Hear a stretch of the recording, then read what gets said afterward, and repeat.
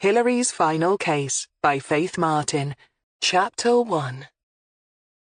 Hilary Greene got out of her old Volkswagen Polo, puffed the tragic wagon, and closed the door quickly behind her as a blast of cold November air tried to snatch it from her fingers.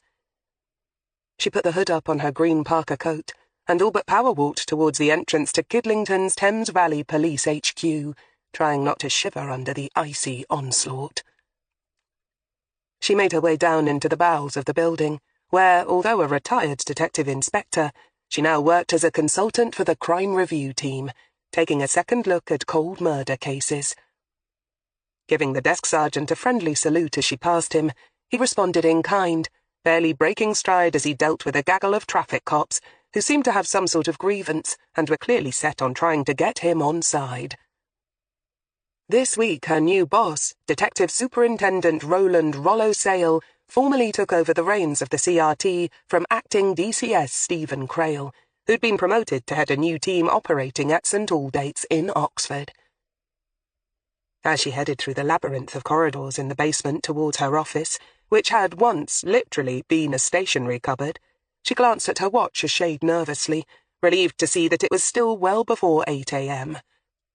She was hoping to catch Stephen before her new boss arrived, since there were two important things that they needed to discuss in private. One was work-related, but the other was very much more personal. She hastily slung her bag under the desk and shucked off her coat, then retraced her steps, noting that the small shared office where she worked with her team was also empty. Jimmy Jessup, the old former sergeant who acted as her right-hand man, would probably be in soon, though. The CRT was a low-priority department, and thus more subject to budgetary constraints than most. The brass had recently taken to recruiting young civilian consultants who would be content to be paid peanuts in exchange for an apprenticeship of sorts, thereby freeing up fully trained police officers for more active duties. The two currently assigned to Hilary, young goth Wendy Turnbull and wealthy whiz-kid Jake Barnes, would probably also be in early, since both were keen and eager to work. Hilary's lips twitched slightly as she contemplated Jake Barnes's ulterior motives for such diligence, and sighed. Ever since he'd joined them in the CRT, she couldn't help but wonder why a good-looking young guy who'd made so much money so fast should be interested in a second career in the police force. Right from the start she doubted him, and had since been proved right to do so. But before the day was out, they were finally going to get some answers from that young man, and she could only hope that they were going to be ones that they could all live with. The top brass, not surprisingly, regarded him as their golden boy, and something of a PR coup, and Hilary wasn't looking forward to being the one to disabuse them of that fond notion. She tugged down the navy blue jacket of her two-piece suit and smoothed back her cap of dark chestnut-brown hair before tapping on her boss's door. Her lips curled into a slight smile as a familiar voice called for her to enter. Detective Chief Superintendent Stephen Crail looked up as she opened the door and stepped in. What he saw was a woman who had just celebrated her 50th birthday, with an intelligent, pale oval face, large sherry-coloured eyes, and an old-fashioned hourglass figure. It was a figure that he knew very well indeed. As she approached his desk, he could see that her eyes were sparkling, and a small tug at her lips let him know that she was probably up to some kind of mischief. With a sense of pleasant anticipation, he leaned back in his chair and smiled back at her. A tall, lean, dark-haired man, he wore his own elegant navy suit with a casual nonchalance that somewhat belied his sharp mind and steely competence. "Hello, beautiful," he said. Hilary Greene raised one dark eyebrow. "Hello, gorgeous." "Now that we've both established that we could be had up on sexual harassment charges, what brings you in so early?" he wondered aloud. As a former DI, Hilary had, of course, worked all hours, but as a civilian consultant, one of the perks she enjoyed was a regular, and strictly no overtime, 9-to-5 regime.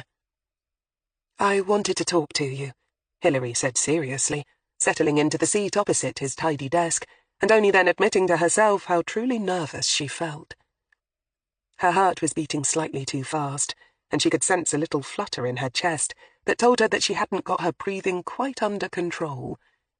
She swallowed compulsively. "It's about that question you asked me a little while ago." Stephen Crail felt his own mouth go suddenly dry. "Oh?" "Yes. Look, first, let me say that I'm sorry I've kept you waiting this long for an answer. And thanks for being so patient. It's just that I needed to think it through carefully," she said, keeping her eyes firmly fixed on his face. He was nearly 6 years her junior, and it was, she had to admit, an extremely attractive face. Stephen was divorced with 2 grown children, and was clearly a man of significant ambition. Hilary hadn't exactly been enamoured of her new boss when she'd first been persuaded by Commander Marcus Donlevy to return to work. And it had to be said, Stephen Crail hadn't been best pleased to have a new lead investigator foisted on him either, without even being given the courtesy of interviewing her himself. So it was funny, Hilary thought philosophically, just how quickly things could change, and in ways that you'd never expect. "And the answer to that question is yes and no," she said. Stephen blinked, his dark chocolate eyes showing a moment of utter confusion. "How can it be yes and no?" he said, doing his best to keep his voice level. For nearly 2 weeks now he'd felt his nerves being stretched to the limit, waiting for her response, and only his own resolve to be patient and to remember that she was well worth the wear and tear on his nerves had kept him outwardly calm. Now he felt totally confused, and just a shade angry. What sort of a runaround was this? "Either you do want to marry me, or you don't," he stated flatly. Hilary sighed gently at the not unexpected bite in his voice. She certainly didn't blame him for the ambivalence. They'd been lovers for nearly a year when he'd stunned her by, seemingly out of the blue, asking her to marry him. It had been the last thing that she'd expected, and it had given her a serious dilemma. Hilary had married relatively young, and had had a long, bitter time to regret it. Ronnie Greene had turned out to be a serial womanizer, and a bent policeman as well, but he had died in a road traffic accident before he could be prosecuted. She herself had been investigated, but cleared of any complicity in his scams. Not surprisingly, the experience had left her very wary of men indeed, and of the state of marriage in particular. Stephen, of course, had known all this. He had never been in any doubts about the nature of his growing feelings for this woman, and now he echoed her sigh. He'd always walked a very fine line in this relationship, but was determined to win her trust. "Okay. So what exactly does yes and no entail?" he asked with a grin, attempting to lighten the mood.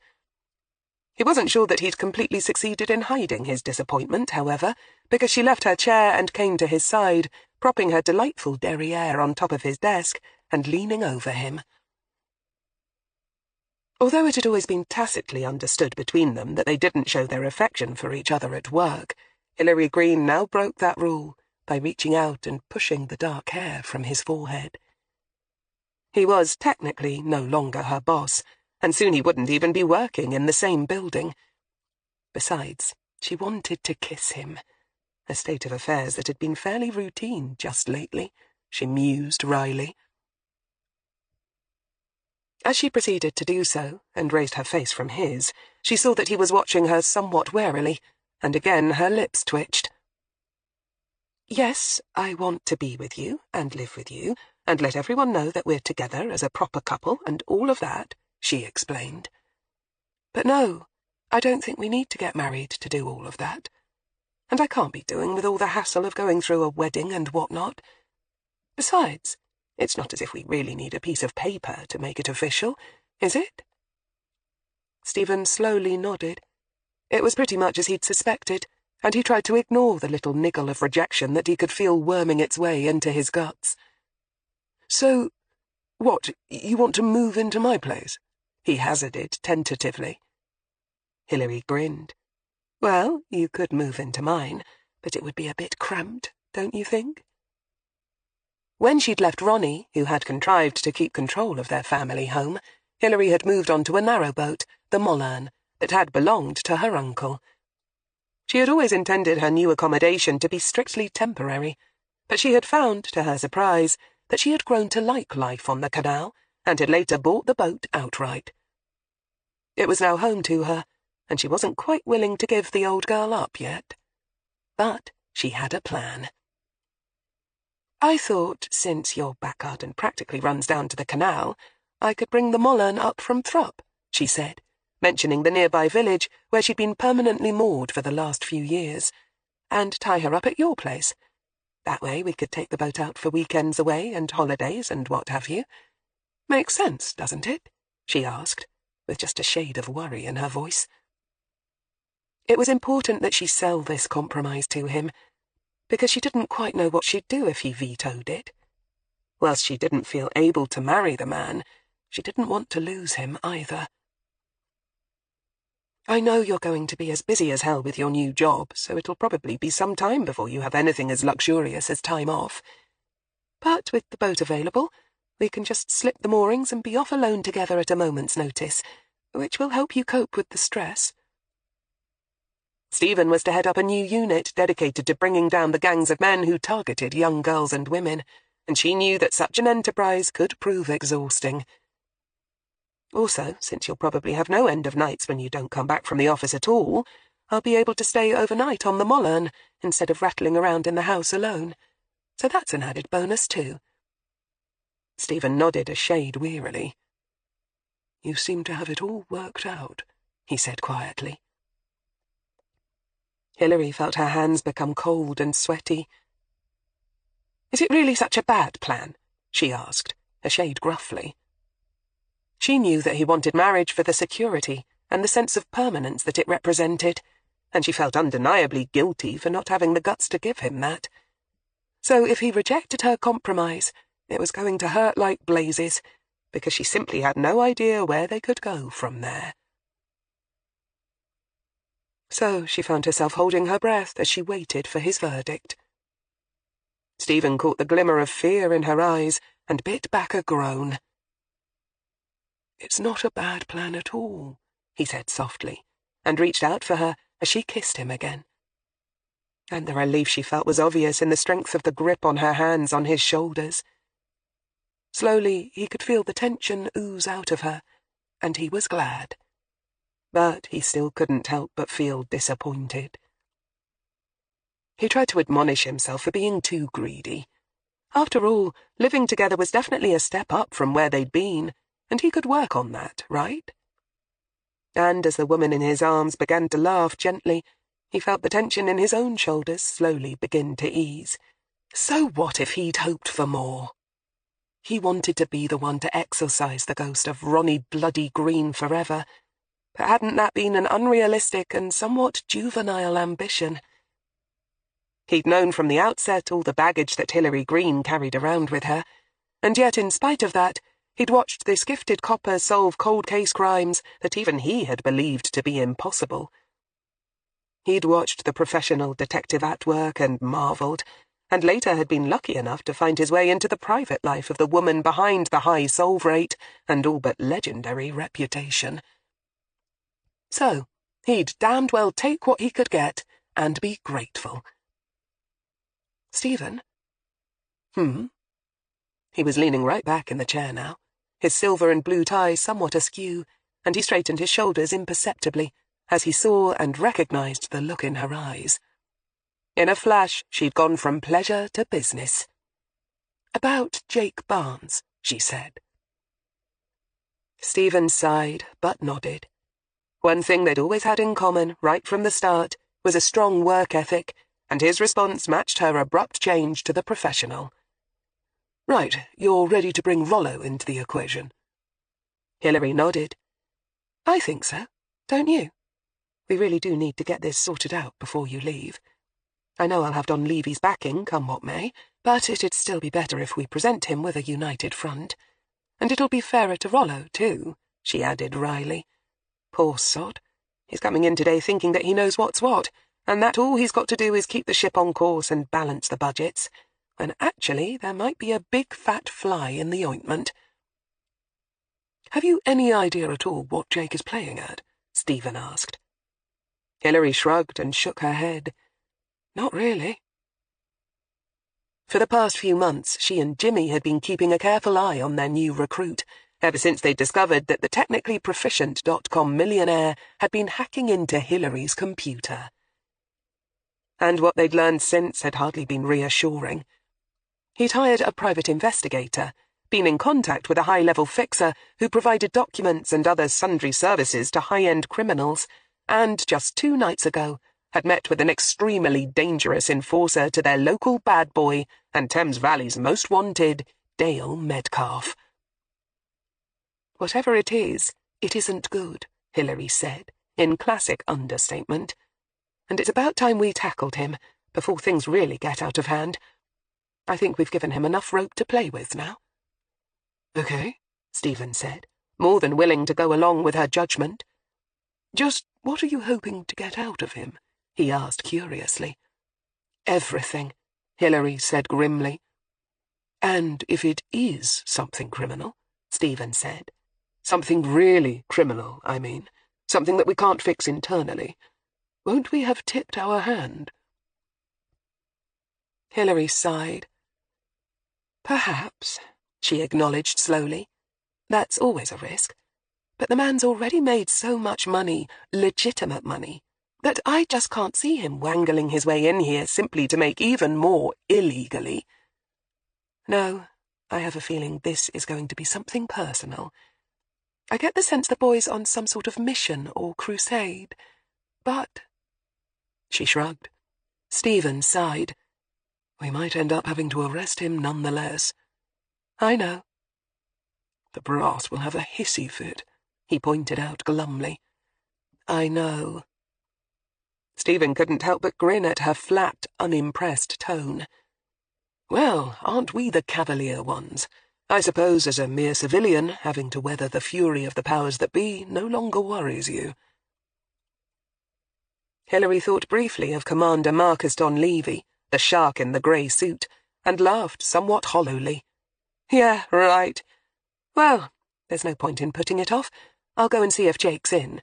If he is, I'll take him down to my office and give you a bell." "Okay." He watched her leave, not sure whether to laugh or cry. She'd refused to marry him, but had kissed him silly and was going to move into his house. And she might be about to drop a very nasty and smelly mess right in his lap, just when he needed to keep his mind clear for his new job. But that was Hilary Greene for you, he supposed. He had no idea what their future together might hold, but he doubted if boredom would feature in it much. As it turned out, all 3 of her team had arrived and were settling down in the small office in anticipation of Rollo Sale handing out their latest cold case murder file.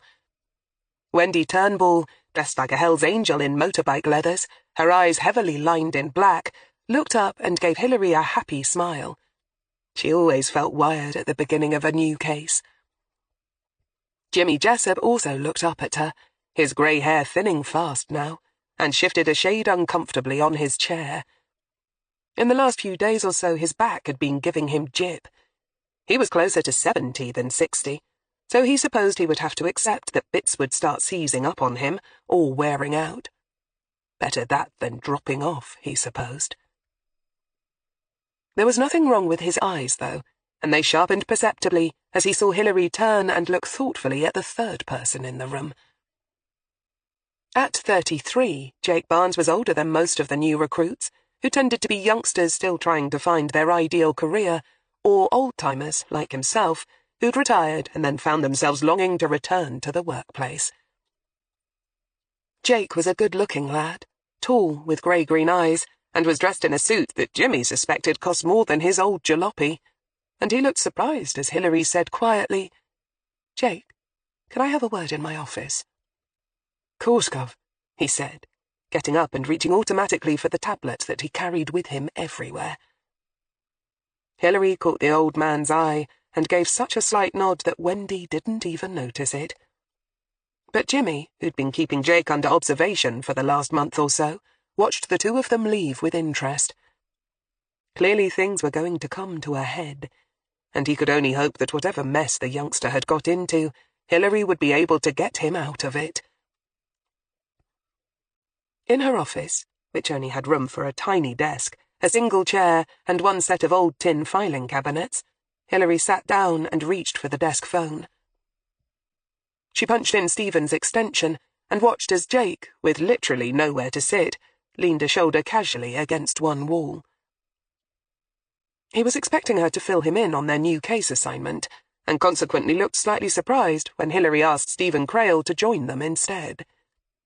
Because of her joke of an office, normally if they had meetings they were held in either the boss's office or the communal space. A moment later, Stephen knocked and entered, closing the door firmly behind him. "Thank you for joining us, sir," she said, nodding and smiling politely at him. And it was only then, when Hilary Greene turned and looked at him with the stone-flat look that she usually reserved for her prime suspect, that Jake Barnes realized he was in trouble. Deep trouble. "Okay, Jake," Hilary said. "Suppose you tell us just what the hell is going on."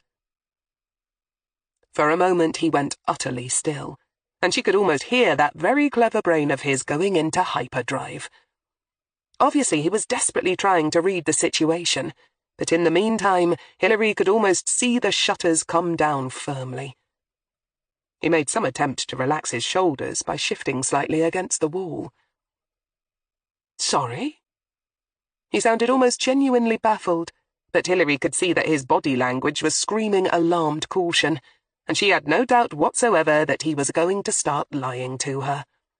And nor did she particularly blame him. In his place, she'd want to find out exactly what the situation was before committing herself. "Come on, Jake. Remember who you are talking to," Hilary said. "And don't start insulting my intelligence," she added, almost as an afterthought. "Did you really think you could just waltz in here and help yourself to my computer and who knows what else, and I wouldn't twig?" Jake shot Stephen a quick look, but the acting chief super's face gave literally nothing away. He wasn't even looking at Jake, but at some point over his shoulder, and seemed, if anything, slightly bored. As the silence lengthened, Hilary waited with growing impatience for Jake to weigh his options, and was relieved when he evidently decided that outright denial was pointless. Instead he went for the shamefaced but no real harm done approach, by spreading his hands slightly and giving a rather cheesy grin. Nevertheless, she could clearly see the growing panic at the back of his grey-green eyes. Okay, you've caught me," he admitted briefly. "Look, what can I say?" He gave a graphic shrug. "I was curious, and computers are my thing. I just wanted to learn more quickly, you know? Get a head start on things." His eyes flickered between them to see how they were reacting, and when they simply stared back at him, he rubbed one eyebrow worriedly with the back of his thumb. Clearly a lot more explanation was needed. "Wendy can be pretty competitive, and although I know it's not a competition exactly between us, I still wanted to do—" "Stop it!" Hilary interrupted his woeful diatribe. "You're just embarrassing yourself now, and, even worse, wasting my time. You've got 10 seconds to start to spill your guts, or Stephen will just have to read you your rights and take you across to holding, where you can find out firsthand what the inside of a cell looks like." This was news to Stephen. They hadn't discussed the possibility of arresting Jake right then and there, but he was willing to let her have her head, so he merely sighed slightly and continued to stare at the wall just above Jake's head. "And you're a bright boy, Jake," Hilary swept on remorselessly. "You must have researched just how many laws you were breaking before you went ahead and broke so many of them, so you know exactly what kind of penalty you can expect." At this, Jake glanced down at his hands and seemed slightly surprised to see them clenched into fists. Carefully he spread out his fingers and took a deep breath. Hilary was fairly sure that getting arrested wouldn't worry the boy wonder all that much. After all, he had the money to buy the best lawyers. And besides that, He might even be willing to bluff it out in the hopes that the top brass would rather hush things up than be humiliated by the fact that their golden boy had been shafting them all this time. So she was almost certain that it wasn't the thought of having to face criminal charges that was making him look so damned unhappy. This realization only reinforced her belief that the man had come here in order to do something that was vitally important to him, something that would definitely get screwed up if he should be arrested and charged. "Look, I'm really sorry, okay?" he pleaded. "And I'll sign anything you want and pay any fine. But I really want to stay and continue working here. I think—" "And why should we let you stay? So that you can go on paying mysterious visits to our local Mr. Fix-It?" She shot at him grimly. "Mr. Gordon Tate is well known around these parts for being the go-to man for any dodgy bastard who wants to get things done. So just what was it that you wanted from him, Jake? Funny money that needs laundering? Dodgy papers? An introduction to some high-ranking, usually shy villain?" Jake's mouth literally fell open as he gaped at her. Then slowly the look of shock morphed into one of wry amusement. To think he'd believed he'd been so clever. Had he really thought that things had been going to plan, when all the time— He gave a little grunt and smiled bitterly. "I should have known, shouldn't I? Just how long have you suspected me?" Hilary shrugged. "From the moment I got back from holiday and found you with your feet already tucked so firmly under the table, I knew that something was off," she informed him. Since she had nothing to do with the hiring and firing, when she'd returned from her annual leave and found Jake had been allocated to her team in her absence, his presence wasn't a particular surprise. But when she'd read his personnel file, alarm bells had definitely started ringing. Self-made rich boy wanting to give something back to his community? Please. She smiled dryly. The PR department and top brass might have swallowed that bullshit whole, but it only sent me cross-eyed. She sighed and shrugged.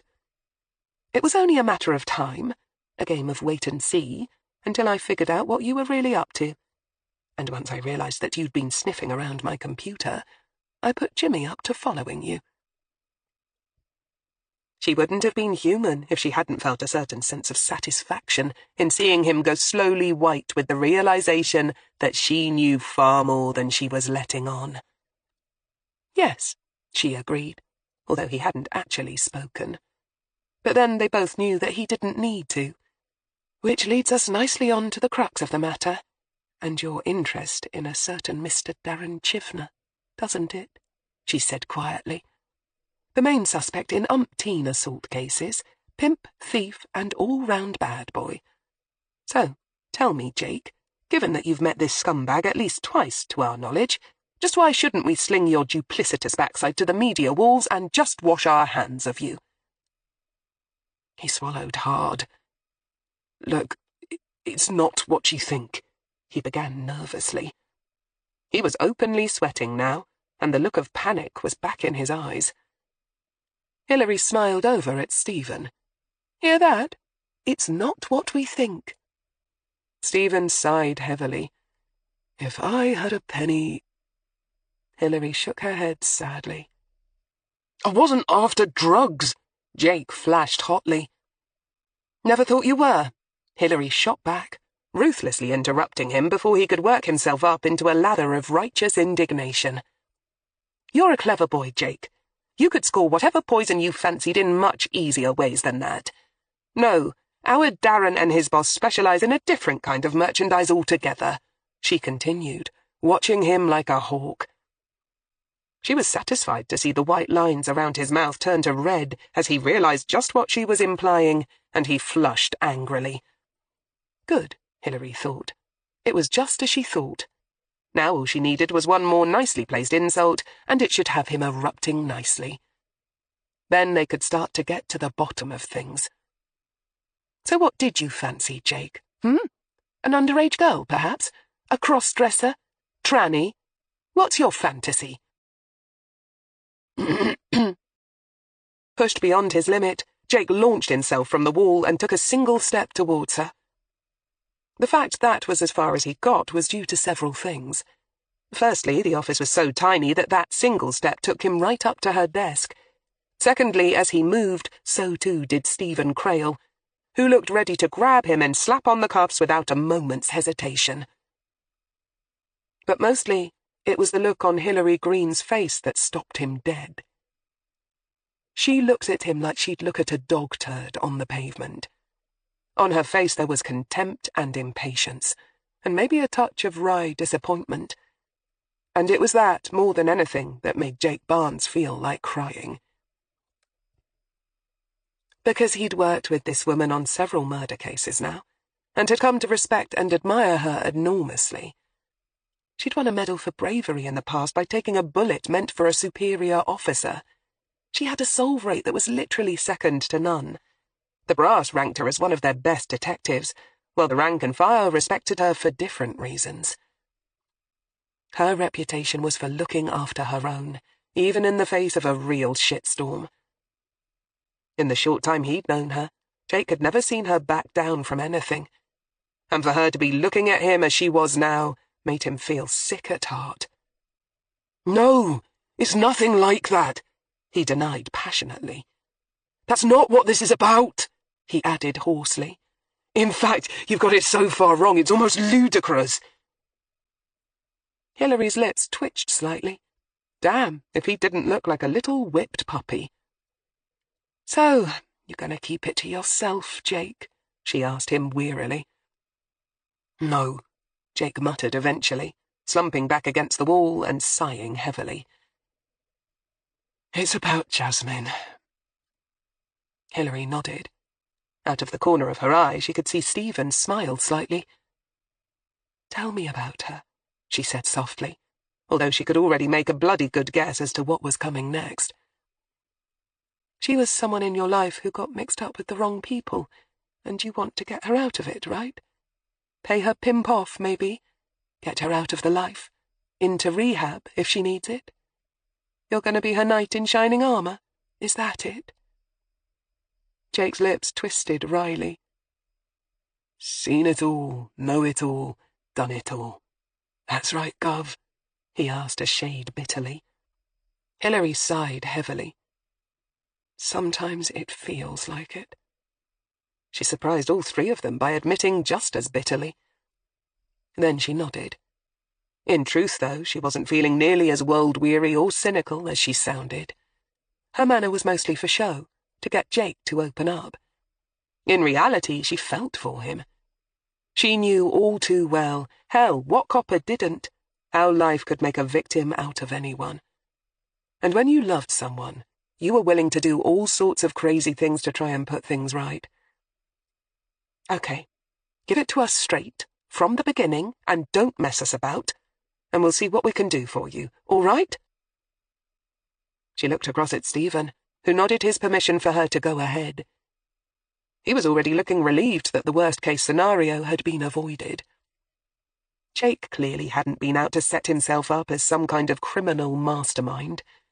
He was just an idiot with a big checkbook and a superhero complex. "Jasmine is my sister," he began flatly, then immediately contradicted himself. "Well, not my sister, really. After my dad died when I was little, my mum married my stepdad, Curtis. He had already had a little girl by his first partner, and this partner had something of a drink and drugs problem, as we later came to realise. Since they were never married, Jasmine's surname was the same as her mother's, Sudbury. I think Curtis, even at the beginning, doubted that. Oh, hell, hardly any of that matters now." He paused to collect his thoughts, and leaned his head back wearily against the wall. "Jasmine came to live with us when Curtis and my mum got married. By then her mother was judged unfit to care for her, and Mum had always wanted a daughter. And Jasmine took to her right away. She was such a loving, needy little thing. So in spite of the odds being against us, it all seemed to work out. And even though she was littler than me, and could be a bit of a clingy pest, instead of resenting her, I loved her right away as well. I was an only child, and I suppose was probably lonely. Besides, he grinned a bit at the memory, she idolized me, and for a young lad that did my ego an enormous amount of good. He paused and shrugged. Anyway, as I said, at first everything seemed to be fine.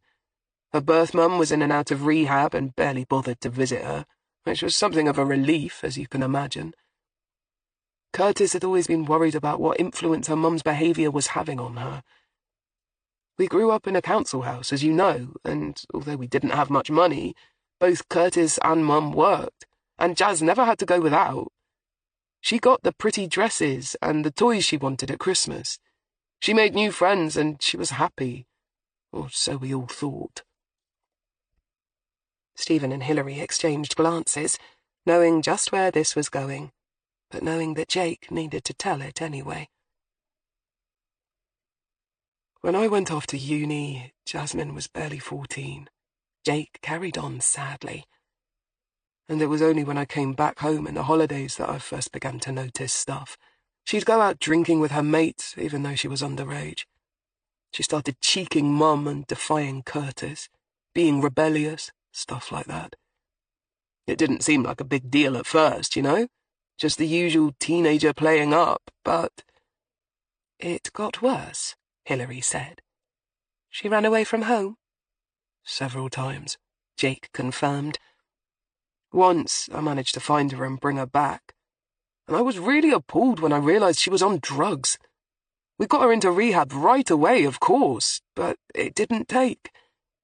And it didn't help that around then I began to make all my money. Jazz seemed to think that meant I would bankroll her habit. Of course I didn't. That was the worst thing I could have done. In spite of all her pleading, I wouldn't enable her to carry on being a junkie. It made me feel so guilty.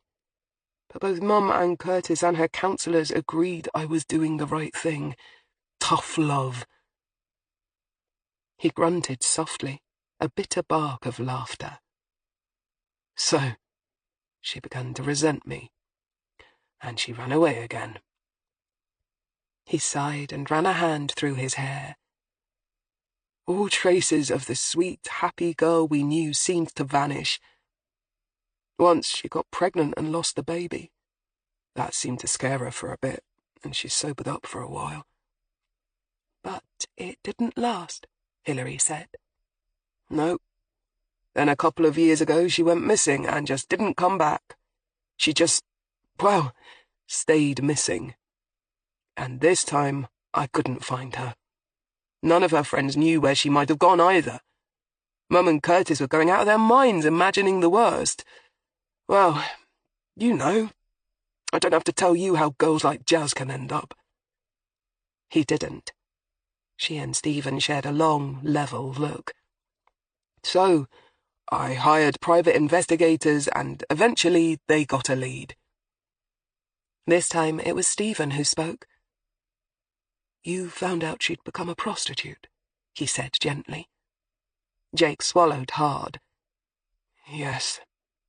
They tracked her down to Oxford. But they refused to stay on the case. I had to pay them off.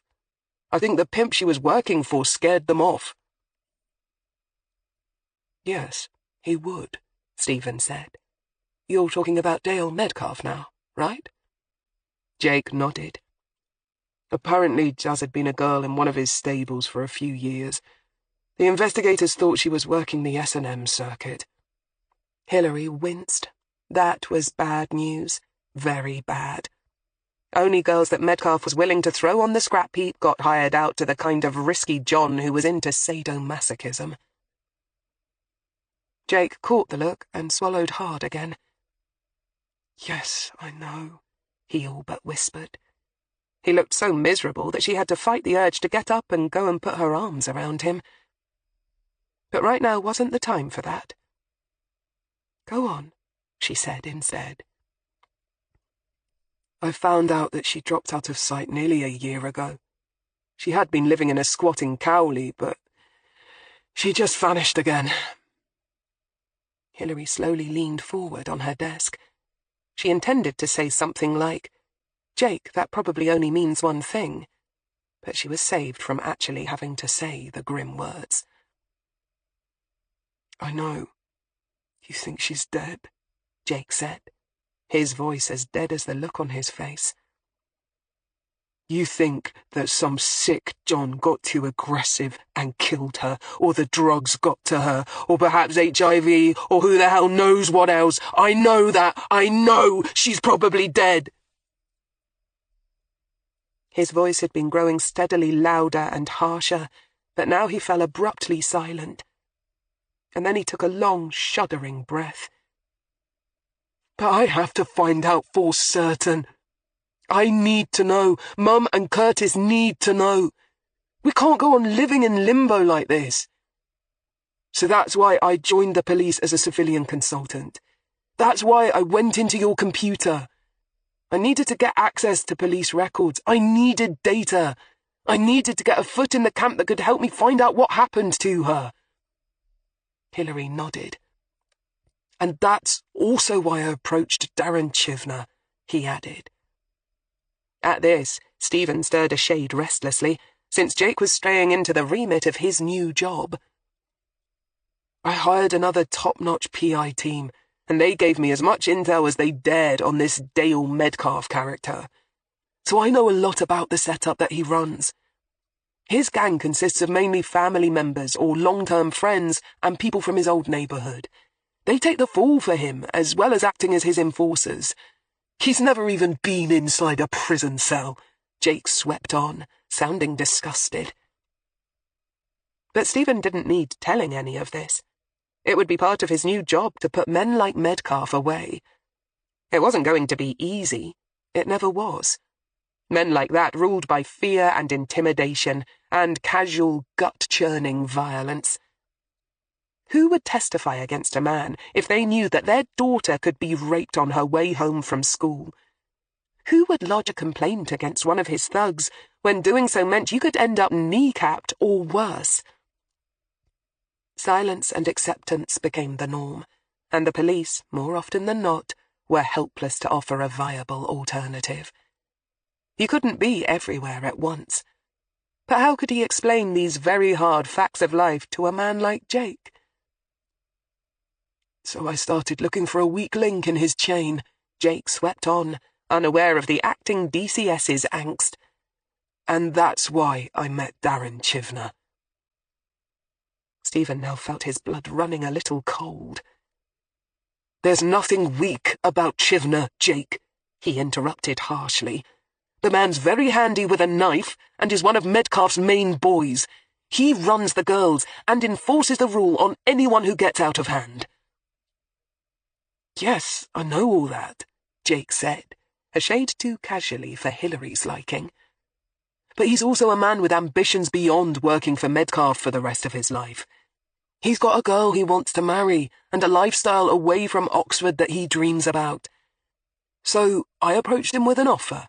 Forged documents for himself and his girlfriend, a cash bribe for a sweetener, plus the promise of enough money to start abroad somewhere, well out of Metcalf's reach. All in exchange for information about Jasmine, Hilary put in sceptically. Jake, you know he won't grass on his boss. No, I know that, Jake said, a shade impatiently now. I'm not that stupid. I told him outright that I wasn't interested in bringing his boss down. The thing is, I thought that the negotiations were going well with him, but something went wrong. Hilary grunted. I'll say. You ran out of that gent's laugh like the hounds of hell were after you. Jake's eyes widened. You saw that as well? Hilary smiled. Jimmy and I were following you. So, you arranged to meet him at night in the gents' loo in the park. What happened? Why did he pull a knife on you and chase you out? I don't know, Jake said, sounding almost comically aggrieved now. I had the bribe money on me and the forged documents, and I showed them to him. I swear he was genuinely excited and up for it. Everything seemed to be going okay. We had just started. I hadn't even mentioned Jasmine's name and what I wanted him to do to earn the real money, when everything suddenly changed. Perhaps he was just playing you, Stephen put in reasonably. He kept the documents and the cash, right? Yes. So perhaps he decided just to take that and forget about the rest, Stephen hypothesized. He never intended to risk upsetting Metcalfe by talking to you anymore. Perhaps he even planned to cut you in order to prove his loyalty. Don't think I haven't been wondering about that, Jake said wryly. Believe me, I have. But I really don't think so. Chivner was really interested in hearing more, I could tell. About how much exactly I was willing to give him. And yes, I could see he was also nervous and on edge, but if he'd already decided just to take the money and run, he wouldn't have been so jittery, would he? Stephen shrugged at this bit of logic. Jake sighed. Look, I still maintain that he was hooked enough to want to find out exactly what it was that I was proposing. But then, in a flash, everything just seemed to change. He was clearly frustrated by the memory of that night, and Hilary shot Stephen a back-off look. He nodded. Exactly what happened? Hilary asked, turning back to Jake. Tell me every little detail that you can remember. Well, we were alone in the loos. He'd seen the 20,000 in cash and the documents, and then I heard someone come in. Did you see who? Hilary asked. Just a bloke. He had ginger hair, I think. Did you know him? No. Was he a member of Metcalfe's gang? Hilary pressed. Your PI firm gave you photos of them, right? Yeah. No, he wasn't another of Metcalfe's people. I'm sure of it. In fact, I'm certain he only came in to use the facilities. He looked surprised for a moment. Jake laughed grimly, which probably wasn't all that unexpected, seeing as Darren had a fistful of money in his hand at that point, and then suddenly Darren pulled a knife. Perhaps he thought the newcomer might try and take the money from him, Hilary mused. Jake shrugged. It would take someone with nerves of steel to try to mug Darren. Anyway, I just ran as fast as I could, he admitted, looking a little ashamed. I just panicked, I suppose. You had an attack of common sense, more like, Hilary said bluntly. If someone like Chivner pulls a knife, anyone with 2 brain cells to rub together would run. You did the right thing, she assured him. No doubt he felt as if he'd acted cowardly, and she needed to knock that idea right on the head. It sounds as if it was definitely the visitor who startled him, Stephen contributed. Chivner was bound to be nervous in the first place, meeting you behind Metcalfe's back. He would have been hyper-alert to danger. Did the man who came in after you stay? He asked Jake sharply, but it was Hilary who answered him. No, he didn't. He legged it, the same as Jake, she said shortly. I agree with Jake. I think he was just an innocent caught up in it. Let's hope so, anyway. Stephen nodded. And this all happened 3 nights ago. Right. Both Jake and Hilary confirmed together. Then I think we're safe in assuming that Metcalfe doesn't suspect anything yet, and he certainly can't have any idea that Jake and Darren are in contact. Why do you think that? Jake asked curiously. Because Chivner's corpse hasn't shown up somewhere yet, Stephen said succinctly, and neither has yours. Jake gulped, then forced a smile. It's as I told you. I'm sure Darren is still thinking things over. He knows I can offer him an out, and I still think he's willing to play along, if I can convince him that the risks are worth it. So, Jake still has, potentially at least, a source in Metcalfe's camp, Hilary said almost to herself, and with a growing sense of excitement that she could clearly see echoed in Stephen's eyes. And who could blame him? At the end of the week, he'd be taking up his new job, trying to bring down the sexual predators on his patch. And it would be one hell of a bonus if, on his very first day in the job, he could pull a top-class informant out of his hat. Maybe one who even brought with him a chance to bring down Metcalfe himself. So, you're going to help me then? Jake said hopefully. You're going to look for Jasmine? Hilary looked across at Stephen, then at Jake. Is she officially listed as a missing person? Because if she is, then we can make an argument that hers is a cold case, and that her disappearance falls under our mandate. I made Mum register her as a MISPA when I got the job here, Jake said eagerly. All along, and especially after learning how good Hilary Greene was at her job, it had always been Jake's hope that he could somehow persuade Hilary and the team to take on Jasmine's case. Hilary's lips twitched. That was very far-sighted of you, she said drolly. Jake had the grace to blush.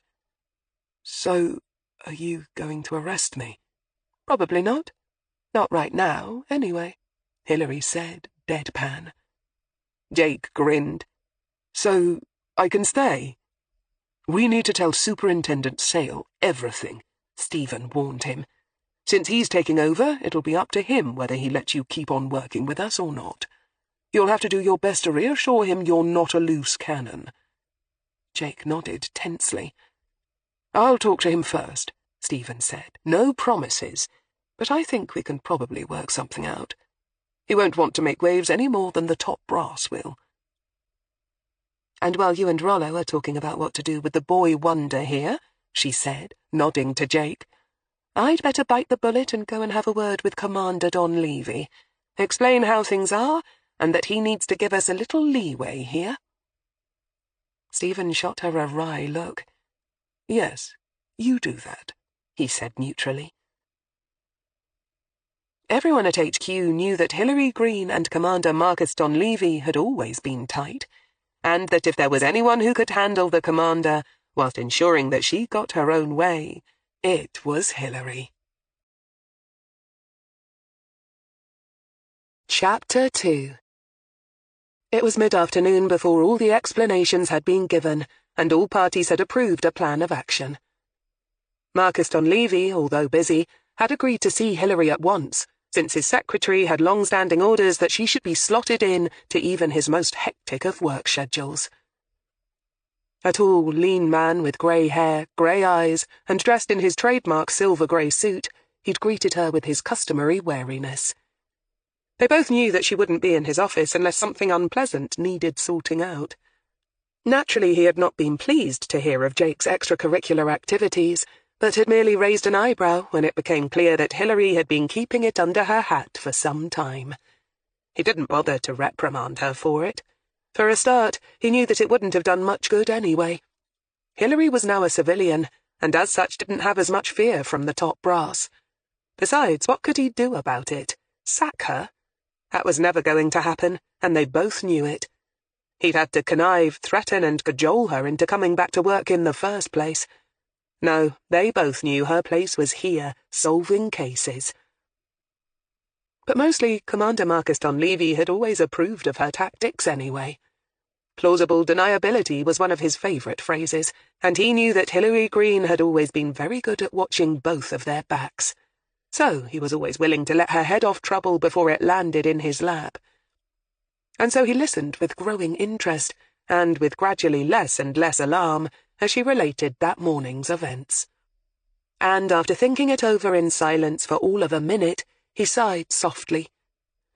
And I suppose you already have some idea of how you want to deal with all this? Yes, sir, Hilary said promptly. But I'd like your input, and I'll need you to run some interference, should anybody start questioning what we're up to down in CRT. Not that I expect they will.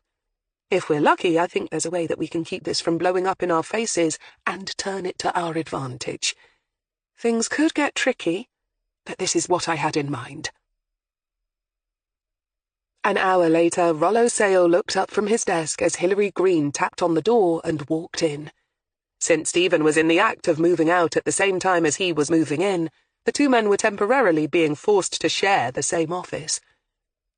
At that moment, though, it was going to be more of a convenience than a problem, since it meant that they could liaise more easily. He smiled briefly and somewhat sardonically as Hilary shot Stephen a questioning look. Come in, Hilary, and take a seat. It's all right, Stephen's explained everything.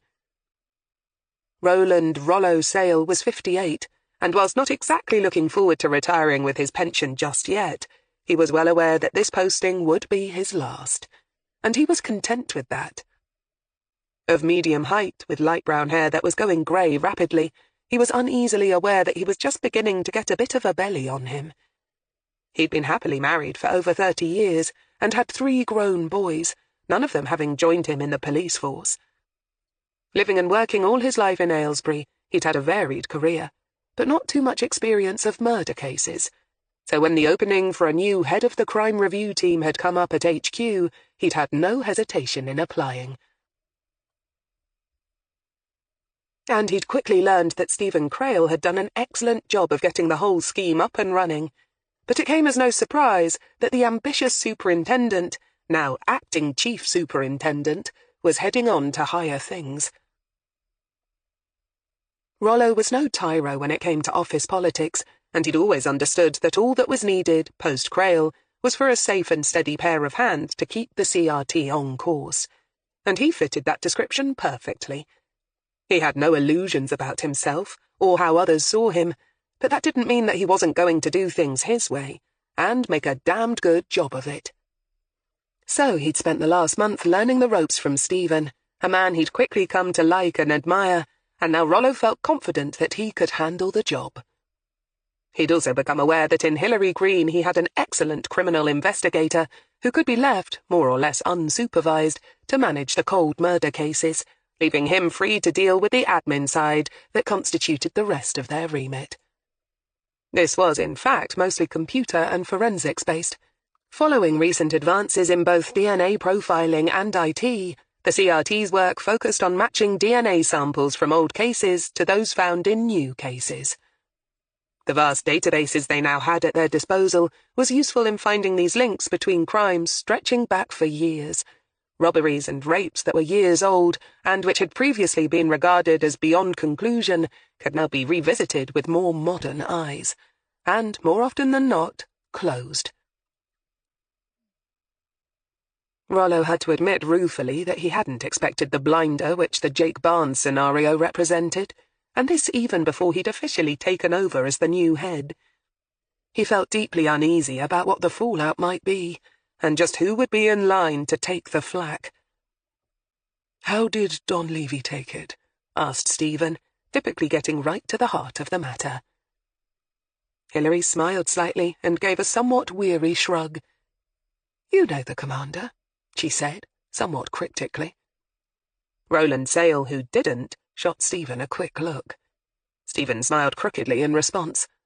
"I'll fill you in later," he promised, before turning back to Hilary. "So, what's the official line, then?" "Okay." Hilary settled down at Rollo's desk, and Stephen pulled up a chair as they began their council of war. "Tomorrow morning," Hilary began, "the PR department is going to announce that the CRT is doing a review of all MISPA cases from the last 20 years of women between the ages of 16 and 40. As you know, the vast majority of missing persons turn up again eventually." Rollo nodded, as did Stephen. They either simply went off on holiday and didn't tell anyone, or shacked up with a man their family didn't approve of, until the relationship hits the buffers and then they come back home with their tails between their legs. Some are found in morgues, others in hospital or abroad. Hilary paused and glanced at her new boss. But of course, hardly anyone ever thinks of telling the police about it when they turn up again, so officially they're still listed as missing. "Right, which plays havoc with our crime statistics," Rollo grumbled. Hilary nodded. "Exactly. So, the PR department is going to call a press conference and explain all this, and put out an appeal for anyone who's reported a missing relative or friend, but who now knows that that missing person has turned up. Such friends or relatives will be encouraged to contact us."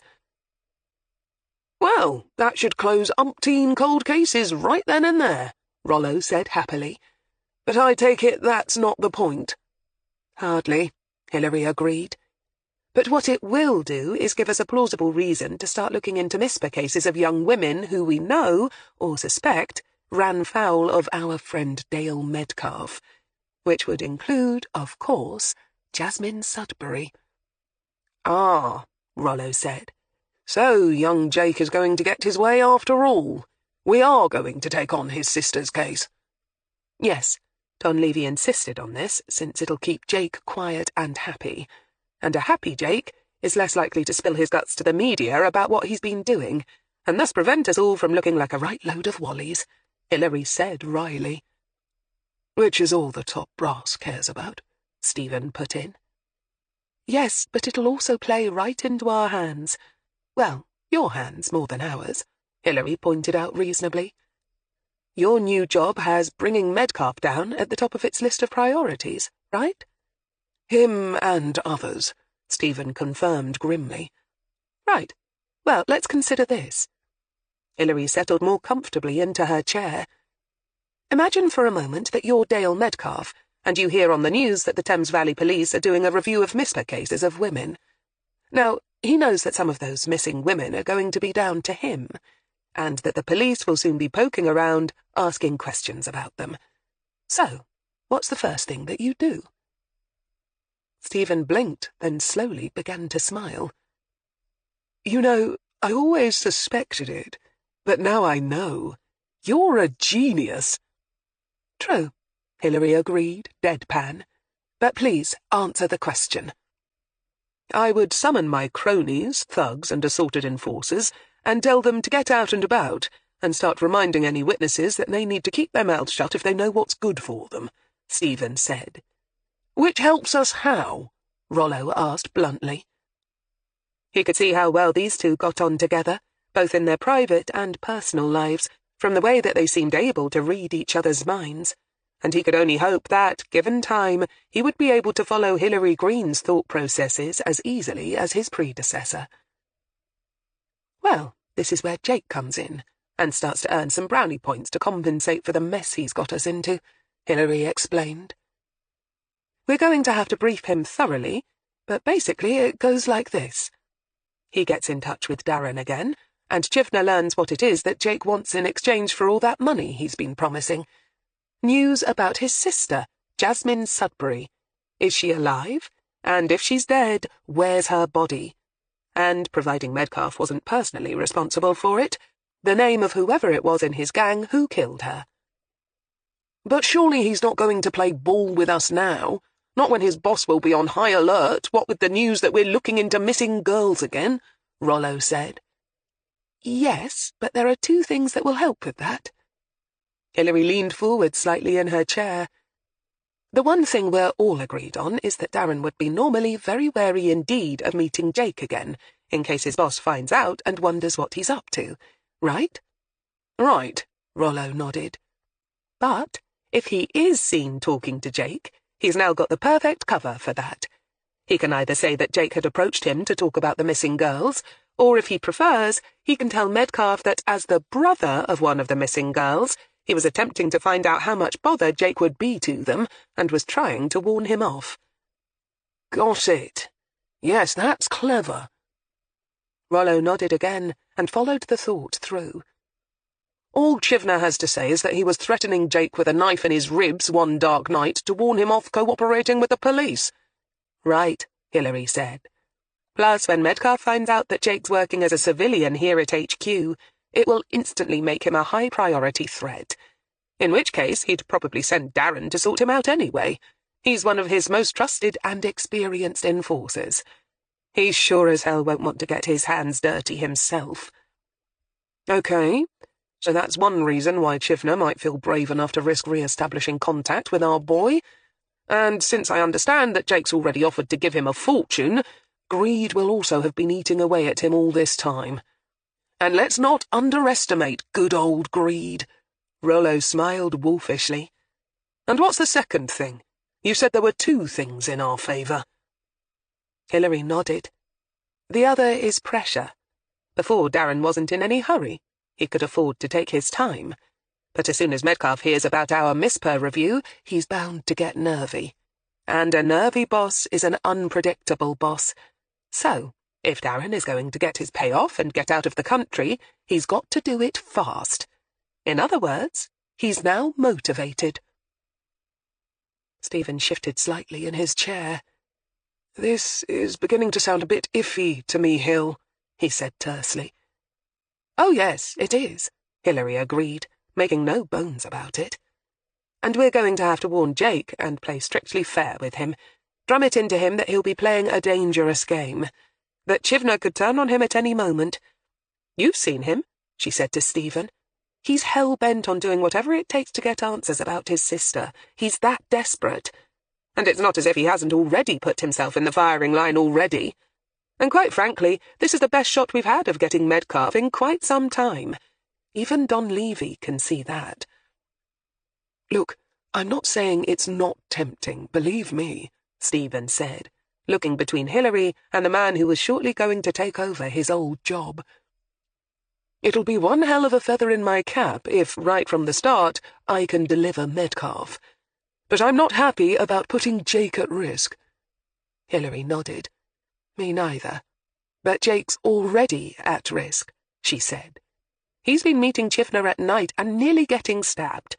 He's been flying by the seat of his pants all this time, and it's sheer dumb luck he's got through it so far with his skin intact. So what we'd be doing now is giving him proper backup and actively improving his chances of survival. When you look at it that way, we're doing him a favour. Rollo Sales sighed. She's right, you know. Things have probably already gone too far now to back out anyway. And who knows, if we don't follow through, maybe Chivner will be tempted to offer up Jake to Metcalf as proof of his loyalty anyway. In which case we'll be fishing the boy wonder's body out of the Thames before the week is out, Hilary said. OK, so we announce the MISPER review. We brief Jake on what he's going to say in his next meeting with Chivner. What else? Rollo demanded. We'll start investigating several of the missing women cases, Hilary said, which is just what Metcalf will be expecting us to do. Not that we'll let Jake anywhere near his sister's case, of course, Hilary said quickly and firmly, reaching into her briefcase and extracting several buff-coloured files that she'd collected from records. I'll be taking on that one, and perhaps one other personally. The others I'll divide up between the rest of the team. Commander Don Levy and I have been sorting through the old cases, and have come up with a number of missing women whose disappearance was almost certainly down to Metcalf and his gang. She distributed the files between Stephen and Rollo, but they all knew that it would be Rollo who would oversee them. Stephen had enough on his plate starting his new job and running the Jake-Darren scenario, without adding that to his list. So, along with Jasmine Sudbury, we have Rebecca Tide Harris, Amanda Smallwood, and Lydia Claire Allen, Hilary began. There are others, and Wendy and Jimmy will have their hands full with them as well, but these four are our best bets. I'll leave these copies with you. Stephen, you're going to want to talk to Jake right away, I take it? Stephen nodded. Best get it over with and start planning our strategy, he said grimly. OK. She got up and picked up her briefcase. I'll send him down to you. In the meantime, I'm going to tell the troops about the MISPER review and allocate them their cases. We'll meet up again later, after you've had a chance to see how things go with Jake, and we'll make sure we're all clear on what's what. Yes? Sounds like a plan, Rollo said, a shade hollowly. Hilary could tell that her new boss wasn't particularly happy with the speed at which things were happening, or with the way that he'd been presented with a fait accompli by the commander and herself, and she could hardly blame him for that. After all, the poor sod had been expecting a gentle, easy slide into his new job, and instead he'd been landed with a potential disaster. Still, Hilary supposed philosophically as she walked down to her office to brief her team on their new cases, it was as good a way as any to find out just what her new boss was made of. The moment she walked into the communal office, she looked across at Jake. After he'd confessed what he'd been up to, she'd ordered him back here to catch up on his paperwork, and with strict instructions not to talk about his situation to anyone. And under no condition was he to call his mother and stepfather with the latest developments. She was confident that, in spite of evidence to the contrary, he knew better than to disobey a direct order. Besides, he must have been as aware as anyone that until she'd had a chance to clear things with the commander, he could still face legal action. And she could see from the way he looked anxiously back at her that the time must have dragged for him, whilst everyone had been deciding his future. It had probably been good for him. In her opinion, a salutary lesson or two would do him no harm at all. So her face gave nothing away as she said calmly, "Jake, I think the new boss wants a quick word with you." Over in her seat, Wendy Turnbull grinned and blew him a raspberry. "And just what has the boy wonder been up to, then, to get called to the headmaster's office?" she goaded cheerfully. Today her short black hair was standing up in tufts, the tips of which had been dyed turquoise, which matched her nail polish and eyeshadow. She was wearing a black leather bustier and a pair of skinny blue jeans that had been hand-stenciled with skulls and crossbones. A pair of skull and crossbones earrings dangled from her ears. Jake shot the goth a flippant finger and a carefree shrug, but Hilary could see that his eyes were troubled as he went past her on his way out. Hilary could only hope that both Stephen and Rollo read him the riot act for his past misdemeanours, and also managed to get it through his thick head just how incredibly lucky he'd been so far. But it worried her that they then had only a short amount of time to start briefing him in what he would need to do in order to handle Chivner safely from now on. Well, as safely as it was possible to handle someone as violent and unpredictable as one of Dale Metcalfe's enforcers. Normally, such training lasted months, not days. It wasn't a task that she envied either of them. When he'd gone, she looked across at Jimmy and gave him a very slight wink, and saw him smile faintly. She had already told him all about Jake's confession before going in to see Don Levy. No doubt the old-timer had quickly figured out what had happened, and had been wondering which way the brass was going to jump. But in truth, once she'd learnt Jake's story, there really hadn't been much doubt that she would take on his sister's case. After all, that's what they were all there for, wasn't it? To try and get justice for the gormless, innocent, and unlucky, whilst at the same time doing their best to heft the villains out of circulation, at least for a while. And she knew the commander had agreed with their decisions when she'd put him in the loop earlier. "Okay, troops, apparently the PR department have come up with a good wheeze," she began, and totally for Wendy's benefit, since she knew that Jimmy would be far too wily to believe a word of what she was about to say. "They're going to do a big publicity blitz about missing persons in an effort to massage our crime figures." She launched into a quick explanation for Wendy, whilst Jimmy continued to look thoughtful. When she'd finished, the young woman looked visibly disappointed. In her early 20s, Wendy had already gained a sociology degree, but was humming and hawing about whether or not to take the plunge and become an actual social worker.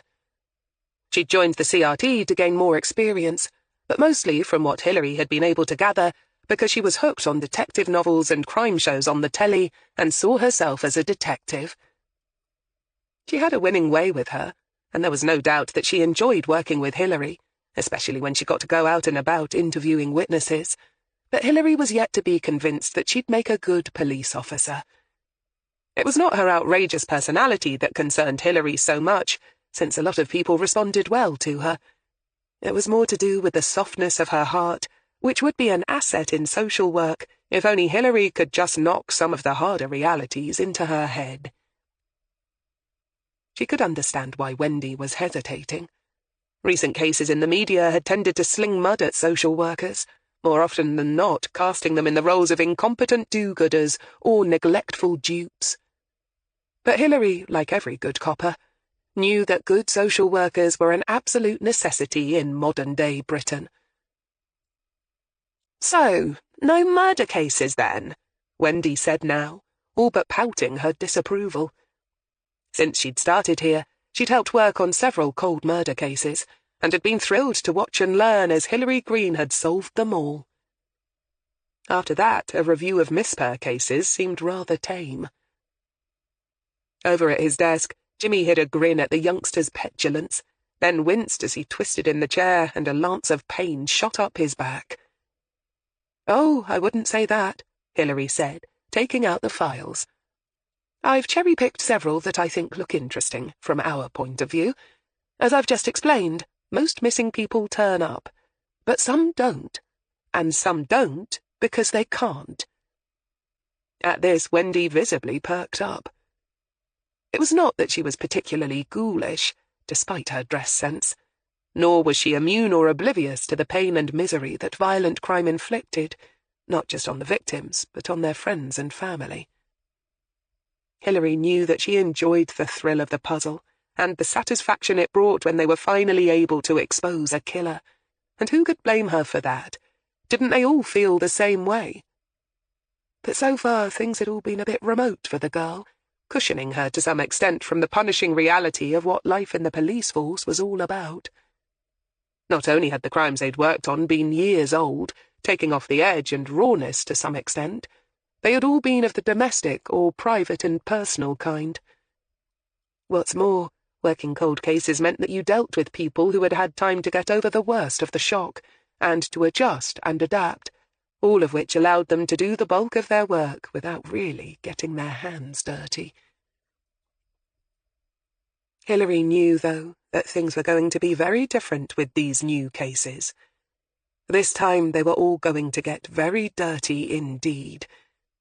And she wondered just how the girl was going to cope, tackling head-on the sordid underbelly of prostitution, drug addiction, and wrecked, lost lives. Then again, perhaps it would give Wendy the wake-up call she needed to get her priorities sorted out. "So, there are 4 main cases," she began crisply. "Jimmy, you and Wendy can take 2, whilst Jake and I work on the others." Jimmy's eyes sparkled as he detected yet another lie from his governor's lips, because he knew damned well that she wouldn't let Jake Barnes anywhere near his sister's case. Besides, he had no doubt the boy wonder would soon have his plate full tackling the fallout from his activities with Darren Chivner. He understood why Hilary wanted to keep Jake's activities, and the truth behind all these Miss-Per cases, a secret from Wendy, for whilst he didn't doubt the girl's loyalty, he did wonder about her discretion. And the last thing they needed now was for anyone to start talking out of turn, especially if the media should get a hold of it. And he didn't doubt that right now Stephen and their new boss would be giving Jake a proper roasting, and letting him know in no uncertain terms what would happen to him if he didn't have the sense to keep his mouth firmly shut as well. "Jimmy." He heard Hilary say his name, and instantly became attentive. "We have a list of 11 women here altogether, and you and Wendy will need to check them all out at some point, and in your own time, but I want you to concentrate on these 2. She handed him 2 files, smiling as Wendy shot up to hover over the old man's shoulder in order to speed-read the case notes. "First up, Rebecca Tide Harris," Hilary said, looking at her own copy. "Hell, that sounds like a posh bird type of name to me," Wendy interrupted. Hilary smiled, but ignored the comment, which had been rather perspicacious. "Aged 28 when she went missing in April 2010, she continued seamlessly. "As you can see from the photograph, Rebecca was 5'9" or so, with brown hair and green eyes." "Pretty," Wendy said. "Shush," Jimmy said a shade impatiently. "Haven't I told you before about not interrupting a senior officer's briefing?" She did indeed come from an upper-middle-class background, Hilary continued doggedly, pretending not to see the clenched fist salute Wendy pulled behind Jimmy's back, and attended college in Oxford as an English literature student. Unfortunately, she seems to have gone off the rails pretty quickly, no doubt due to the usual mixture of finding bad friends, good booze, and an easy supply of the recreational drug of her choice. Jimmy sighed. "Let me guess. The parents were supportive at first, loaning her money and trying to get her into rehab, before realizing in the end that they were only enabling her drug habit, at which point they were forced to cut her off." Hilary nodded. "And we all know what happens next." "What?" Wendy asked eagerly. "She went on the game to feed her habit. What do you think?" It was Jimmy who spoke, and again a shade testily. This was uncharacteristic of Jimmy. He was normally very patient with the youngsters, but he was finding it hard to get into a comfortable position in his chair that didn't set his back aching, and for some reason Wendy's sometimes naive outlook on life grated on him today. "Oh," Wendy said flatly. Jimmy glanced at the name of the missing woman's pimp at the time of her disappearance, but he already knew what he'd see. Unless he really was losing his touch, all of Hillary's so-called Miss Per review cases would have Dale Metcalf's dirty fingerprints all over them. "Right," Hillary said crisply. "So, you know the drill, Jimmy. Contact all her old friends from college that you can find, question her family again, and see if any of the girls on the street will talk to you. Streetwalkers have a limited shelf life, so most of the girls she would have known are probably long gone by now, but there'll probably be one or two who still remember her," Hillary said. Jimmy nodded, but gave an unhappy sigh. "Not that anybody in that line will want to talk to us," he said, and again, strictly for Wendy's benefit. "Well, in this case, you might have struck lucky," Hillary said. "When she disappeared, the parents put up a substantial reward for any information that led to her whereabouts being discovered. As far as I can tell, that money's still unclaimed and up for grabs. You might want to confirm that with the parents before mentioning it to any witnesses, though." Jimmy flipped through the case file until he found the relevant information, and Wendy whistled between her teeth when she saw all the zeros. Then she blinked. "Hey, Gov, if Jimmy and I can find her, can we claim the reward ourselves? Even my half of that much would let me put down a deposit on a decent mortgage somewhere." Hillary grinned and left it to Jimmy to put her clear on that later. "Your second Vic," she swept on, "is Amanda Smallwood." They all turned to the second file, and Hillary once again summarized the bare details. Amanda was 35, divorced, and a single mother of 2. As you can see, she too was an attractive woman, petite with red hair and green eyes. That's another bonus for you two, because a Miss Per with a striking physical appearance is more likely to remain in people's memories. And pretty women in particular tend to stick in people's minds for longer. She went missing in December 2013. Her children are now being raised by their grandparents. "The father of the kids must have been a prime suspect, Gov," Wendy said eagerly. "Normally, yes. In this case, no," Hillary said, and she saw Jimmy tap a relevant page for the goth's attention. "Oh, she was another prostitute then, Gov," she said. "You'll find a lot of female Miss Per cases fall in that category," Jimmy said, "for obvious reasons. Most are drug addicts, all are vulnerable to attack, and when they've been in that life for some time, they're almost estranged from friends and family. They lose their support network. So, if their bodies do show up, they often lay unclaimed in morgues." Wendy sucked in a breath. "That's harsh. And it's not fair either, what you said about pretty women being more memorable. It shouldn't matter," she insisted. Hillary sighed heavily and felt about 100 years old. Had she ever been that young and idealistic? If so, she could no longer remember it. "Nobody said it was fair," she said flatly. When Jake came back an hour later, he found them all hard at work. Hillary told him to help Wendy, who was busy sorting through the bulk of the other Miss Per cases that they were going to review, and gave him a long, hard look, just daring him to make a fuss about it. It was grunt work, plain and simple, demanding painstaking patience and hours spent on the phone and on the computer, checking and rechecking facts. She knew he must suspect that she was in the very process of reviewing his sister's case, and that he would feel desperate to be included. But Stephen and Rollo would have hammered it into him now that he wasn't going to be allowed anywhere near it, and that his main job was to do everything that he could to help Stephen and his new team hook Darren Chivner so thoroughly that he would never be able to wriggle free. Without a word, Jake went over to Wendy and accepted the pile of folders that she gleefully thrust into his hand. Then he returned to his own half of the desk and began reading. But for all his silence, he was, in truth, not feeling particularly unhappy. After all, he'd got what he wanted, sort of, in that Hillary Greene and the CRT were now going to start looking actively for Jazz. And, whilst naturally he so very much wanted to be a part of that, since working here he had become enough of a realist to have been unsurprised when his bosses told him that that simply wasn't going to happen. He was feeling excited about getting in contact with Darren Chivner again. After all, it was more than possible that Chivner might be able to lead him to jazz faster than Hilary Greene's more painstaking investigation. At least things were progressing. When he'd come to work that morning, he'd had no idea that so much could change for the better, and so fast.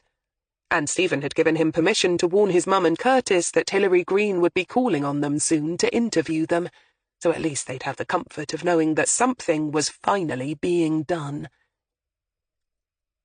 And yet, at the back of his mind, a dark realization was slowly taking shape.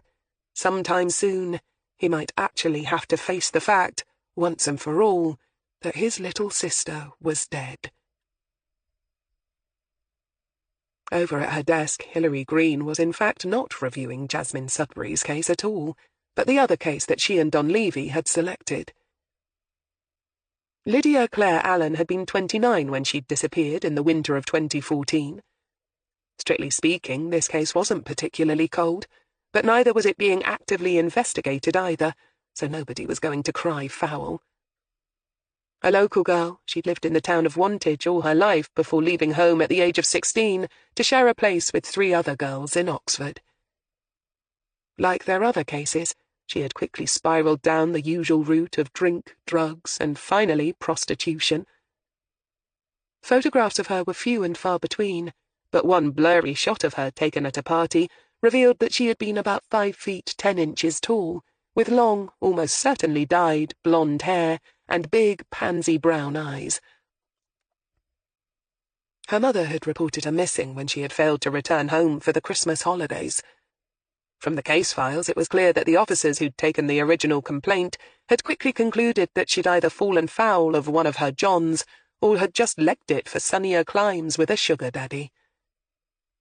Hilary sincerely hoped it was the latter, but Dale Metcalfe wasn't well known for taking it kindly when one of his girls tried to leave his control, thereby trying to rob him of his immoral earnings. The likelihood that they'd track Lydia down to some Greek island, enjoying her happily ever after, seemed somewhat remote. She sighed and glanced at her watch. Already the day had got away from her. "All right, everybody, it's nearly 5. Get off home and we'll start fresh tomorrow." Wendy needed no second bidding and was off like a shot. But Jake looked as if he might want to linger and make another plea to be included in his sister's case. After one look at Hilary's set face, however, he too collected his jacket and tablet and left quietly. When the youngsters had gone, Jimmy looked across at Hilary and sighed. "So, what are they going to do about Chivner, Gov?" Hilary quickly filled him in on the finer details of what had been decided. When she'd finished, it was clear that Jimmy too had his doubts that Jake was up to the task of running someone like Darren.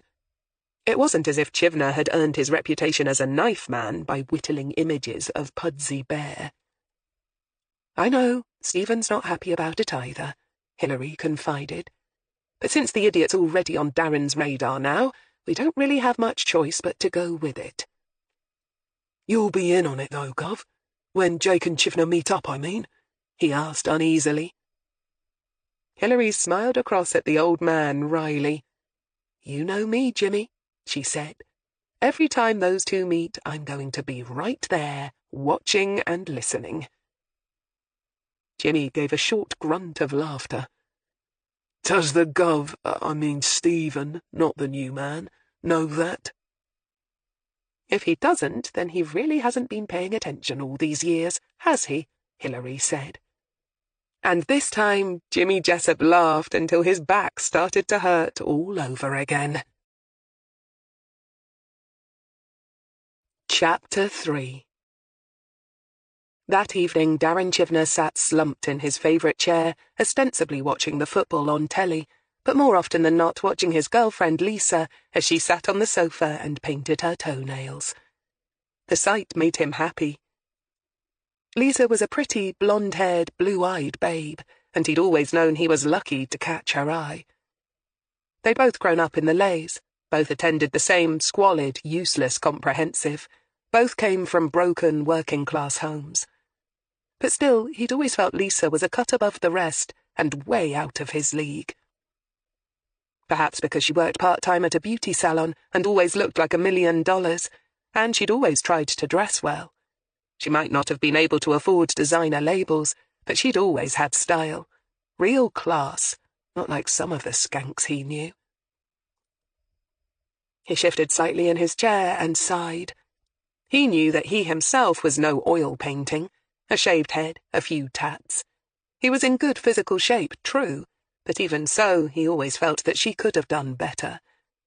That was why he'd worked so damned hard to give her everything she'd never had. Growing up where he had, he'd always been aware of Dale Metcalf and his gang. There was no getting away from them. And his mum had always warned him off them, telling him to stay away from them and go straight. His dad probably would have said the same had he hung around long enough to bother. He hadn't, though, and as the oldest, Darren had always felt the responsibility of looking after his mum and younger brothers weighing heavily on him. And much as he wanted to please her and do well at school and get a job and all that stuff that she wanted for him, he'd always known deep down inside that it was never going to happen. At a very young age, Darren had come to grips with reality on the estate. The teachers at the school had been so dispirited by the grinding inevitability of it they were often off sick, and if not absent, they were dead scared of the older pupils, who came to school carrying knives and razors. So what chance had he got of getting enough of an education to get through exams and try for uni? Bloody none. Not that he'd had the brains for all that stuff anyway. And even if he had, and got a degree, everyone knew that nowadays that was no guarantee of getting a good job. You saw people with fancy diplomas serving you Big Macs at the local McDonald's every day. Nah, he'd long since realised that that particular game was for losers.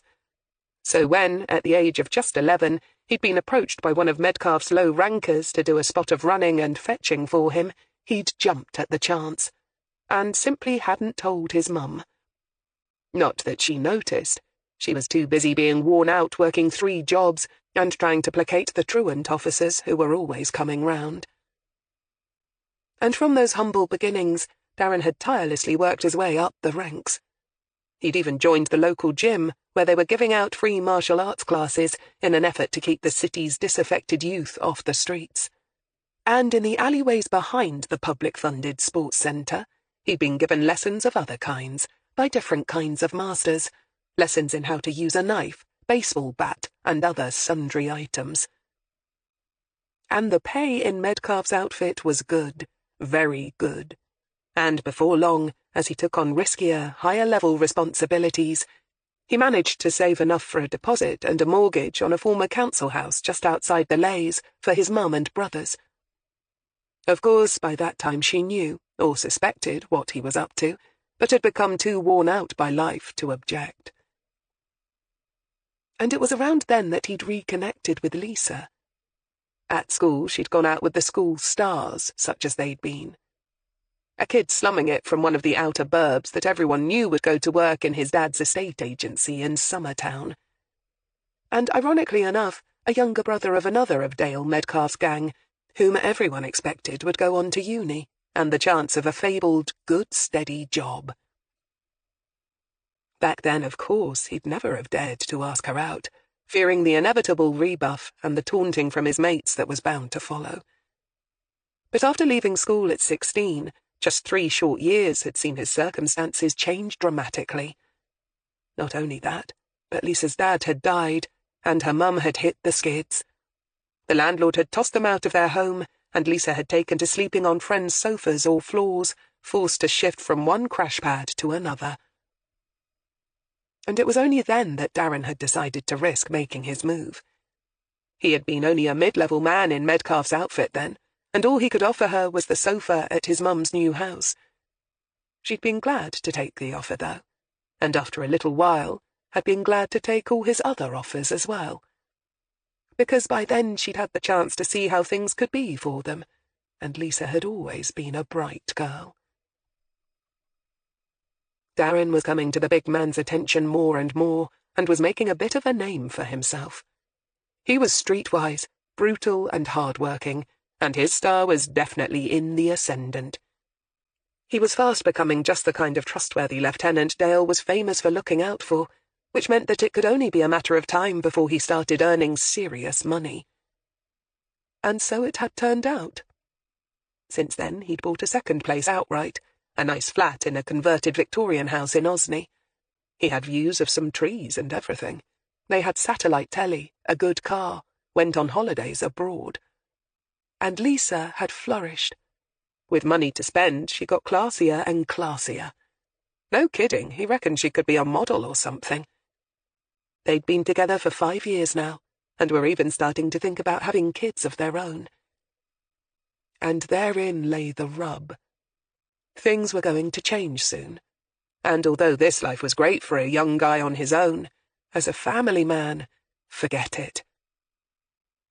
He looked outside as a gust of wind-driven rain pounded on the windows, and sighed heavily. He was getting heartily sick of grey, cold, broken England. They should be abroad somewhere now, in the Caribbean sun maybe, for a winter break, or even long-term, further afield. Australia maybe. Why not? He certainly didn't want to be stuck here in bloody Oxford, forever at the beck and call of someone like Dale. The thought made him squirm even more. Such thoughts, he well knew, were dangerous. Dale didn't tolerate dissatisfaction in the ranks. Darren wasn't quite sure when he had first started thinking such thoughts. For a long time he'd been contented enough, running Dale's girls, transporting the overseas merchandise, slapping back in line anyone daft enough to try to skim the profits or grass to the coppers.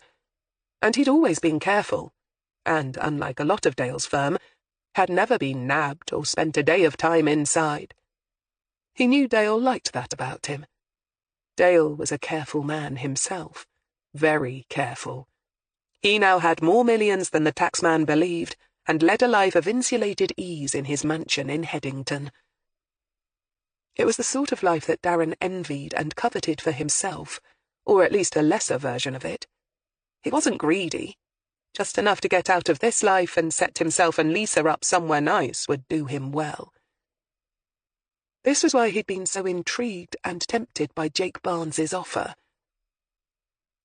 The man had appeared on the horizon quite unexpectedly, and offered him just what he craved most: money, a way out, the promise of finally making all his dreams come true. And he could hardly believe it. In fact, he was still half inclined to wonder if it was all some sort of trap. Dale's trap, perhaps, setting him up, testing his loyalties. Or, far more likely, a copper's trap. Over on the sofa, Lisa shifted around and started to paint the nails on her other foot. Occasionally she'd hum softly under her breath, the latest pop tune or a golden oldie. He wondered what she'd say if he told her that a total stranger had handed over 20 grand in cash, along with a slew of first-class forged documents for both of them. Because that alone would provide enough spending money for several months. But that wouldn't be nearly enough, of course, as that millionaire bastard Barnes well knew. They'd need more. Proper seed money to set up some kind of business. Holiday lets, a bar, something like that. But then Jake Barnes had even promised that as well. And Darren was tempted, extremely tempted.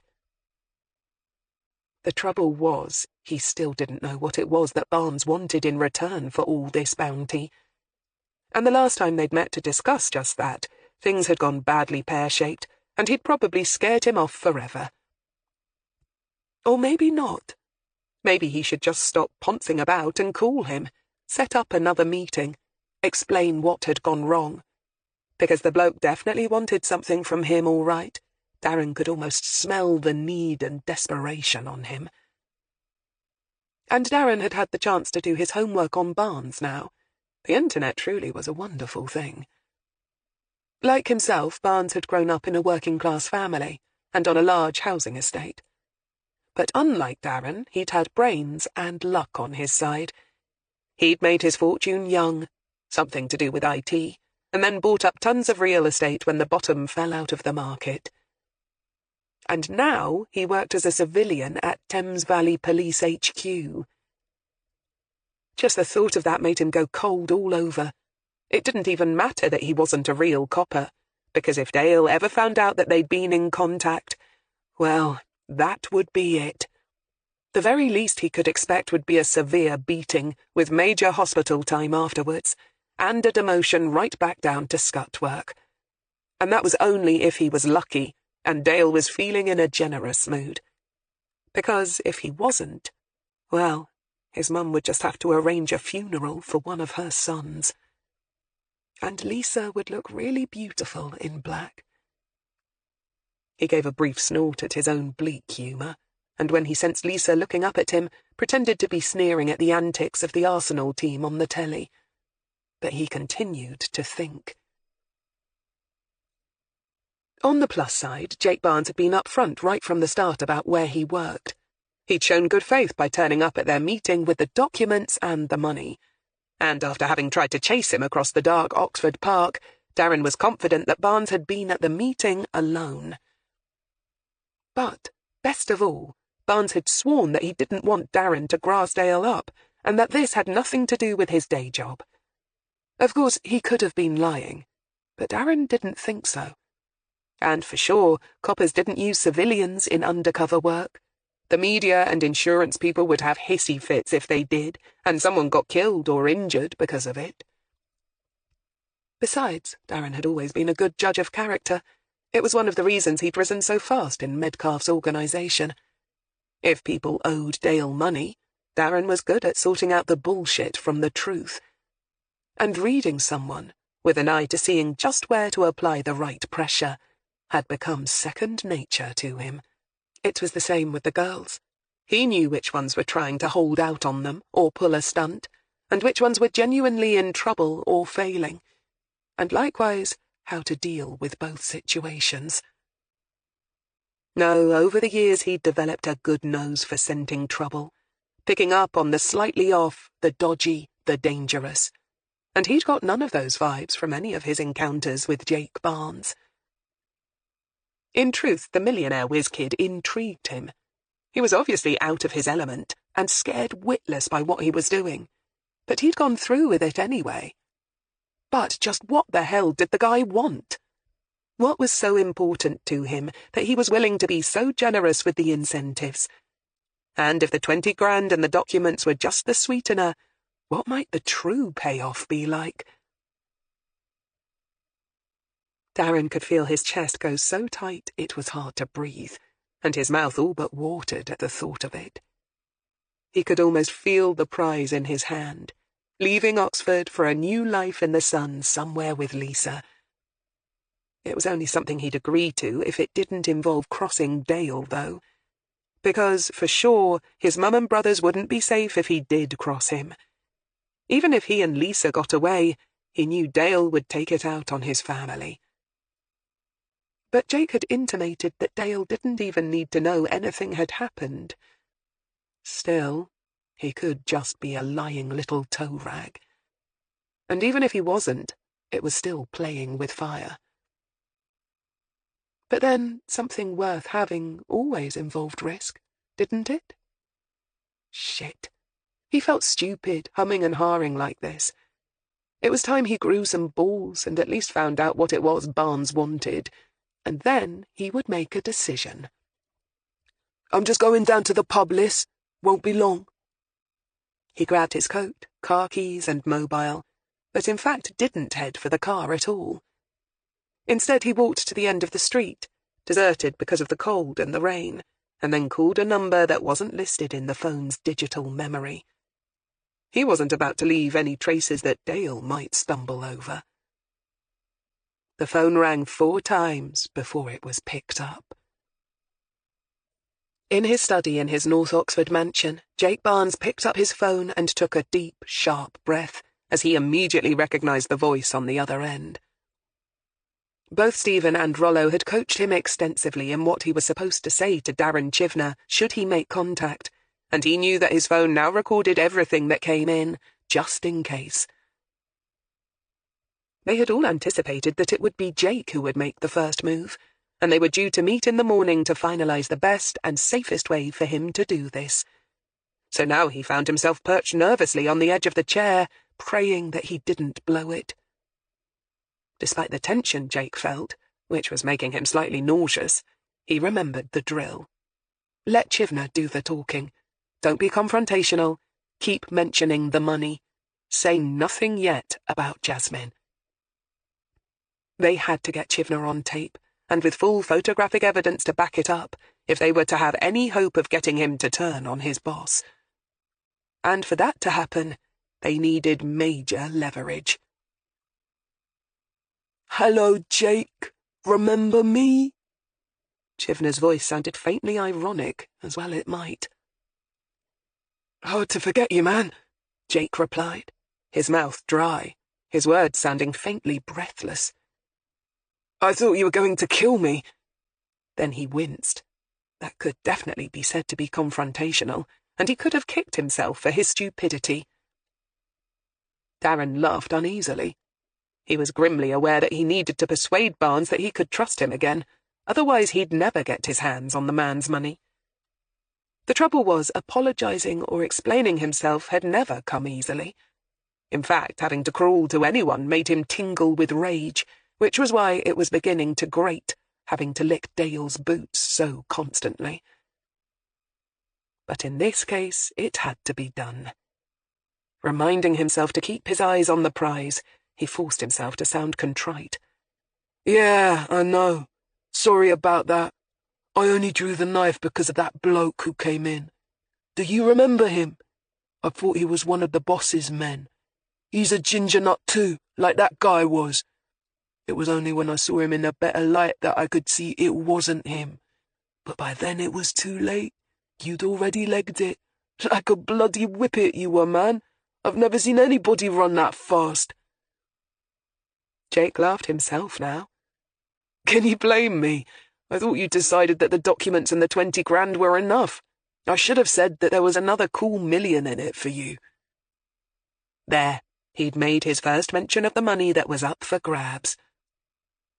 When they'd discussed it that morning, both Rollo and Stephen had decided on the amount, and he could understand why. It was a nice, round figure, and it was a lot of money. Enough, surely, to hook someone like Darren. And, as if in confirmation, he now heard a swift intake of breath from Darren, and he grinned, feeling a moment of hot, happy triumph. "So what are we going to do about it then?" Darren asked cagily. "What do you want for it?" Jake's grin vanished instantly.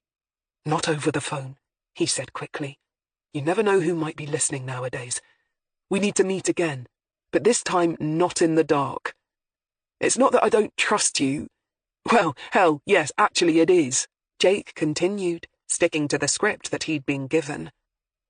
"I don't mind telling you, I nearly shat a brick last time. I'm not cut out for all that rough stuff," he added. It had been Stephen's idea to play up the impression of Jake as a harmless innocent abroad, and make Darren feel even more in control, and give him something to sneer about. He suggested they reinforce the image that Jake was just another victim, and Dale the big bad wolf. Make him think he held all the aces. "Okay, fair enough," Darren said, a shade reluctantly. "But we've got to be careful. If I think that Dale even suspects I'm up to something, I'm out. Like a shot, million or no million, you can't spend it if you're dead." "Okay," Jake agreed quickly, and told him where and when and how they could meet, just as Stephen and Rollo had coached him. When he hung up a few moments later, he let out a long gust of breath, then was straight on the phone to report back to Hilary Greene. He felt elated and scared, and utterly determined to make the meet and find out once and for all just what had happened to his baby sister. The next morning, Hilary tuned in to the local radio station as she drove the short distance to work, and sure enough, the Miss Purr review being carried out by the local police was item 3 on the news bulletin. As she pulled into the car park, she thought about Jake's phone call the previous night. Not surprisingly, when he rang her, Jake had been totally hyped and talking far too fast, and she'd had to calm him down and talk him through it. It sounded as though it had gone as well as they could have hoped. As she climbed out of her car, she glanced at her watch. By now, Jake, Rollo, and Stephen should be listening to the recording and making detailed plans for the forthcoming meet. She'd already made it clear to both of the bosses that she wanted to be one of those watching and listening in when the time came. But just at the moment, she had other priorities. Once she'd checked her emails, touched base with Stephen, and made sure that Jimmy and Wendy were clear about their assignments, she went back to Puff and headed north, just across the border into Northamptonshire. It was time she met Jake's parents and began to learn all that she could about their daughter, the good, the bad, and the ugly. Jake had done right by his parents when he'd come into his first fortune, and they now lived in a very pleasant, detached modern house in Middleton Cheney, not far from the market town of Banbury, where he'd been brought up.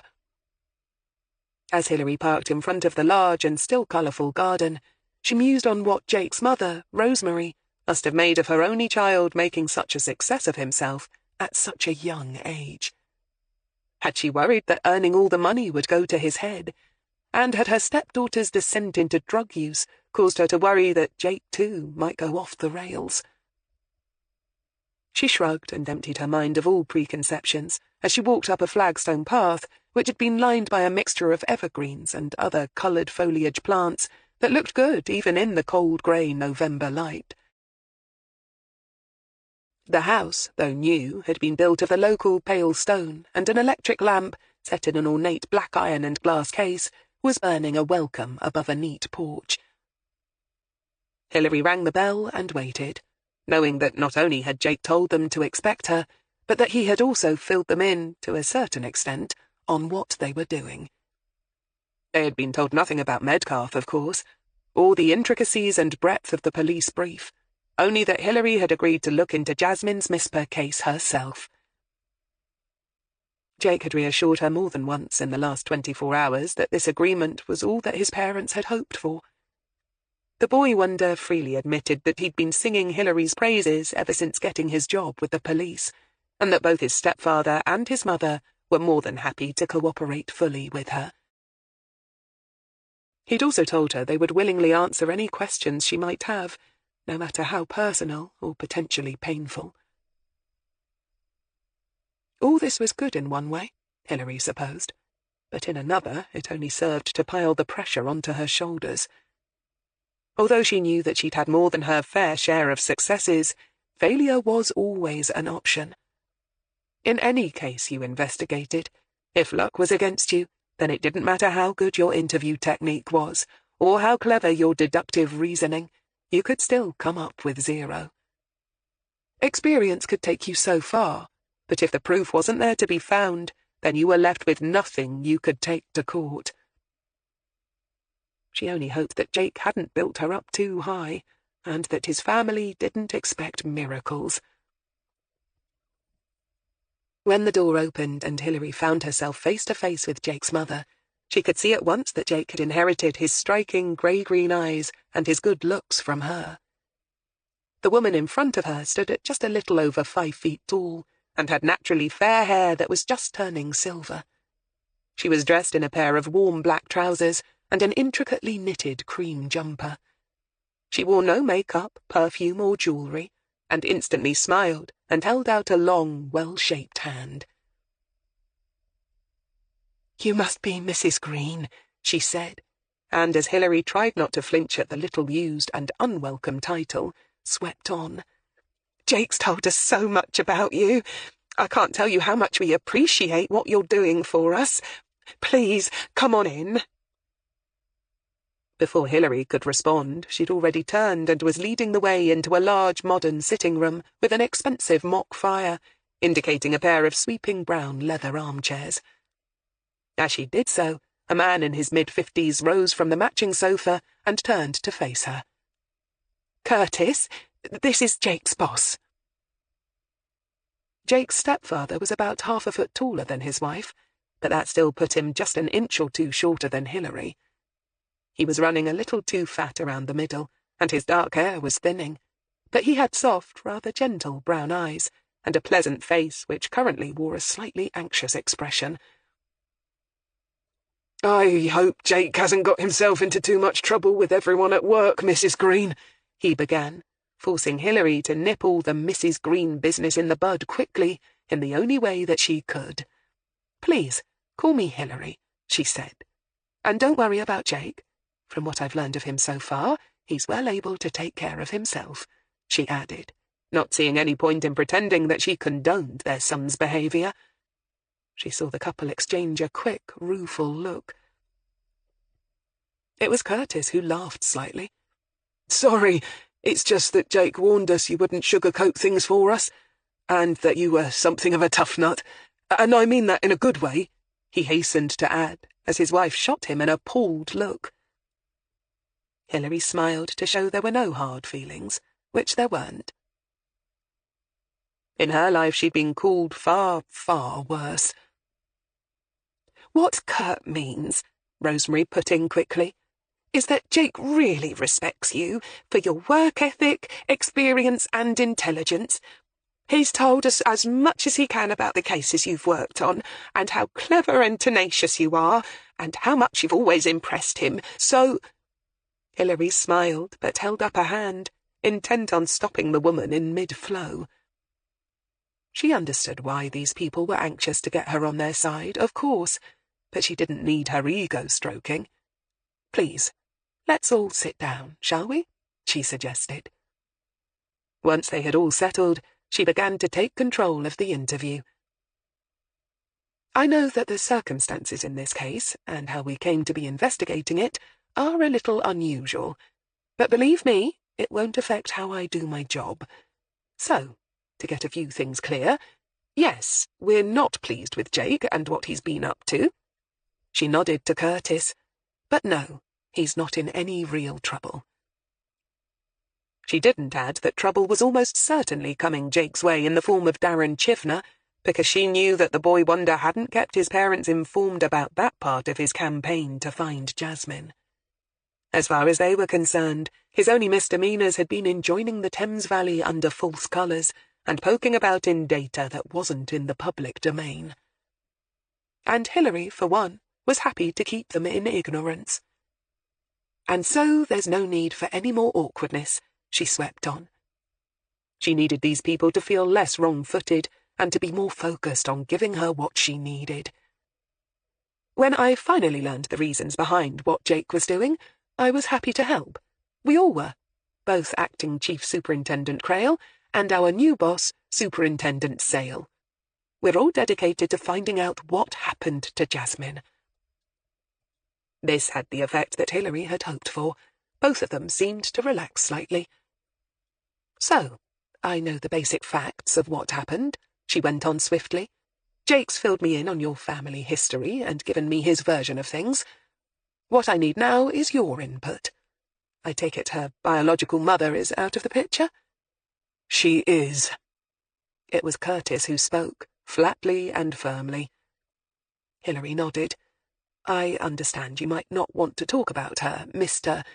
Curtis. Call me Curtis." "Thank you, Curtis. But I need to cross her off as a possible link to Jasmine's whereabouts. Would Jasmine have contacted her mother? Either with a view of getting money, or as someone she might live with when times get rough, for instance?" Curtis snorted. "No and no. For a start, Jaz would know that her mother wouldn't have a penny to toss in the pot, and if she had, she certainly wouldn't share it with anyone.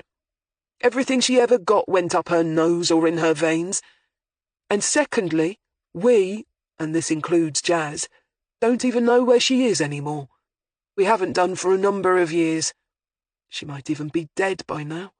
In fact, she probably is." Hilary nodded and made a mental note to check the databases to see if that was, in fact, the case. Not that she seriously expected Jaz to have gone to her mother for help. From the sounds of it, it seemed pretty clear that the woman had never played a large part in her life.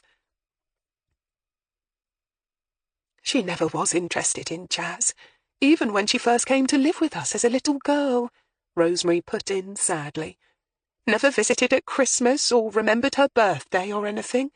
she added, shaking her head. I don't know how she could do that. Do you? I mean, not even to care how your own child was faring. Curtis sighed, but said nothing. Did Jas resent that?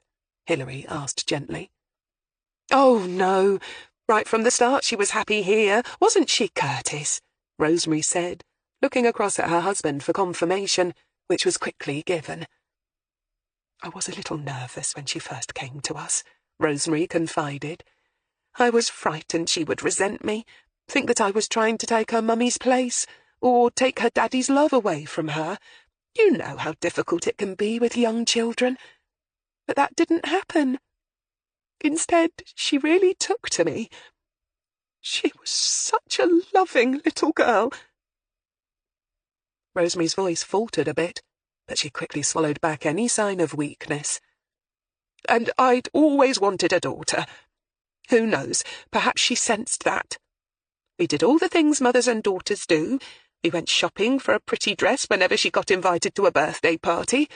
We took her out to the zoo, and we baked cakes together. She really was happy. You gave her everything she could have wanted, Rose. I keep telling you, Curtis added, glancing over at his wife with a kind of sad resignation. It was nothing you did or said that made things turn out as they did.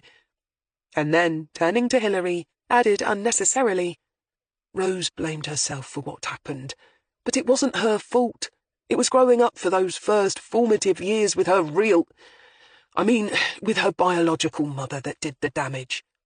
No, if anyone's to blame for how things turned out, it was me. I should have insisted that Jas come and live with me the moment I realised how things were and left home. But she was only 2 then, and I thought, well, you do, don't you? That if you take a little kiddie of that age away from their mum, it's not good psychologically. He shook his head. But if I had to do it all over again, it'd be different, I can tell you. Because watching her mother booze and drug herself up to the eyeballs, even if she wasn't old enough to really understand what she was seeing at the time, well, it has to register in here, doesn't it? He demanded, tapping the side of his temple with his finger. Hilary said nothing. She could tell that she was witnessing something that this couple must have struggled with for years, but there was very little in the way of comfort or consolation that she could offer them. Instead, she shifted them back on track. I understand that the trouble began when she was a teenager at school. Jake told me that he was away at uni then, and when he came back for the holidays, he realised she was drinking. Yes, that's how it started, Rosemary said quietly. At first we didn't realise. She was 14 and going out with a gang of other girls and boys that age. And you expect teenagers to be a bit rebellious, don't you? To start having secrets, to stop wanting to be so tight with the old parents. They think they're all grown up and know everything, and that's all perfectly normal. I remember thinking the same things at that age. Me too, Hilary added with a smile. Unfortunately, the gang she was hanging out with had older friends who'd go into shops and buy cider for them, and 6-packs of beer. Curtis took up the story.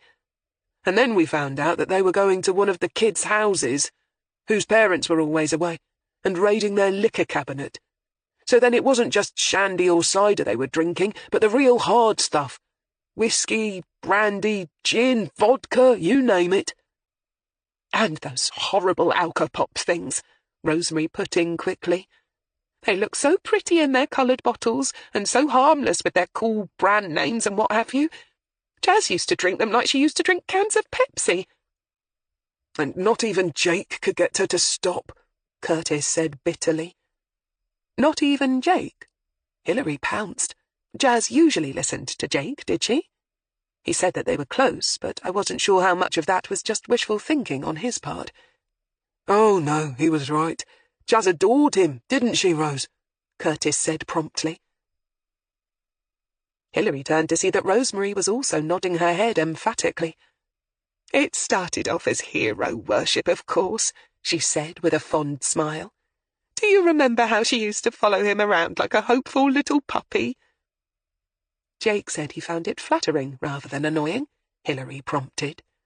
"Yes, he was always very good with her, very patient. Some boys would probably have reacted badly to being saddled with a little sister. But he never resented her, and she could tell that, and adored him for it. When she was 10, she even made him promise to wait for her to grow up so that they could be married. Very serious about that, wasn't she, Kurt?" Rosemary laughed. "She'd researched it and everything. I can remember them now, sitting on the sofa together, and Jazz solemnly explaining that just because they were legally stepbrother and sister, it didn't mean anything, because they weren't related by blood." Curtis laughed. "I'd forgotten that. She'd talked to a vicar about it or something, hadn't she?" "A biology teacher, I think it was," Rosemary corrected. "Anyway, she'd got slightly confused about blood groups or something, but she'd got the gist of it right. Because they didn't have the same genes, they could marry." "And what did Jake say to that?" Hilary asked, her lips twitching in amusement. "Oh, he was very good about it," Rosemary said instantly. "He didn't laugh at her like I was worried he might. Children's egos are so fragile, aren't they? Instead, he said he found it all very interesting, and that, of course, he'd wait for her to grow up, but he tried to point out that by the time she had done so, she might not be quite so keen, and that she'd probably have found a really cool and good-looking boyfriend for herself by then, and would turn her nose up at her old fogey brother. And he promised her that he wouldn't hold it against her if she did." "That made her so angry, as mad as a hornet if I remember," Curtis cut in with a laugh of his own. 10 years old, pigtails down to here. He indicated a spot about mid-thigh on his own body, and as ferocious as a hunting lioness. She stamped her foot and insisted that she wouldn't change her mind, and that he'd better wait for her, or else. Hilary nodded. She sounds like someone who knew her own mind. I take it that strong sense of self only made it more difficult to reason with her later on about the drinking. Yes, she defended her friends to the death, saying that we were all just jealous of them because they were young and having a good time. And she laughed when we tried to use what happened to her own mother as a warning. She scoffed and said she'd never do drugs. She had far more sense. Curtis shook his head, and like a fool, I believed her. At first. "We all did. Jazz was so bright, Hilary, you see," his wife cut in anxiously. "She was clever at school and pretty and popular, and seemed to have the world at her feet. She was fascinated by Jake's success, and seemed so inspired by it, and also determined to do well herself. As you know, she was nearly 17 by the time Jake sold his company for all that money, and started investing it in real estate and what have you." Hilary nodded. She wasn't jealous of him, then? She probed carefully. After all, he was the famous young entrepreneur, the hotshot IT whiz kid, the golden boy. Most teenage girls would have resented all that. "Oh, yes, I know what you mean," Rosemary said at once. "And of course, I do think she was a bit envious. I mean, how could she not be? Jake was buying himself a Jaguar, and that big house in Oxford and what have you. What young girl wouldn't dream of that kind of lifestyle for herself?" "But," Curtis put in quickly, "she didn't resent Jake having it. She was genuinely pleased for him." "Oh, yes," Rosemary was quick to agree. Hilary nodded, sensed they were becoming a little uneasy, and decided to move on. "And it was around this time that you noticed she was into drugs?" "Yes." Both of them spoke almost at once. "Did she ask Jake for money?" "Yes, but he wouldn't give it to her, not when he realized why she wanted it," Rosemary said. And for the next hour or so they went over the same ground that Jake had already covered, charting the girl's slow, inexorable slide, the pregnancy that ended so badly, the futile stints in rehab, the leaving home, being found, the coming back, and then the promises to go straight and keep clean. All ending, of course, in her final disappearance. when even Jake's PIs couldn't find her. "I don't know what more we could have done," Rosemary finally said. By now she was tearful, and cried softly off and on into a steadily disintegrating piece of tissue. Her husband was white-faced and equally despondent. "But Jake was generous to her in other ways," his mother continued. "He wouldn't give her cash to feed her habit, but he took her places. Swanky restaurants and nightclubs. He took her out in the Jag to rock concerts and even took her abroad to places that she'd always wanted to go. Monte Carlo, where he taught her how to play roulette and blackjack. He even rented a yacht and took her across the Mediterranean in it. That was a reward for staying clean for 6 months. And for a while, it seemed to distract her." She paused and then shook her head. "But always she slipped back down into her old bad habits. We all tried everything we could to make her see how good life could be away from constant highs and lows, but nothing seemed to work." In the silence that followed, Hilary sighed a little. "Did Jake tell you that I'd need a list of the names of all her friends?" "Yes, we have it here," Rosemary said, rising to pick up a piece of paper from the mantelpiece. "But these are the friends she had in school, mostly. The others, the ones she knew as an adult, in that world, we just don't know who they are or where they live." Hilary took the information with a small smile. "That doesn't matter. They'll either be in the system, in prison, or, more likely than not, dead." She hesitated delicately, but knew from Jake that they had already discussed the harsher realities of drug addiction. "You do realize that people who live as Jazz has been living—" She trailed off, already seeing that she didn't need to spell it out. Rosemary paled, but nodded bravely. "You don't have to tell us," Curtis said harshly. "She's probably dead. We haven't heard from her for more than 2 years, not even begging letters for money. We know that this," he waved a hand helplessly in the air, "new investigation you're following probably won't end well. But we just need to know. It's the not knowing that kills you. And the worst thing of all is thinking that she might still be alive somewhere and desperate for help. But we just don't know about it. You understand?" Hilary did. Hope was a bitch. It tormented you far more than pain or grief ever did. "I don't know what Jake's promised you," Hilary said gently, "but I'm not a miracle worker. I can only do what can be done. I'll work on this to the best of my ability, and I can promise you that I won't give up looking for Jazz until either I find out what's happened to her, or I'm convinced that there's nothing else that can possibly be done. But I have to warn you, sometimes the families of missing people never do get answers. You should be prepared for that possibility." Rosemary was still staring down at the tissue in her hands. Her lips trembled, but Hilary saw her nod. Curtis said nothing. Slowly and grimly feeling that she'd brought enough misery to their lives for one day, Hilary rose and let herself out of the house. Once inside the cold interior of her car, she thought for a long while about what she'd learned thus far. As she did so, she became increasingly aware of her lowering mood. The truth was, she didn't have a good feeling about Jasmine Sudbury's case. She didn't have a good feeling about it at all. Eventually she turned the ignition key, and Puff the tragic wagon coughed apologetically and stalled. She swore at him softly and tried again, without success. It took her another couple of minutes to coax the old Volkswagen into life, and then she headed back to HQ, trying to think of something besides Jasmine's parents. It wasn't hard to find a distraction. There was nothing stopping her from starting the process of moving into Stephen's house permanently now. At least that wouldn't be so hard. It wasn't as if she'd need a removals van or anything. All she'd have to do was cruise the Mollern a little further down the canal to her new private mooring, and bit by bit, transfer the bulk of her belongings through Stephen's overgrown back garden.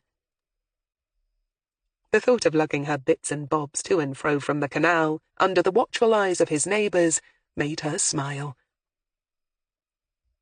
With all that they had on their plates, the stress created by Stephen's new job, the dangers Jake would face when dealing with Darren Chivner, and her growing unease about the Jasmine Sudbury case, she was beginning to suspect that smiles were going to be hard to come by for quite some time. Chapter 4. Wendy didn't mind the drive to the south coast and to Hayling Island, even though it was a grey, cold and miserable day. No doubt in the summertime the road would be clogged with sun-seekers and holiday-makers, but the goth in her loved the misty, murky, atmospheric days of winter. And not even congested roads, bad drivers and water spray from passing Arctic lorries pricked her pleasantly gloomy mood.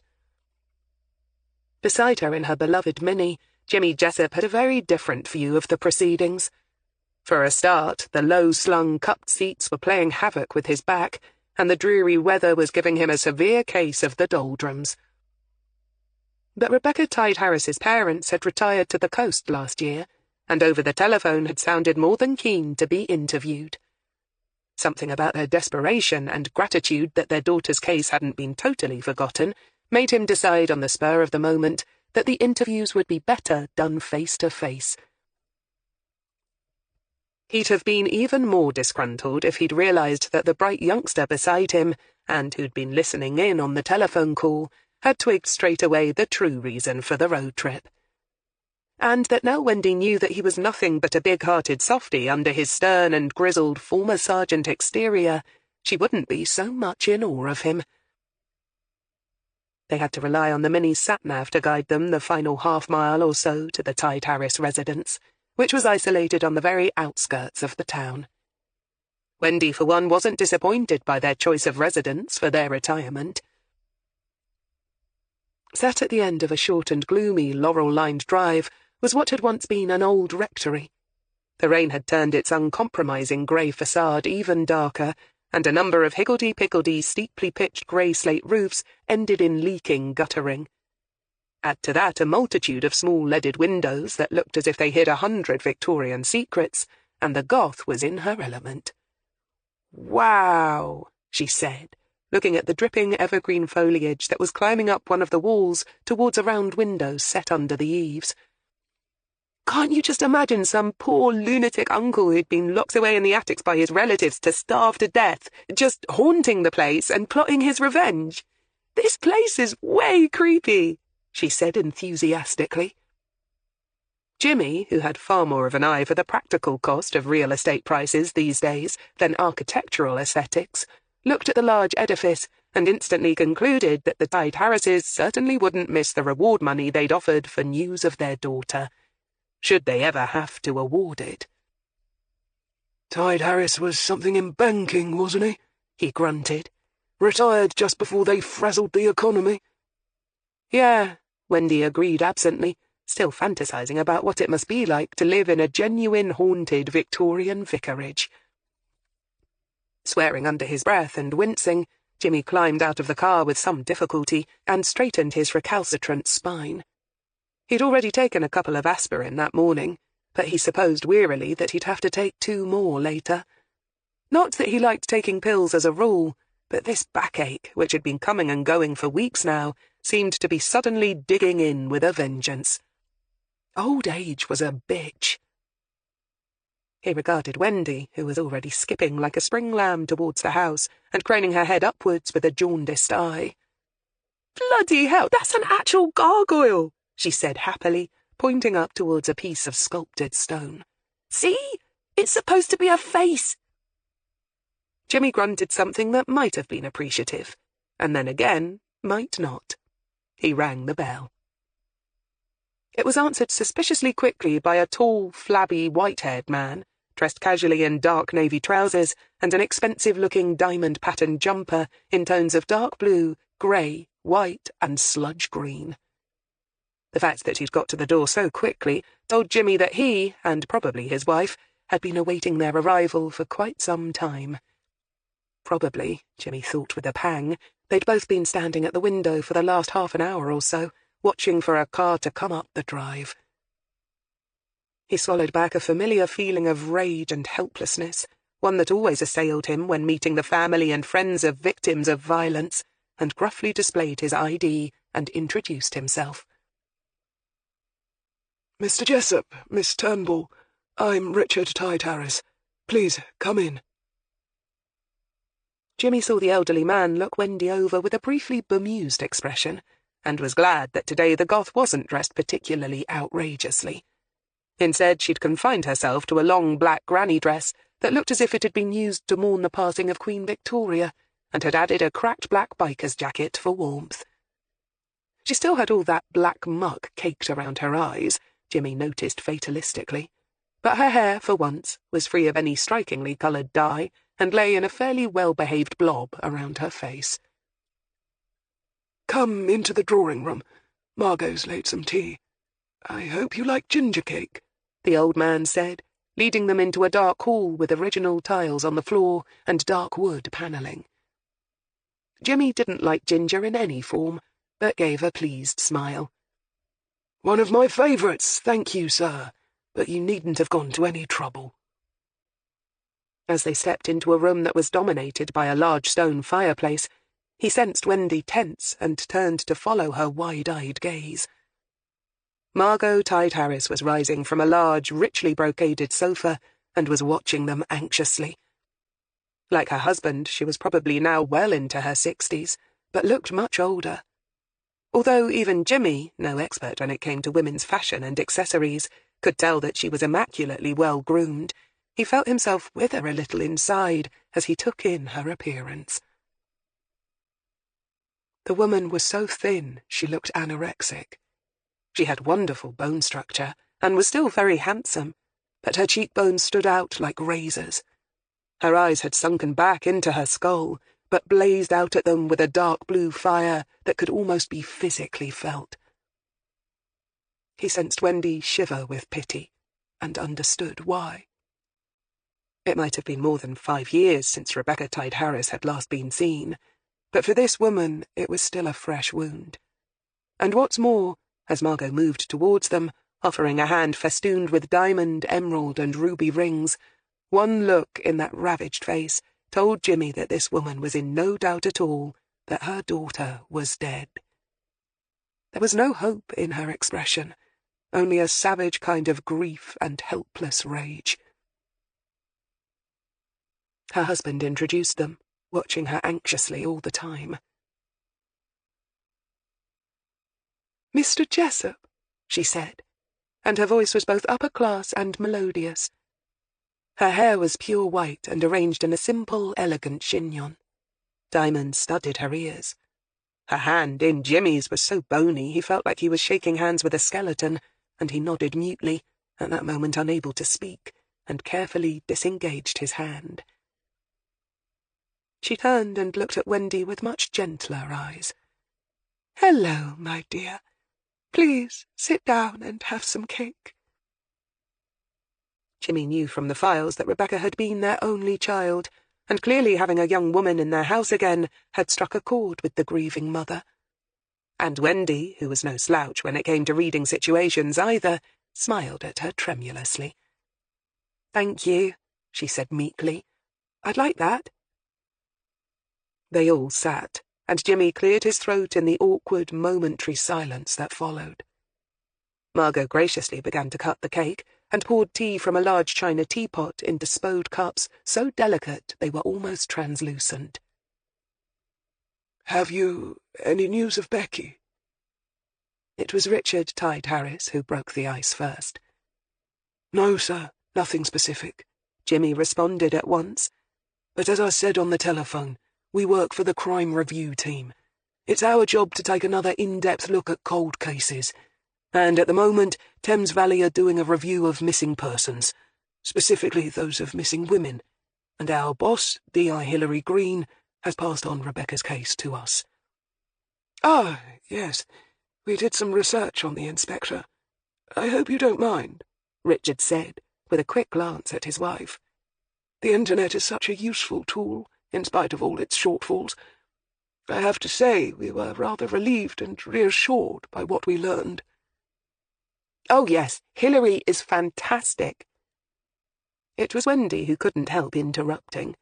She knew she shouldn't have, and she sensed Jimmy's displeasure even as she did it.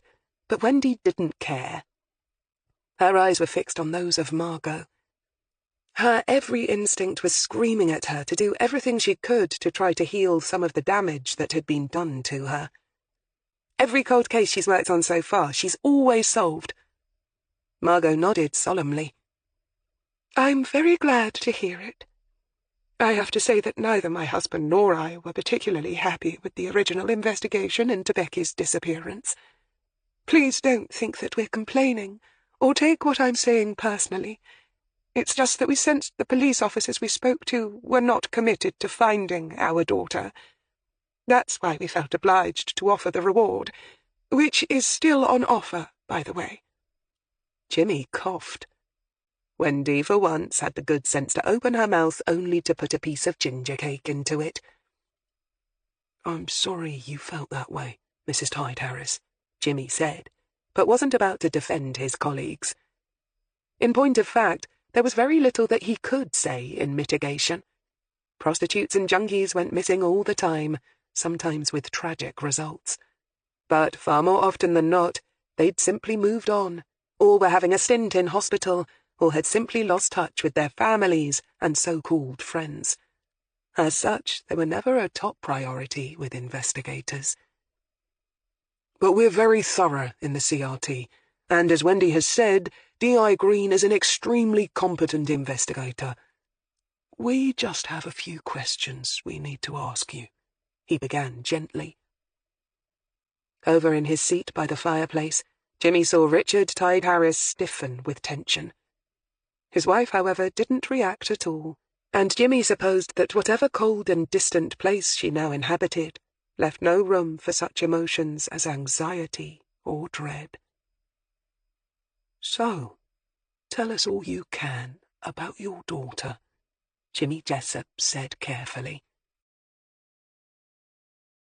As Wendy and Jimmy were interviewing one set of grieving parents about their missing daughter, Hilary drove south from Middleton Cheney to talk to another grieving parent in the small market town of Wantage. But unlike the baroque, spooky splendour of the Tide Harris residence, Diana Allen lived in a cramped, terraced housing association residence overlooking a rather dispiriting street of shops, industrial units, and a county council car park. When she answered Hilary's knock, she was wearing a puce-pink, fleecy jogging outfit with pink and white trainers, and was busily smoking a cigarette. Her fingers were stained yellow with the nicotine, and her long brown hair was fast turning grey. Her small brown eyes looked slightly myopic, making Hilary wonder if she wouldn't be better off with glasses. But perhaps a trip to the optician's was beyond her budget right then. Yes? Sorry, love, if you've come about the dog barking. I told her next door. She began to point with her cigarette to the house next door. That he's just excitable. Hilary produced her ID, and Diana Allen paled slightly. Bloody hell, he's only a Jack Russell, not a Doberman. He don't make that much noise, they've got to stick the They didn't have to call you lot in. This isn't about a nuisance call, Mrs. Allen. Thompson! I ain't been Mrs. Allen in years, love. Sorry, of course, my fault, Hilary said, and meant it. She'd meant to reread Lydia Clare Allen's case file in the car after parking up, but she'd forgotten to.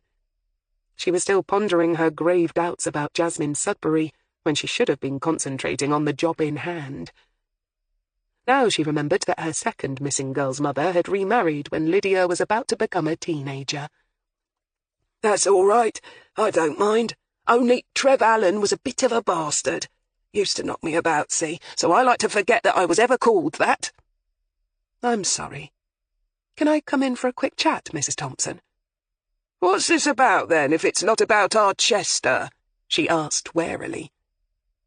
For a brief moment, Hilary Greene wondered if she really was losing her marbles, since she had no idea who Chester was, then realised that the woman must still be talking about her noisy canine. It's about your daughter, Lydia Clare, Mrs. Thompson, she began. then could have kicked herself as the other woman went as white as milk and began to sway alarmingly on the doorstep. She took a staggering step to the side and leaned heavily against the doorframe. "You found the poor mare, then?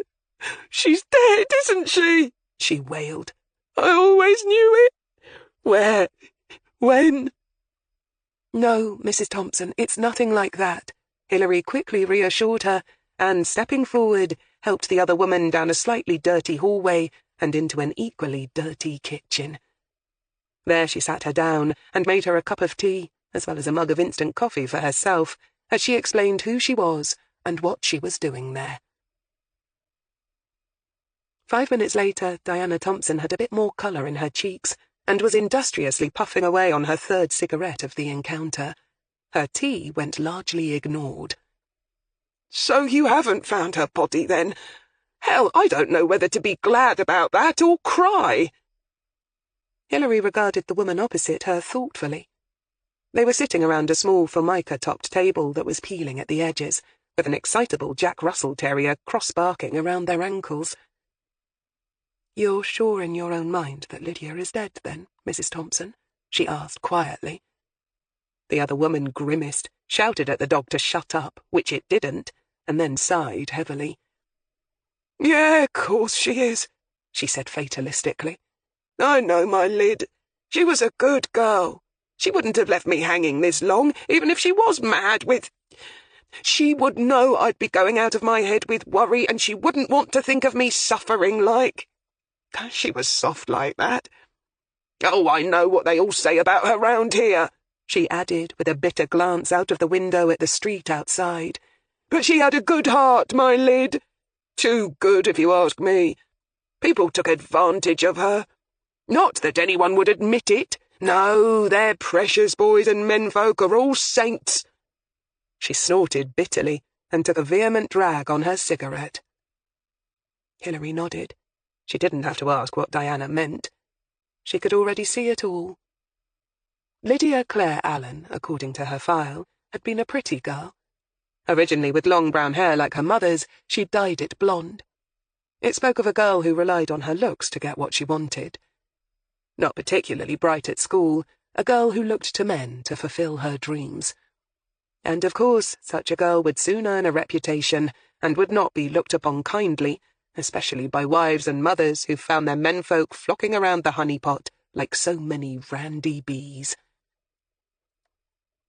"I understand you reported her missing when she didn't come home for Christmas. That would be Christmas of 2012. Hilary tactfully changed the subject.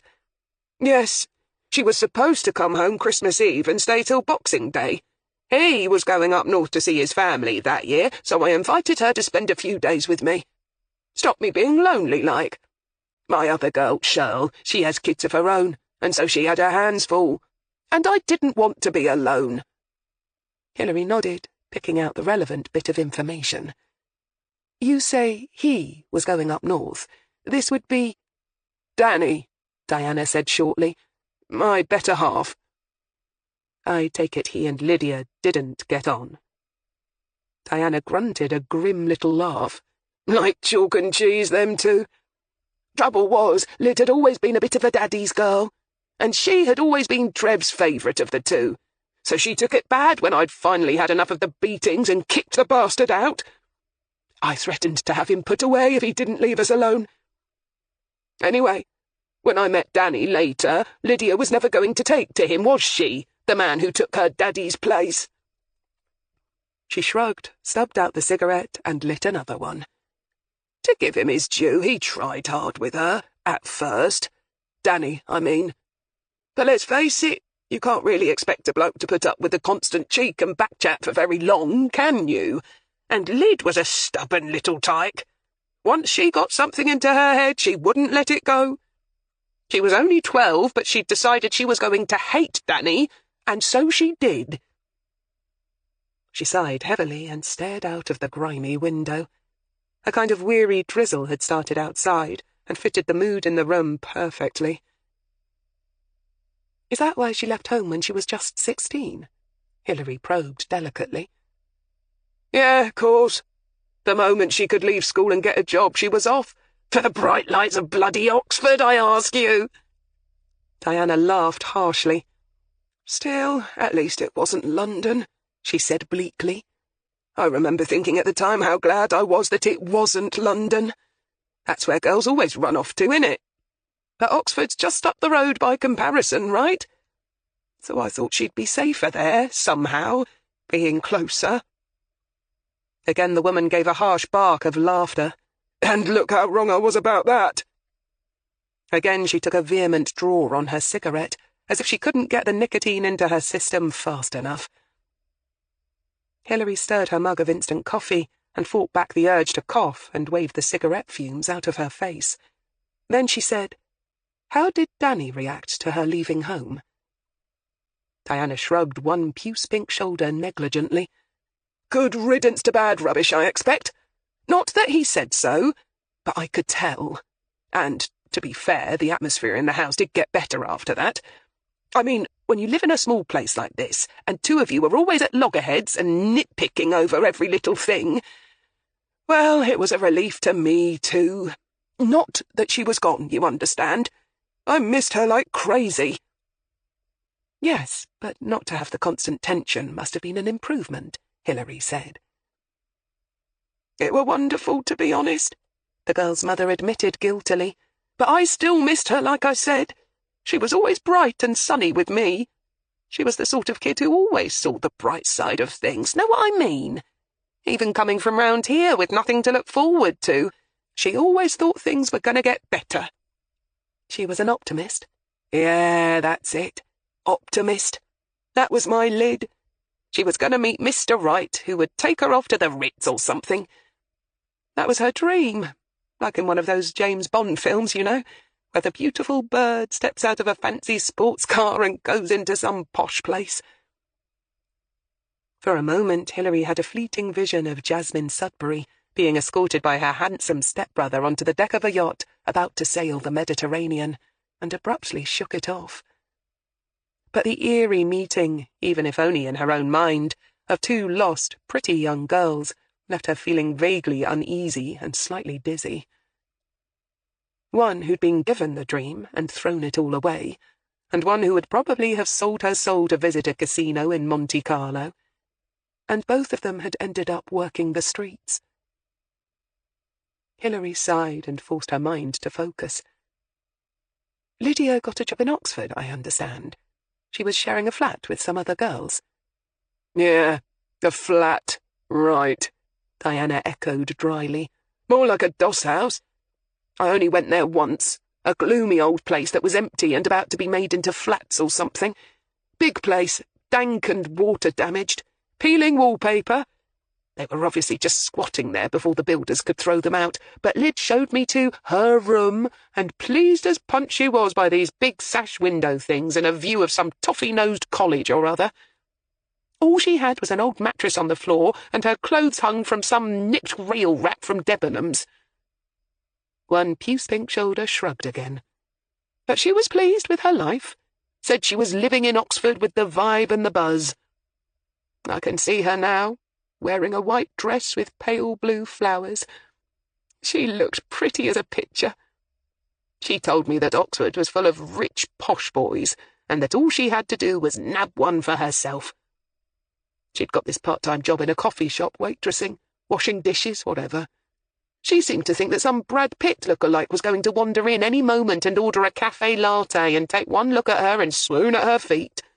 Take her home to meet Mummy and Daddy in some Sloane Ranger house in Chelsea or on their country estate in the Berkshire Downs."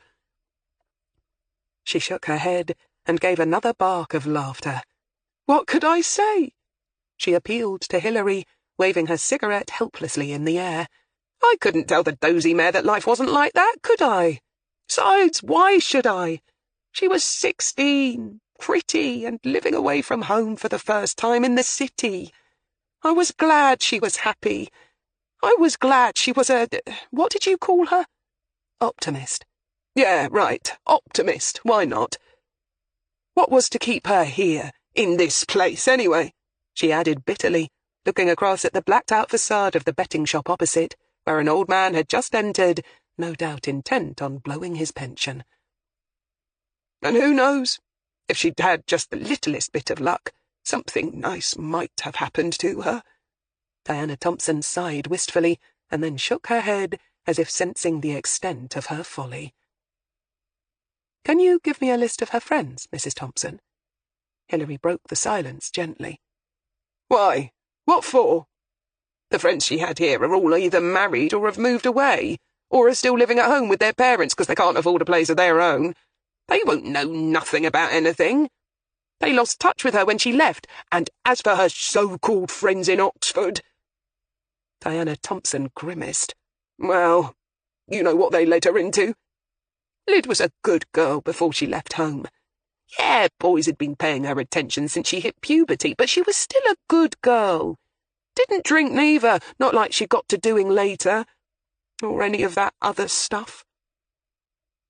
Hilary decided there was no point pressing her on the other stuff. Why rub salt into the wound? "Besides, I only ever met that one cow, her so-called flatmate, and she was no friend of Lyd's, I can tell you that. That Chinese bitch," she added tartly. Hilary ignored the racial slur, guessing from her tone of voice that Diana's antagonism came from something more personal. "You're referring to Sasha Yu?" In Lydia's file it had been noted that at the time of her disappearance she'd been living in one of Medcalf's many properties. A between-the-walls terrace that had been converted into 4 tiny flats. She had been sharing the top-floor flat with another girl in Medcalf's stable. "Yeah, her. You want to find out what happened to my Lyd, you should talk to her. She hated Lyd, I could tell, even though I only met her the once." Diana Thompson spat. "I'd gone to Oxford one summer for the sales, and me and Lyd met up at one of the open-air cafes near the old bus depot. We were having this lovely cream tea for a treat, like, and then Lyd's face sort of dropped, and I turned and saw this girl coming towards us. All smiles and poison, that one. Pretended it was a coincidence that they'd met, but all the while she's angling for Lyd to introduce us. So she does, and I learn she's the flatmate. I could tell that the tall, skinny cow was looking down her nose at us, laughing behind my back and such." She paused, then flushed slightly, as if aware that she was losing her temper. "Sorry. I don't know why I'm going on about her. It isn't as if what she thought about us mattered, is it? She was just another pro." Then she suddenly pinched her mouth shut, as if realizing what that said about her own daughter. Hilary tactfully steered the conversation into a different vein. "Why do you think she might have had anything to do with your daughter disappearing, Mrs. Thompson?" she asked briskly, careful to keep her voice professional and crisp. Diana sighed heavily and finally took a sip of tea from her cup. "Oh, I don't know. I'm not saying that she would have hurt Lyd, or maybe she would. I don't know. She was just vicious, you know? Oh, she was beautiful, and like I said, all smiles, but there was something about her that gave me the creeps." She stubbed out her cigarette and rubbed her hands restlessly along the tops of her legs. "And I don't think the coppers at the time talked to her properly. Not leaned on her like. Let's just say that I wouldn't be at all surprised if it turned out that she knew something but kept quiet about it. She would have looked out for number 1, let me tell you. She wouldn't have given a damn about what might have happened to Lyd." "I'll be certain to check that out," Hilary said gravely, and when the other woman raised her tear-darkened brown eyes to look at her doubtfully, said flatly, "And believe me, Mrs. Thompson, I'll talk to her properly. And if I think she knows something, we'll find out what it is. The crime review team will do our best to find out what happened to your daughter." For a moment, Diana Thompson's lips wobbled, as if she was going to cry. But then she looked away again, back out of the grimy window to the grimy street outside, and simply nodded. "Good," was all she said, then lit herself another fag. Under the table, the dog began to bark again. Once Hilary was back in the driving seat of her car, and yet again trying to coax her car's engine to turn over, she knew that she would have to talk to Daniel Thompson at some point. Just because Lydia had been one of Medcalf's girls, and had probably come to grief at the hands of some punter, didn't mean that a hostile stepfather could be overlooked. But not everyone on Hilary's team was at that moment engaged in the heartbreaking business of trying to reassure the parents of missing girls that their children hadn't been forgotten. Jake Barnes was too busy trying to convince himself that he wasn't scared, and he was only partially succeeding. He, Stephen Crail, and his new boss were at that moment seated around Rollo's desk, coming up with the next step in their plan to coax Darren Chivner into taking their bait. And the more he thought about the moment that he would have to come face to face with the knife-wielding thug again, the more Jake's heart rate accelerated uncomfortably. He could still see in his mind's eye that cold, dark toilet block in the park, and the wicked flash of the blade that Darren Chivner had seemed to produce out of nowhere. He still had nightmares about it.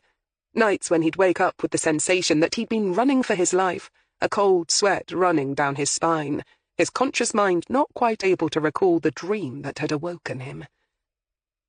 What if he bottled it? What if, after all his big talk about what he'd do to find Jazz, when the time came to play Chivner, he messed it all up? And then, into this frenzy of self-doubt, one word his bosses were saying seemed to break through the paralyzing cold fist clenched around his stomach and made him blink in surprise. Almost, in fact, made him want to laugh out loud. "Library," he repeated, staring at Rollo Sale blankly. "You want us to meet in the library?" But it was Stephen who spoke. "When you've had some time to think about it, Jake, you'll realize that it's ideal.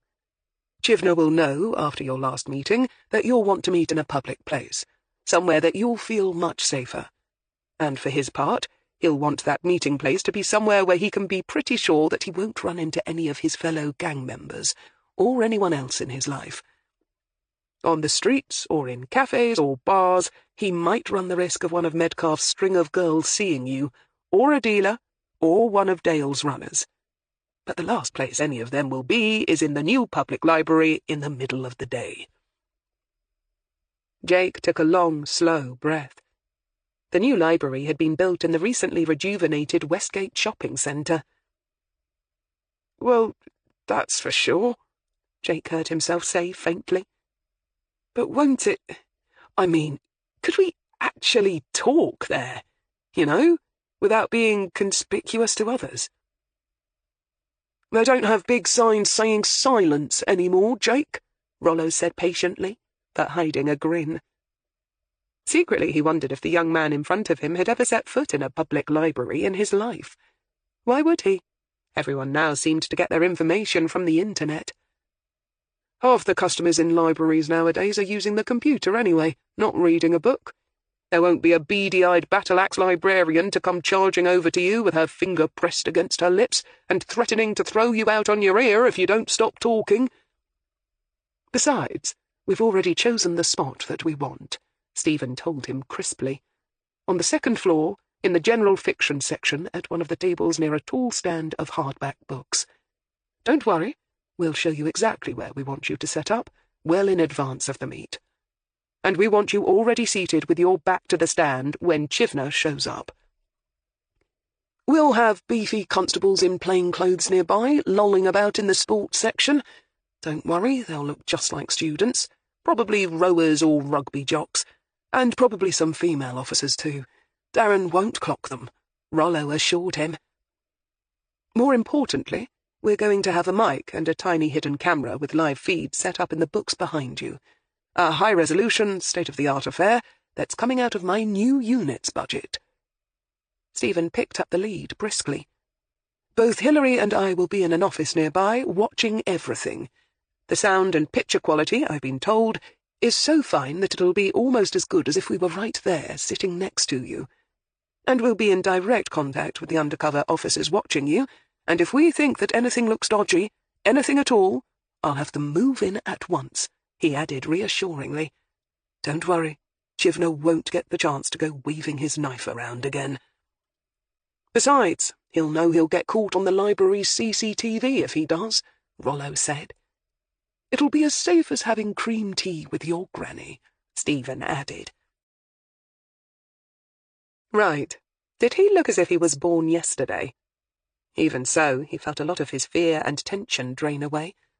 More, he had to admit, because he knew that Hilary Greene would be supervising the whole thing, than because of the presence of his bodyguards. He'd trust her judgment any day, and knowing she'd be watching gave him more confidence that he might just be able to pull this thing off.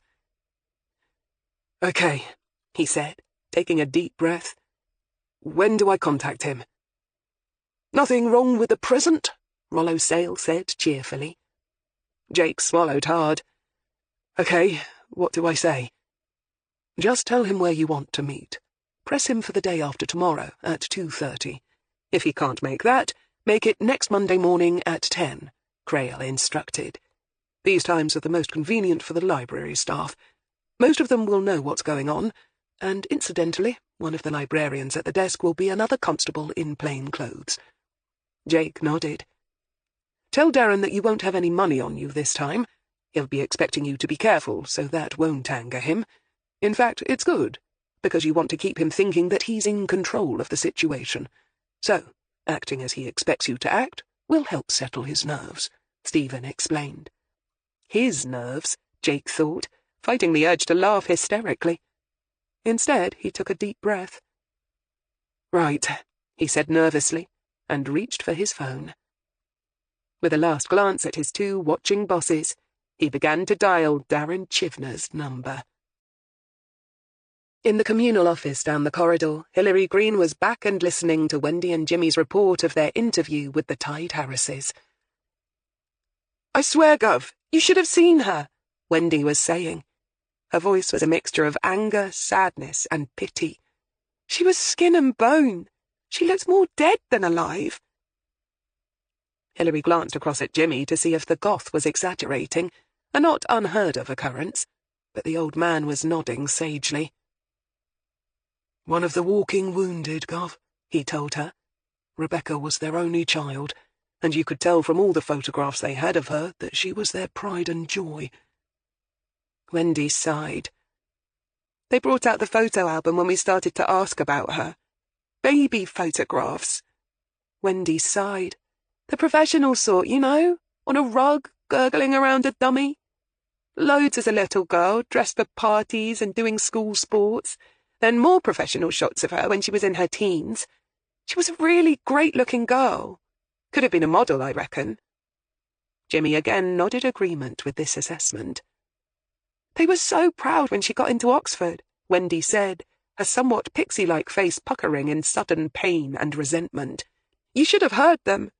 How were they to know that it would be there that they'd start to lose her? That it would be there where she went off the rails?" "Did they know any of the crowd she got mixed up with?" Hilary asked, noting the anguish in the younger girl's voice. Clearly, Rebecca's mother had touched a nerve with the goth. Jimmy sighed and produced a list of names. "We'll be talking to them all as soon as we track down their whereabouts, Gov, along with Amanda Smallwood's nearest and dearest." He mentioned the other case they were prioritizing. "After that, I thought we'd hit the streets and start talking to the girls and pimps themselves before checking out the pushers and the users. But by now, Metcalf is sure to have put the word out that they're not to cooperate with anyone asking questions." Hilary nodded. She knew, as well as Jimmy, that there were always pressure points you could use. And if you were lucky, you might stumble on someone too high or strung out to be cautious. Then there were those with an axe to grind, or someone so strapped for cash that they could be open to a little persuasion. On the other hand, Metcalf ruled by fear, and the chances were high that they would probably end up with nothing at all. But she had no need to say as much to Jimmy, and Wendy was a bright girl. She'd soon learn. "Oh, while you're doing that, can you add my girl to the list too? Lydia Claire Allen. There's no point in us both covering the same ground." Besides, rank had its privileges, and it had been a long time since she'd had to pound the beat on what was almost certain to be a fruitless exercise. "No problem, Gov," Jimmy said with a knowing grin. "Wendy, be a love and go and get us some coffees, would you?" "What did your last slave die of?" The goth shot back automatically, but she was already halfway out of the door and amenably heading towards the main lab, where the majority of the technical staff hung out and where there was a coffee maker. When he was sure she was out of earshot, Jimmy shifted uncomfortably in his seat, hiding a wince at the jabbing pain in his lower spine. "She really feels sorry for Rebecca's mother, Gov," he said unnecessarily. "And I think she's beginning to empathise with the women in these cases, too." "That's no bad thing," Hilary said. "Compassion's fine, but only so long as it doesn't overwhelm her. You'd better keep a close eye on her when you start hitting the streets. She isn't as tough or knowing as she likes to make out." "Gov," Jimmy agreed. Then, in an abrupt change of topic, said, "So what do you make of our new super, then? I noticed DCS Crail is already starting to move his stuff out of the office, so it won't be long before we're taking our orders strictly from Rollo." Hilary blinked and then forced herself to shrug. Of course, she'd always known that by the end of the week Stephen would officially be gone and working at St. Aldate's. With her help, he'd already started recruiting his team, and if this thing with Chivner worked out, he might find himself leading a major investigation right away. He and his new team would need to be on their toes if they were to nail as cunning a predator as Dale Metcalf, which meant that he sure as hell wouldn't have any spare time to see how the CRT was doing under new management. He probably wouldn't have much time for his private life either, for the next 6 months or so. Although she had known his departure was inevitable, as well as imminent, it was only now that the thought of no longer working for Stephen suddenly hit her. And a day that had already left her feeling depressed seemed to nosedive even further. For a moment she felt her shoulders sag. Then she gave a mental shrug. "Rollo seems all right," she said cautiously. "So far I can't see any major trouble looming. You sniff anything you don't like?" she asked curiously. Jimmy smiled. "Not really, Gov. He seems a nice enough bloke.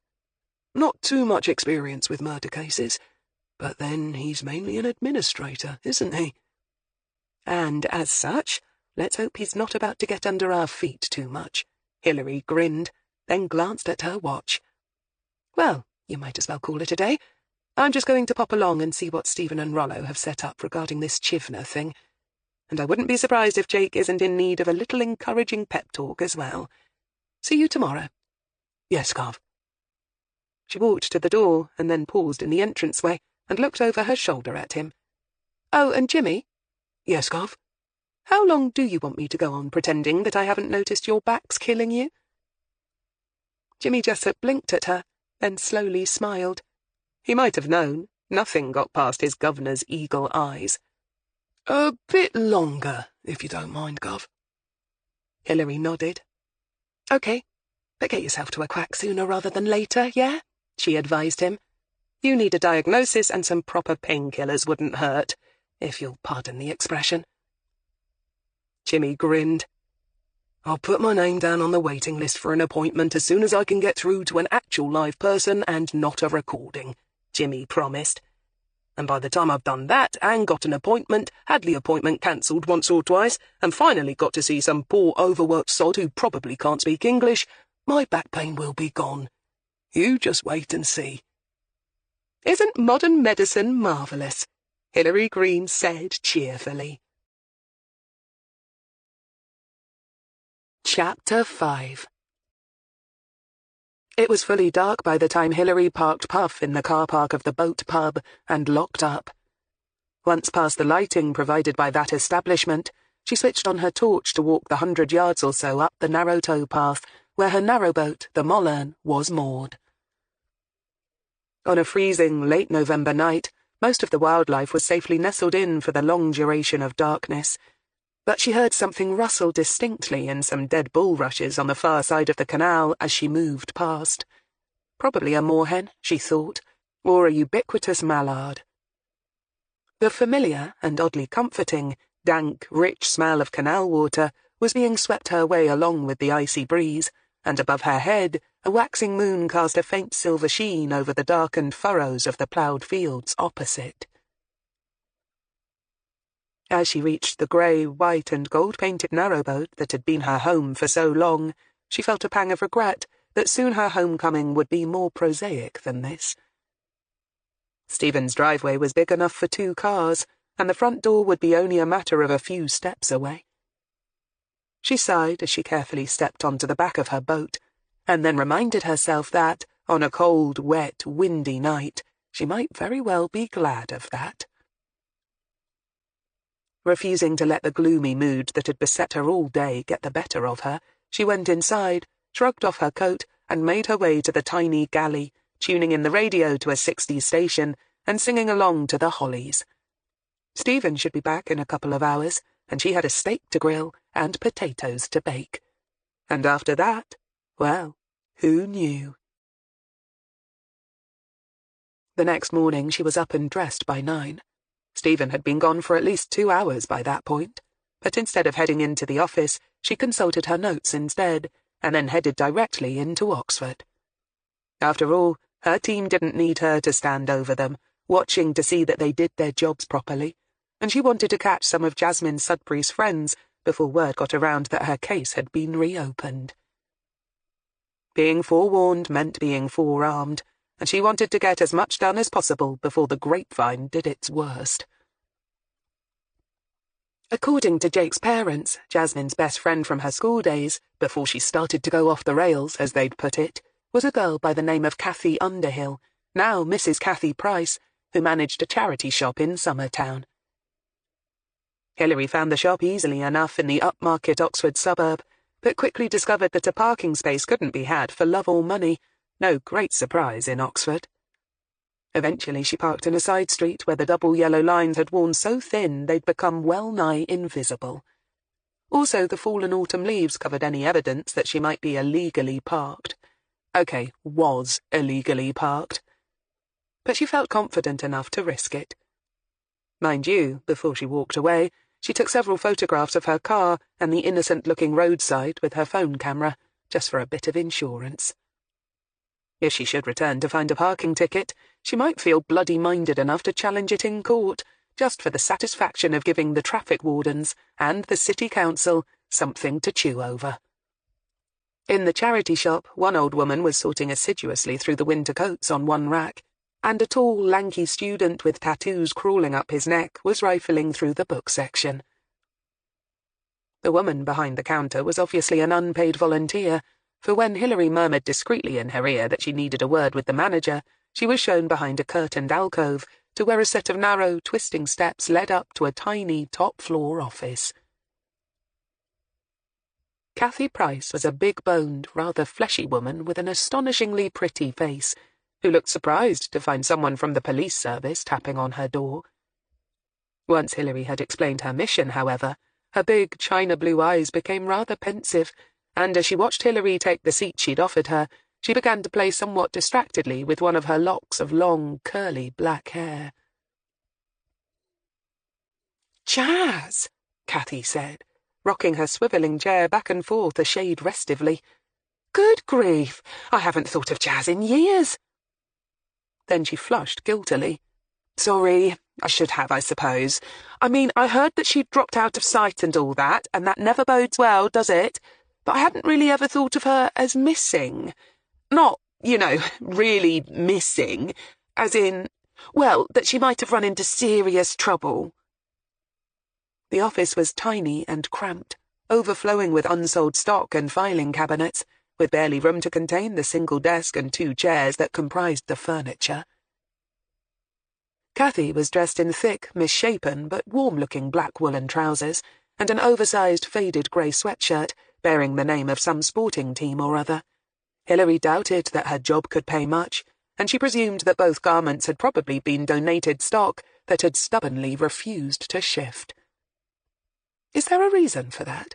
Hilary asked mildly, and when the younger woman looked at her, clearly puzzled, clarified, "For you not being really worried about her, I mean." "Oh, right, because she was the sort of girl who was always well able to look after herself, I suppose." Cathy paused, then gave a shrug and a half-smile. "When I heard that she hadn't been seen around for some time, I just assumed she'd gone off to the smoke, or maybe abroad." "But with the lifestyle she was leading," Hilary slipped in casually, "you must have wondered."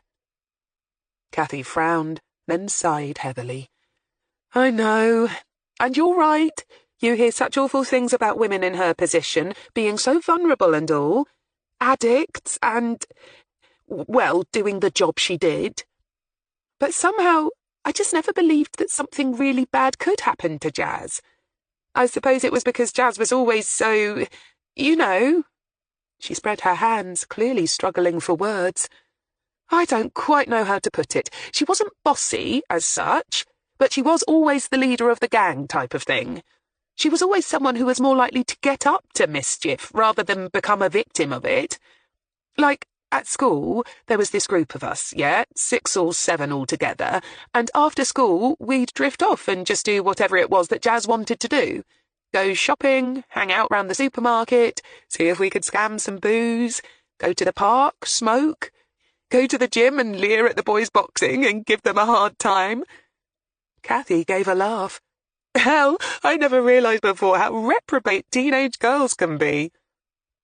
Hilary laughed. She'd been a copper for nearly 30 years. There wasn't anything about teenage girls that she needed telling about. So, Jazz was always top dog, she clarified.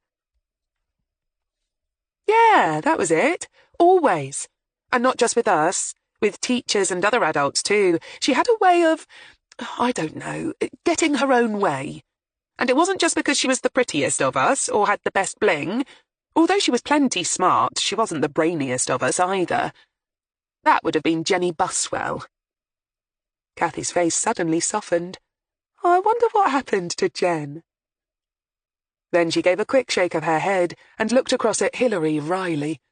Sorry, you want to know about Jazz, right? What was I saying? Oh yeah, she was top dog all right, but mostly because she was always the one with the most vim, you know? She was always vital and full of energy and ideas, and she just, I don't know, expected things to go her way, and so they just seemed to.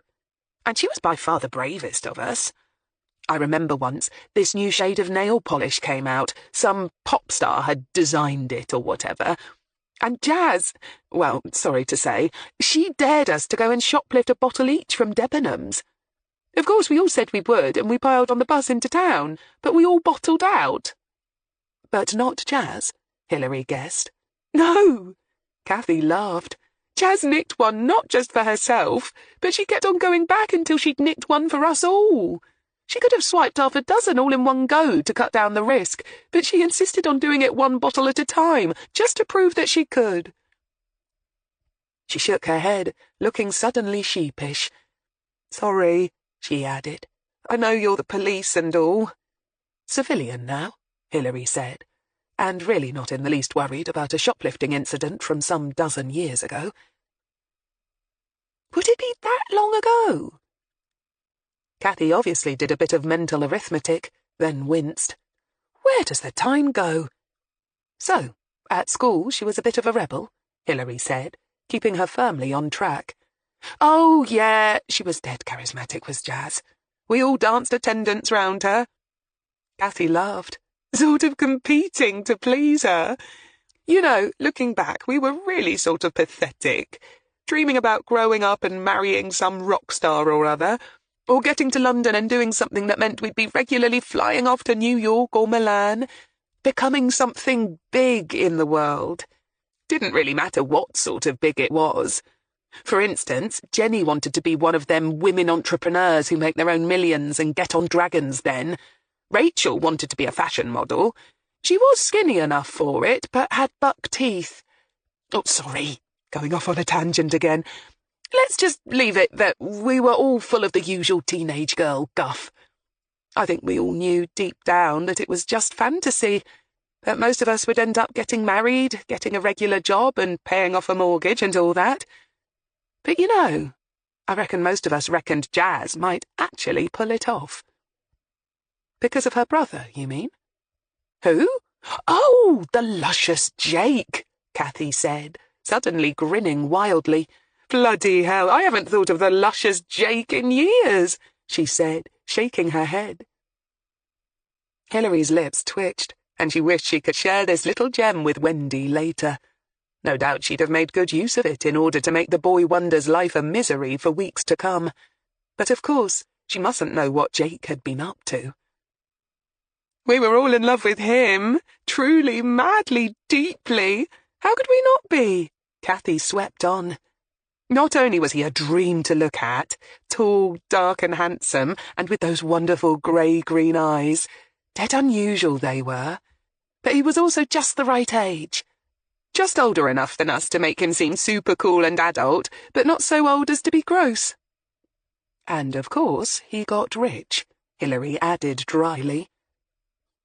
Cathy laughed and clapped her hands. Oh, hell yes! Lucky sod, making all that money so young. Naturally, we all panted after him, but he was strictly out of bounds, she added, giving a small sigh of regret even now. Oh? Oh, yeah. None of us dared make even a pass at him. He was strictly Jazz's property, and she'd go mad at anyone she caught trying to poach on her turf. Her brother? Hilary probed delicately. A bit off, that, wasn't it? Oh, he was never that. I mean, not her real brother. I mean, her mum was married to his dad, or was it the other way around? No matter, they weren't related by blood, so it wasn't incest. Oh, what a horrible thought that is. So, although she moved in with Jake and his mum when she was little, and she grew up with him, she never actually thought of him as a brother. Oh, no. Even when we were little girls, I mean like 8 or 9, she made it clear that he was special. Her special boyfriend. Ah. Cathy again spread her hands and laughed. I know, sounds precocious, right?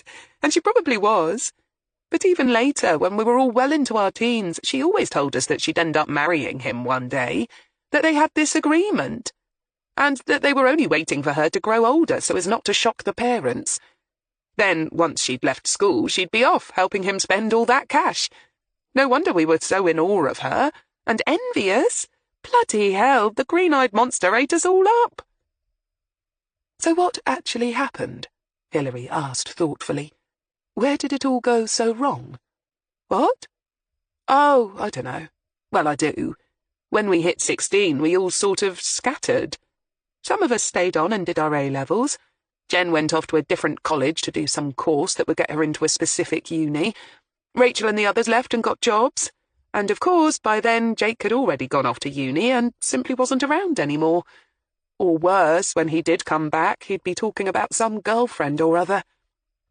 And Jazz? How did she take that? Jazz? I don't know. She never really talked about it.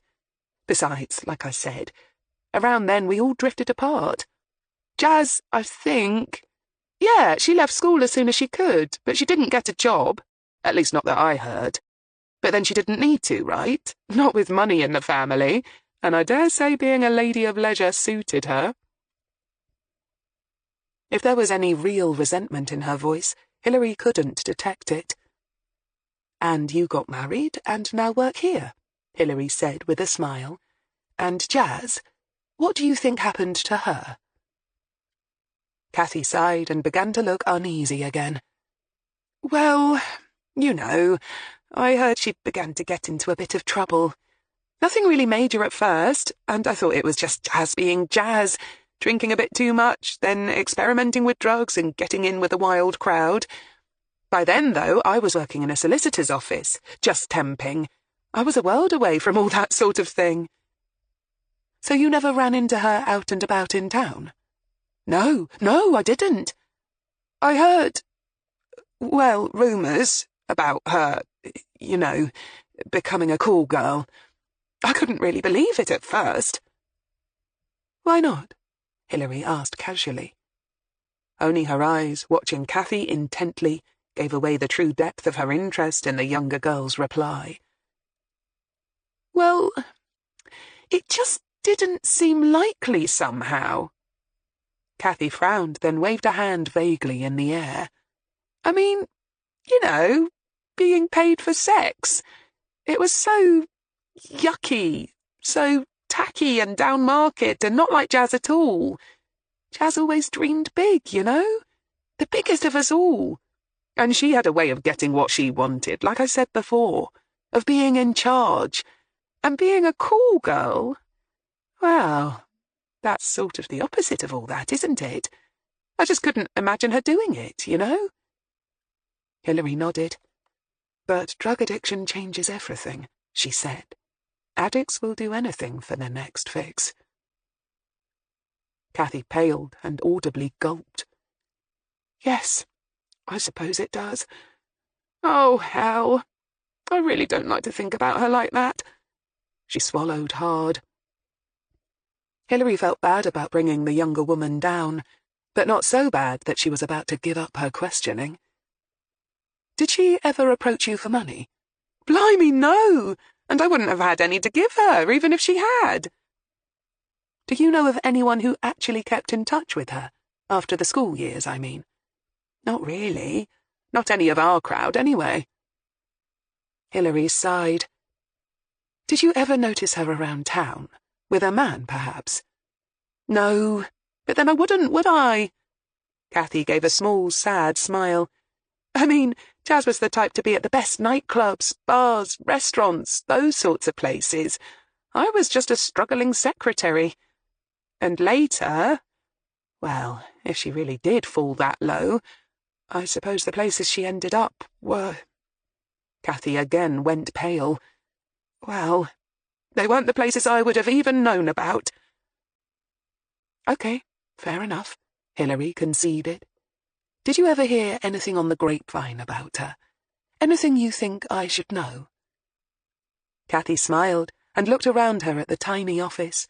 What grapevine? My world consists of my husband, a baby we're trying to conceive, and our little rented maisonette in Headington. I'd be the last to know anything. Hilary smiled, thanked her, and left. She was pleased to note that the VW's windscreen was free of any nasty official little notices as she got behind the wheel to head off to the next of Jazz Sudbury's friends. Not a schoolmate this time, but another good-time girl whom Rosemary, Jake's mother, had put her on to. In the early days, Cheryl Murray had often been seen at many of those nightclubs, bars, and fancy restaurants that Kathy had mentioned, and sometimes in the company of Jazz and the rest of the crowd who tended to go anywhere there were drugs and money. According to Jake, who'd done the bulk of the computer work in tracing his sister's friend's current whereabouts, Cheryl had eventually married a retired Costa con. She now spent her time city-hopping her way across Europe, shopping, gambling, and partying, and was currently visiting the UK in order to attend her little sister's wedding at the weekend. And the sister of the bride was forking out for a top London hotel reception for friends and family, and was currently booked in at the penthouse there. So, it was time to do a little gate-crashing, and see just what Cheryl could remember of the good old days. Whilst Hilary Greene headed for the bright lights and the pomp and circumstance of one of London's finest hotels, Wendy and Jimmy were in Oxford, trawling down a side street at the back of a bus station, chasing shadows.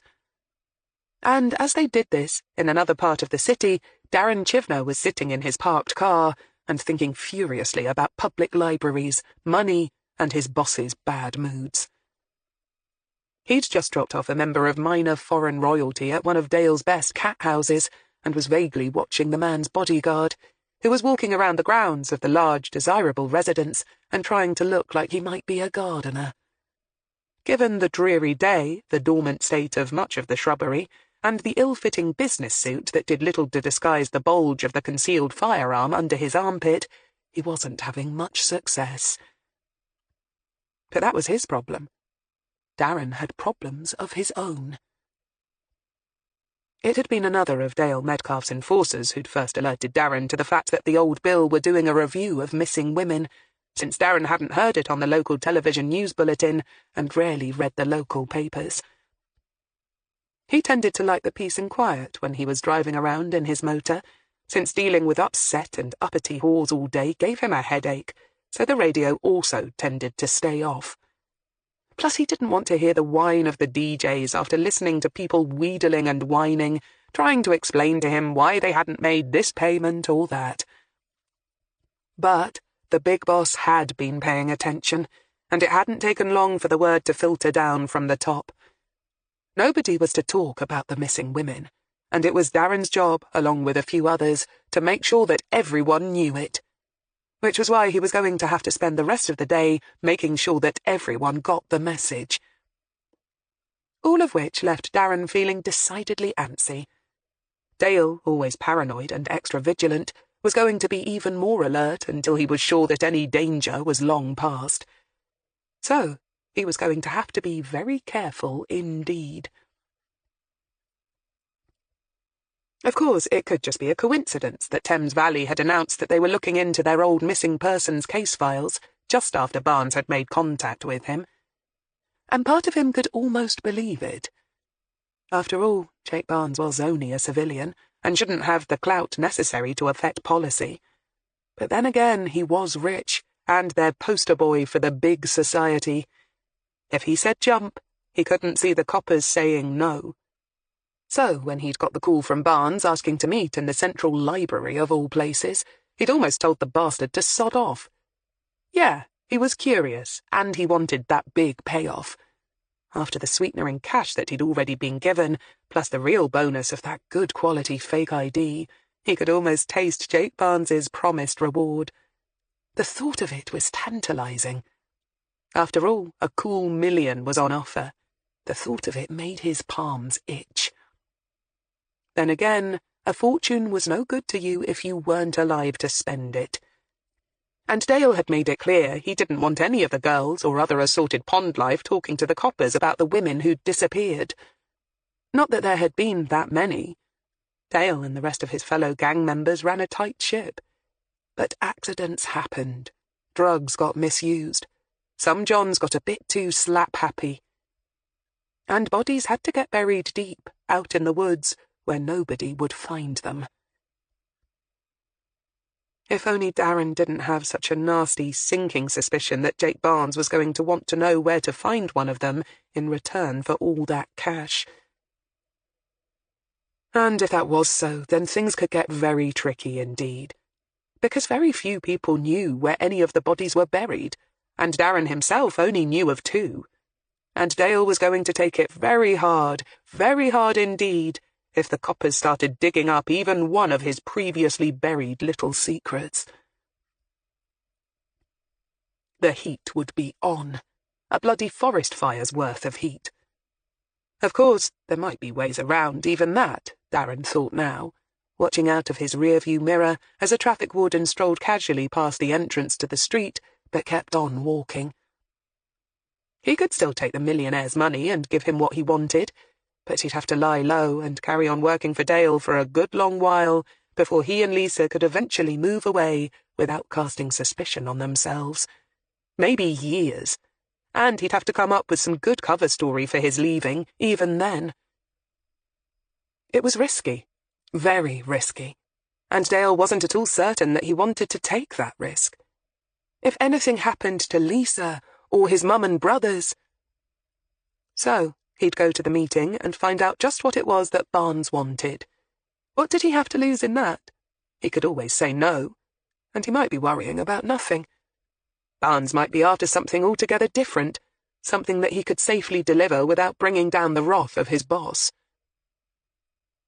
But if it turned out that he did want to know about one of Dale's buried secrets, well, he would have to think very carefully about that.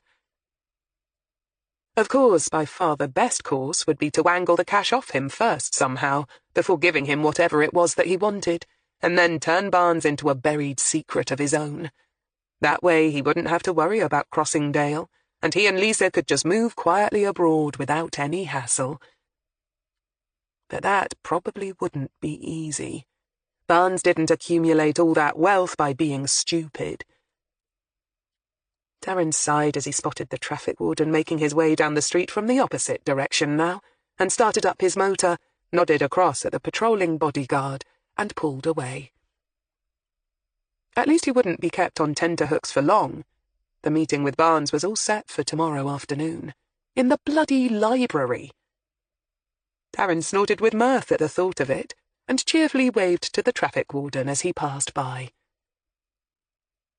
The poor old sod looked wet and cold and miserable, as well he might. For all that the Christmas lights and decorations were already beginning to appear in the shops, there was very little cheer to be had in an English winter. and the thought of living abroad in the sun with Lisa and lounging around a big blue swimming pool felt so good it almost hurt. "I think I know that girl," Wendy said in an appalled voice as they stepped into a dingy little cafe not far from Gloucester Green bus station. "I do! Bloody hell! I went to school with her!" she hissed at Jimmy. She sounded shocked, scandalized, fascinated and upset, all at the same time. Jimmy, whose feet were throbbing, merely grunted. They'd been doing the rounds for nearly 4 hours now, and his back was killing him. Hilary was right. He was going to have to go to the quacks. Ignoring it wasn't working. Whatever the problem was, it clearly wasn't going to go away on its own. He'd have to take another couple of aspirin with his cuppa. He glanced around the place with a jaundiced eye, automatically clocking the slim pickings. Already a so-called rag-and-bone merchant had spotted him and was sidling away from his table and making for the door. His speciality, Jimmy remembered from the old days, was fleecing the elderly of their knickknacks, paying peanuts, and flogging them at antique markets for eye-watering prices. But Jimmy wasn't interested in him. He was on the hunt for Metcalfe's people. But so far today, and just as predicted, nobody knew anything about anything. They hadn't heard, seen, overheard, or guessed anything about anyone. For all the pathetic women they'd talked to, their aggressive pimps, sad little junkies, and just ordinary members of the public who'd happened to be in the wrong place at the wrong time, nobody was willing to say anything, which meant the word was already out. But, as with anything, of course, there had been a few very minor and probably insignificant exceptions. A girl so addled on drugs that she'd obviously forgotten she was supposed to be deaf, dumb, and blind had mentioned something about one of Hilary's cases, the Lydia Allen girl. Nothing at all helpful, but he'd nevertheless pass it on to the governor when he could. And one pimp, a newcomer and probably not yet sufficiently plugged in to know how truly terrified he should be of Dale Metcalfe, had been a bit too loose with his lips, and confirmed that Lydia Allen had had a rep for liking the student boys. Which, again, was hardly news. But, apart from that, they had nothing at all to show for all their hard work. Now he'd come to the cafe, more in order to get a hot cup of tea and rest his bones for a bit, than because he knew that some of the more downtrodden, down-market trade liked to use this spot as a vantage point. Many of the girls sat in the windows and watched the London buses coming in, on the eagle-eyed lookout for a middle-aged businessman down for a conference, and maybe willing to play away. And indeed, as he'd pushed open the door, he'd had to step briskly aside for one of them, who all but raced out after a man with a suitcase who'd just got off a National Express coach. That was the point at which Wendy had hissed so dramatically in his ear. Now he looked across to where she was looking, and saw a girl who looked at least a decade older than his companion, with lanky brown hair, bruised-looking hazel eyes, and the familiar, skeletal frame of the dedicated crack cocaine addict. "That's Julie Pym, I'm sure of it," Wendy said again. "She was in my class for history, and French. I always thought she was going to be a chartered surveyor. We always ragged her about that. What the hell's she doing, like this?" Jimmy, who had believed that nothing could distract him from the twin throbbing agonies that were his lower extremities and the dull ache in his back, found he was wrong. That did it all right. "A chartered surveyor? Why a chartered surveyor?" he asked. It was not, in his experience, a career choice many women coveted. "Oh, her dad was one," Wendy said cavalierly as they stepped up to the counter and ordered 2 teas and a Chelsea bun for Jimmy. "Oh no, she's seen me! What do I do?" she hissed. Jimmy smiled and grunted. "This isn't a tea party at Buck House, lass. No need for social embarrassment here. We go and talk to her. That's what we're here for, isn't it? See if she knew any of our missing women." Wendy paled, but managed to smile wanly and nod. "Right. But... oh shit, what's happened to her? Last time I saw her was at our school leaving do. She'd got the grace to go to college and do a course. And I swear she was all set to get engaged to some bloke in the same company her dad worked for." Jimmy sighed and paid for their order. "Well, you can always ask her about all that as well," he said more gently. Sometimes he forgot just how young and inexperienced his trainee actually was. "What was her name again?" "Julie, and I can't ask her that," Wendy muttered under her breath. But it was too late. Jimmy was already heading to the table where Julie and 2 other girls, similarly old before their time and also as thin as blades of grass, were sitting.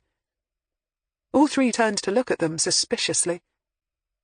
And Wendy could see by the defiant and yet defeated look in Julie's eyes that her old schoolmate had also recognized her, and in the next moment would learn that she was working for the coppers. She didn't quite know whether to laugh or cry, or do both. In the end, though, as they began to talk, what Wendy Turnbull did was start to get angry. Very angry. Chapter 6. The hotel in Belgravia was swanky, high-class and high-maintenance, which made it a perfect match for Cheryl Murray. In the lobby, a vast Christmas tree was in the process of being tastefully decorated in gold and silver, and the hand-blown glass baubles alone, Hilary had guessed, probably added up to more than her yearly stipend. In her early 30s, but managing to look a decade younger, the wife of the now apparently retired bank robber had long, sable-brown, artfully waved hair and perfect makeup. Wearing an Italian designer-label trouser suit in a stunning caramel colour, matched with a silk-shot amber blouse, she looked back at Hilary with a mixture of caution, interest, and distaste.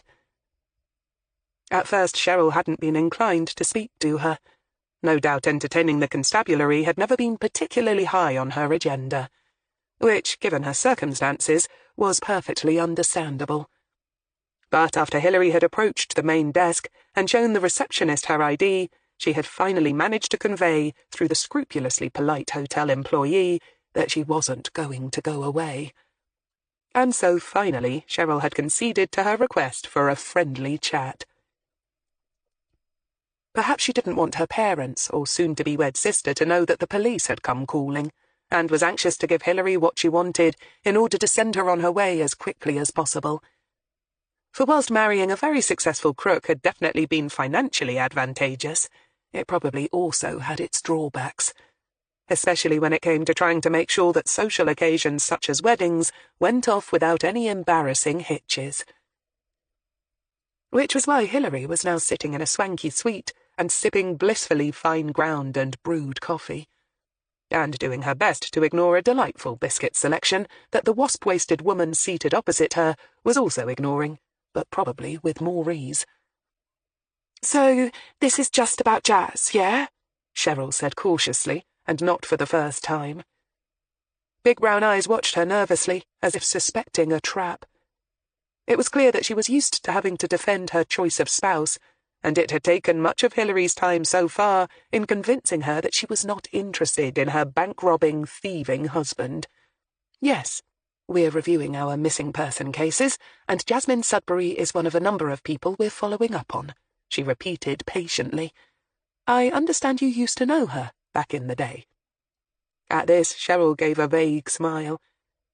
Clearly she was happy enough to answer questions that were apparently innocuous, for she leaned back in the chair a bit and gave a small sigh. Her shoulders relaxed just slightly. But Hilary wasn't fooled.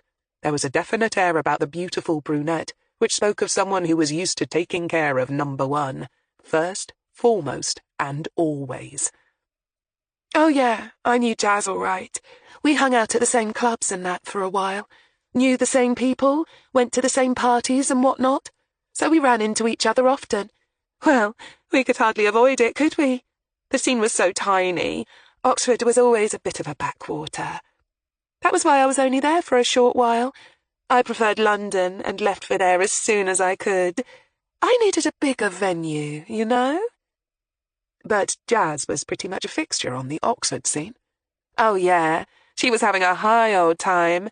A real party girl was Jazz, and she really liked stringing along the fellas too. You know, making them dance attendance on her. I think she liked that. Cheryl's eyes gleamed for a moment, but whether in respect or envy, Hilary couldn't quite make up her mind. I always thought it was a bit of a power trip for her. You know, making men fight over her. Wealthy men? Oh, yeah. Well, I mean, they paid for everything. The drinking, the dining, the dancing, the gambling, the recreation. Drugs, Hilary put in. Cheryl shrugged and smiled. Oh, I dare say. But I never did that sort of thing, she said with a perfectly straight face. Of course not, Hilary agreed, also keeping her own face perfectly straight. But Jazz did. Oh, yeah, I could see she was really starting to get into it. I warned her, mind. Don't think I didn't, Cheryl said, trying to look concerned, but somehow merely looking puzzled. I mean, I told her straight. Doing a line or two at a party is one thing, but getting really hooked. She shook her artful, lush head of hair. That's a mug's game. But you know, some people just won't be told. She thought she could handle it. Oh, yeah. But of course she couldn't. Nobody can they? That's why I was so careful. Hilary could believe it. If anyone was able to look after her own skin, it was this woman. So Jazz started to spiral down? Cheryl sighed and gave a what-can-you-do shrug. She started mixing and matching, experimenting, getting into all sorts of trouble. She was a real wild child. Oh, yeah, I reckon her family really screwed her up. Hilary blinked at this sudden but apparently genuine observation and quickly hid a wince. When writing up her notes later, she was going to have to be very careful indeed to ensure that Jake didn't get access to them. The man already had enough on his plate to cope with, without an extra helping of guilt. Oh? What was the problem, do you think? Hilary asked, careful to keep her voice casual. Were her parents too straight-laced, trying to keep her on a short leash? Or was it the other way round, and they just didn't give a damn? Cheryl shrugged, clearly bored by the subject already. But then Hilary got the feeling Cheryl was quickly bored with any subject that didn't have Cheryl at the centre of it. Oh, I dunno, she said crossly. She had a stepmum, of course, and I thought at first that might be at the back of it. I mean, Cheryl waved a vague hand in the air, and the huge diamond ring on one of her fingers caught the overhead lighting and shot off prisms of rainbow colours. Who wants a stepmother? It's so naff, right? Who can be doing with it? She paused, frowned slightly, then shrugged. But apparently Jazz got on all right with her, from what she said, anyway. It was her father who objected to her lifestyle, then? Did he ever cause her any real trouble? Cheryl shrugged. Well, he wasn't happy about it, I dare say, but I never clapped eyes on the bloke, and Jazz never complained about him. Suddenly her lips twitched in what was definitely not a very nice smile. No, I reckon it was her brother that caused her the most angst. He was certainly the one she talks about the most. For a moment Cheryl frowned, looking almost interested. None of us could ever make out whether she loved him or hated him. To hear her talk, he could be the greatest thing since sliced bread, you know? He made a lot of money young, apparently. Cheryl looked briefly chagrined. All us girls wanted to meet him, since to hear her talk he was as gorgeous as George Clooney, but younger. Well, you can imagine what we were all like. All us young girls, anxious to hook a big fish. She laughed. But Jazz knew what we'd have done, so she kept him to herself. She was savvy like that, really savvy. She wouldn't ever invite him to any of the parties we went to, but sometimes she'd badmouth him something rotten, said he was a liar and a cheat and a real letdown. Cheryl shrugged. But that was just Jazz. She never was exactly consistent. You heard what eventually happened to her? What? About her going on the game, you mean? Yeah, I did. Mind you, I was in London by then. I'd just met Larry. But Hilary wasn't interested in her great romance with her gangster lover and kept her firmly on track. Did that surprise you? Jazz becoming an escort? Nah, not really. You get a drug habit, you need to pay for it. How else is a girl going to do that? But her family had money, Hilary pointed out. Didn't you expect them to come through for her? Cheryl frowned, clearly never having considered that. She thought about it for a moment, then shrugged. Her brother had money, not her parents so much. Even so, surely he'd have kept her in funds. From what you said, it sounds as if they were close. From what she'd learned from Jake, Hilary knew that he'd been too wise to help his sister feed her habit. But Cheryl wouldn't have known that, and for all her unattractive, self-serving attitude, she had clearly been an observant and intelligent onlooker, and she desperately wanted to know what her take on it all had been. Cheryl sighed. She was fidgeting about on the chair, clearly wishing that the interview was over. But Hilary wasn't in any hurry. Instead, she just looked back at her, patiently waiting. Cheryl sighed again and forced her mind to the task in hand.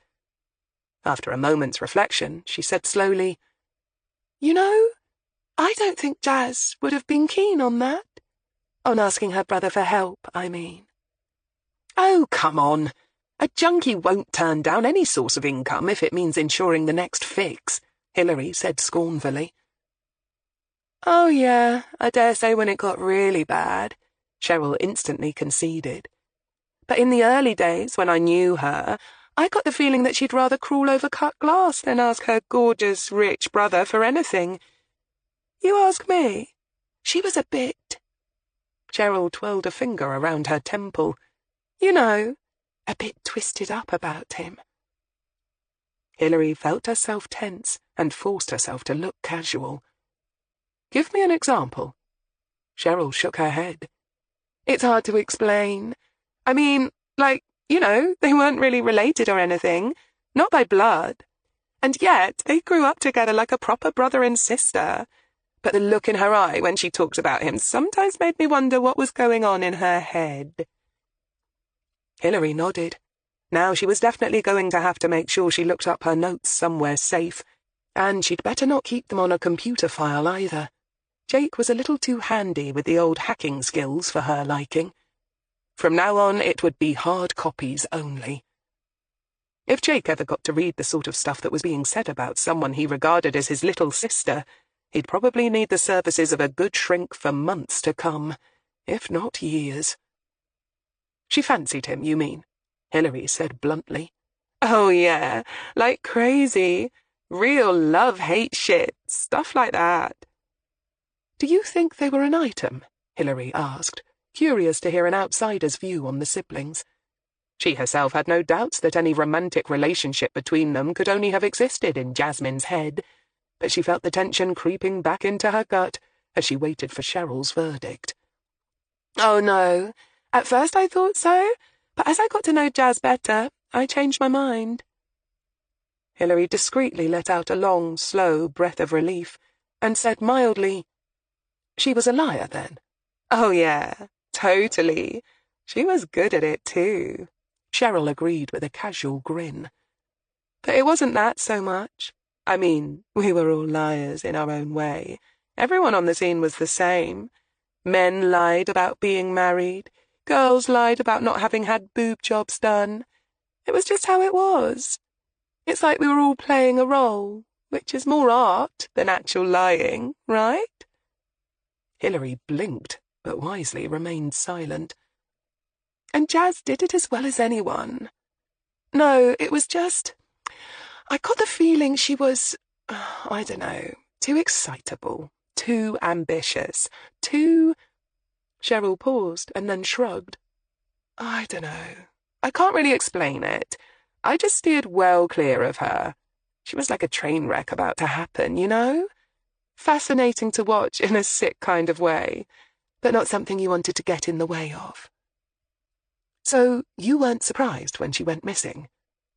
Until you showed up, I didn't know that she had, Cheryl shot back. I was in London by then, like I said. I lost touch with the old gang. In other words, Hilary interpreted quickly, they were no longer of use to her, and thus were of no consequence. "Did you know Dale Metcalf?" Hilary asked brutally, and instantly Cheryl's face changed. "Sure, I knew who he was, but I never had anything to do with him," she said coldly. "He was dangerous. I kept well out of his way. In fact, one of the reasons I wanted to get away to London was to avoid him and that gang of thugs of his. No way was I going to be recruited by him. He had a way of not taking no for an answer. Is that what happened to Jazz? He got his paws on her? Poor cow."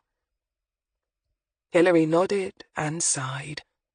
Curiously enough, she believed Cheryl when she said she'd avoided Dale Metcalf and his outfit. With anyone else, she might have thought that they were lying. After all, the kind of life that Cheryl had been leading back then was almost guaranteed to ensure that their paths would cross regularly. But Cheryl was clearly the sort of girl who'd had her big brown savvy eyes wide open, even back then, when she was nothing more than an ambitious teenager. And she'd obviously quickly learned how to navigate the shark-infested waters without getting bitten. Time to try a different tack. Was there anyone back then that Jazz was particularly close to? What, a boyfriend, you mean? Boyfriend, sure. Or any female friends? Hilary wasn't fussy. Nah, Jazz had a lot of men on his string, like I said. But I think with her, she was totally strung up on her big brother, so that pretty much ruled out any real significant male in her life. And Jazz wasn't the kind to share with other women, you know? I mean, she was friendly enough with the girls on the scene, but she was never the type to share secrets or get all girly and BFF with anyone. Hilary sighed. Great, another dead end. So, you have no idea who she might have turned to, for a place to crash, or for someone to lend her a helping hand if she really needed it? Nah, sorry. Cheryl Murray opened her big brown eyes extra wide. We just weren't that kind of crowd, you know? Hilary did. Back at HQ, Wendy and Jimmy were back in the communal office and busily typing up reports on their fruitless trawl of Oxford's mean streets. Wendy, it had to be said, was faster on the keyboard than the ex-sergeant. It was Jimmy who noticed Hilary first and looked up as she poked her head around the door. "Hey, troops, how's it going?" Jimmy grunted. Wendy sighed. "Like that, huh?" Hilary said with a grin. "Oh, Gov, all those poor girls," Wendy said, leaning back in her chair and glaring at Hilary balefully, as if everything wrong with the world was all her fault. "I never realized how, well, normal they are." Hilary blinked and gave Jimmy a puzzled glance. The old man grinned.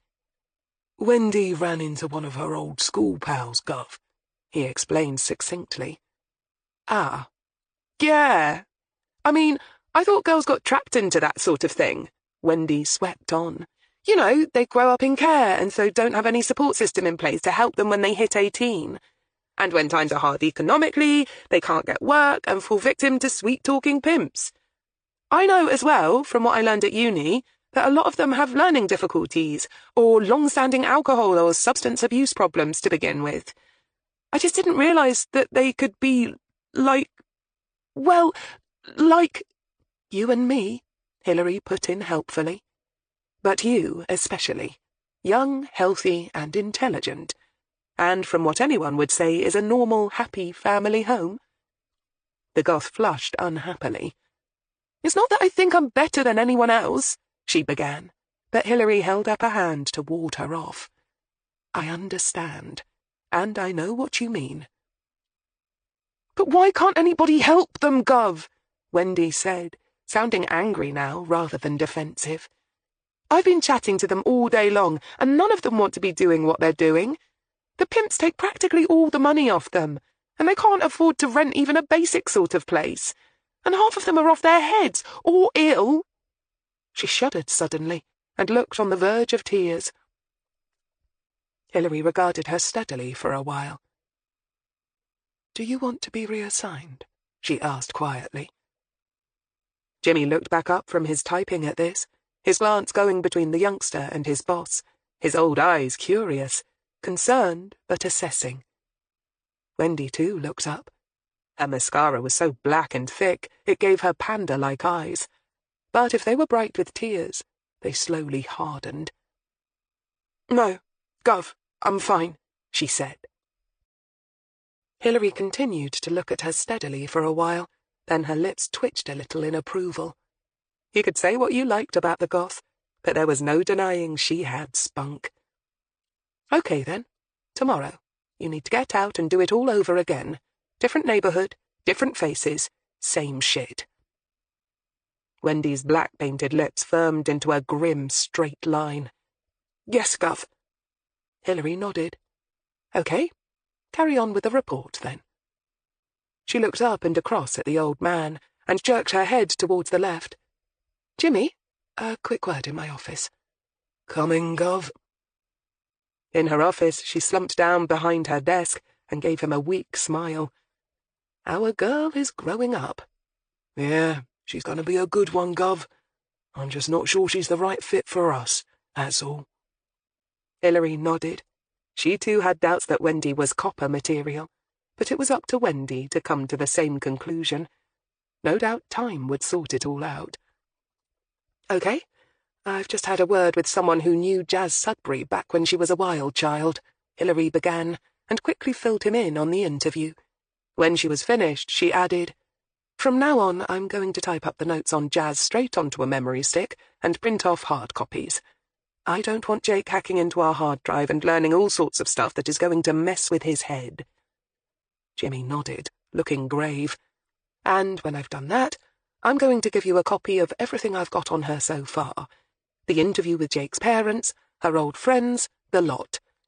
I want you to take a second look at it for me. See what you think." "Gov?" Jimmy said. He was willing enough, but looked slightly puzzled. He'd never known Hilary Greene ask to be second-guessed. As if sensing his uncertainty, she grinned wryly. "I just want a second opinion, that's all," she said carefully. "A second pair of eyes on it won't hurt." In truth, she wanted to see if Jimmy, as old and seasoned a hand as herself, got the same reading on things that she did. She hoped not. She might, after all, be worrying about nothing. She might just possibly be adding up 2 and 2 and getting 5. But she didn't think so. Jimmy looked at her thoughtfully for a long moment, then slowly nodded. "Okay, Gov. And how is Jake doing? I haven't seen him around much. The two bosses seem to have him well in hand." Hilary smiled. "By the end of the week, we'll be down to just the one boss," she reminded him. Although she knew it was coming, it still felt odd to her to realize that Stephen would no longer be the man she reported to. She shook off the thought angrily and forced herself to concentrate on the matter in hand. Jimmy needed to be kept in the loop if they were to avoid any snags, and she'd long since determined that business and personal issues were to be kept strictly compartmentalized. But yes, they're arranging for him to meet with Darren Chivner again. She swept on. This time, though, he'll be properly covered and will have eyes and ears on him at all times. Jimmy whistled through his teeth. He didn't need telling this could be a risky strategy. With a clever thug like Chivner, you couldn't afford to be lax. It only took the blink of an eye for a concealed knife to be whipped out and buried in someone's ribs. "You think anything will actually come of all this?" he asked a shade skeptically. "Who knows?" Hilary said. "Metcalf's been around a long time. Plenty of coppers have tried to topple him and failed. And Stephen hasn't even got his own team up and running yet, so the whole thing has got a flying-by-the-seat-of-our-pants feel to it. The timing could hardly be worse. On the other hand, this opportunity with Jake and Chivner is too good to miss. And you know what they say about looking gift horses in the mouth? We'll just have to wait and see what develops." "When's the meeting?" Jimmy asked. "Tomorrow afternoon, so none of us senior management will be in," she said, with a definite twinkle in her eye now. "You'll just have to hold the fort for a couple of hours. Keep Wendy out of trouble." Jimmy grunted. "So, Did you and Wendy get anything at all from your day of pavement pounding? Not a lot, Gov. Everyone's being as tight-mouthed as the proverbial aquatic bird's rear end. Metcalf's obviously got the word out all ready to play dumb. We just got one or two useless tidbits on one of your cases, actually. Lydia Allen? He related what little he'd learned, and Hilary nodded. Yeah, that ties in. Her mother said that she had this fantasy about meeting a wealthy student. She sighed. So it makes sense that she would have specialised in the colleges. A lot of Metcalf's girls would have been taught how to target the wealthy male students, especially the ones from overseas. They tend to be more impressed with that sort of thing than our homegrown lot, or so Vice tell me. I'll start checking that aspect out when I get the chance. Mentally, she added it to her to-do list. Right, I'm off to see her former flatmate. According to her mother, they didn't get on. Jimmy nodded. Anyone we know? According to Vice, she's gone on to be something big in the S&M scene. A proper Madame Whiplash, from what I can tell. A real specialist. Jimmy grinned. You get to meet the most interesting people, Gov. Want to come with me? Jimmy patted his chest over the area of his heart. Not sure I could stand the excitement, Gov, he grinned. Then he stood up and all but yelped as a spasm of pain shot up his back. Hilary shook her head sorrowfully and theatrically tut-tutted. Jimmy said something unprintable under his breath and left. And after dealing with her emails and typing up her report on the Cheryl Murray interview, Hilary did the same. This time she drove towards the Oxford suburb of Osney Mead. And if the ageing Volkswagen thought that this was a definite come-down after his brief interlude parked under the cherry trees of Belgravia, he kept it to himself.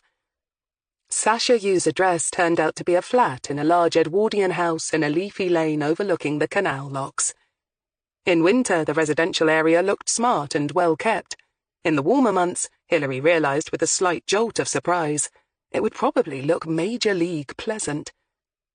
The surrounding gardens belonging to similar houses were all large and full of planting, and even in the streetlights of the approaching November evening, the evergreens shone lushly. In daylight, there might even be some rural greenery showing elsewhere, since they were on the edge of the city. As she climbed out of her vehicle and looked around, she noticed the great number of parked cars meant that most of the area's inhabitants were at least two-car families, speaking even more conspicuously of comfortable lifestyles. Which rather begged the question, what was an escort girl doing living here? From the files, she knew that it was not the same address as the one she'd once shared with Lydia Allen before her mother had reported her missing. And had Sasha Yu not still been known to Vice, Hilary would have assumed that the girl had got out of the game and had found herself a wealthy sugar daddy. As she approached the house, she noticed some minor signs of wear and tear. The paint could have done with a little touching up on the windows and the main door, and the gardens, although full of laurels, weren't particularly tidy, and some hardy weeds had sprouted up on the paved path to the door. As Hilary made her way to the main entrance, she noted that in some of the neighbouring houses, with December only 2 days away, some people had already put up colourful Christmas lights, and on 1 or 2 doors, holly wreaths festooned with red ribbons had also been hung. Hilary scowled at them. It was one of her pet hates, how Christmas seemed to be forced down her throat earlier and earlier nowadays. Shops started stocking up in September, for pity's sake, and the citizenry was gradually being cajoled into getting excited about the so-called season of goodwill practically before the clocks went back. And all because the retailers were anxious to get you to part with your money, to buy presents and gifts for relatives and friends you hardly ever saw at any other time of the year, and which they probably neither wanted nor needed, let alone appreciated. And then there was the price hike in chocolates, which really made her see red. She forced herself to stop channeling her inner Grinch and rang the bell. Nothing happened for quite some time, then a female voice came over the intercom. It sounded sleepy, wary, and curious. "Yes, you sure you got the right address, love?" Hilary blinked, rather wrong-footed by the friendly question, and then instantly sensed eyes on her, of the non-human variety. Knowing that somewhere in the porch entranceway a camera had to be on her, she kept her face obstinately angled forward, and even dipped her chin a little. Not that it mattered if her face was seen or even recognized. It was just a copper's instinct to be cautious. "Yes, I'm here to see Sasha. Sasha Yu," Hilary said firmly. "Of course you are, love." The voice now sounded knowing and warm, almost amused. And Hilary knew why. Whoever was on the other end of the video screen was assuming she was a customer. The truth had finally dawned.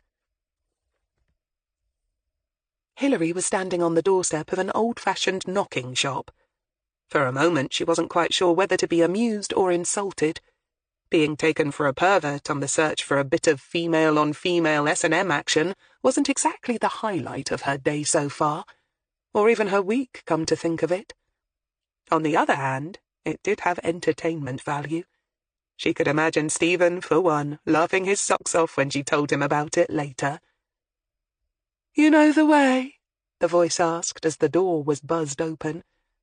Of course, Hilary lied nonchalantly and slipped inside.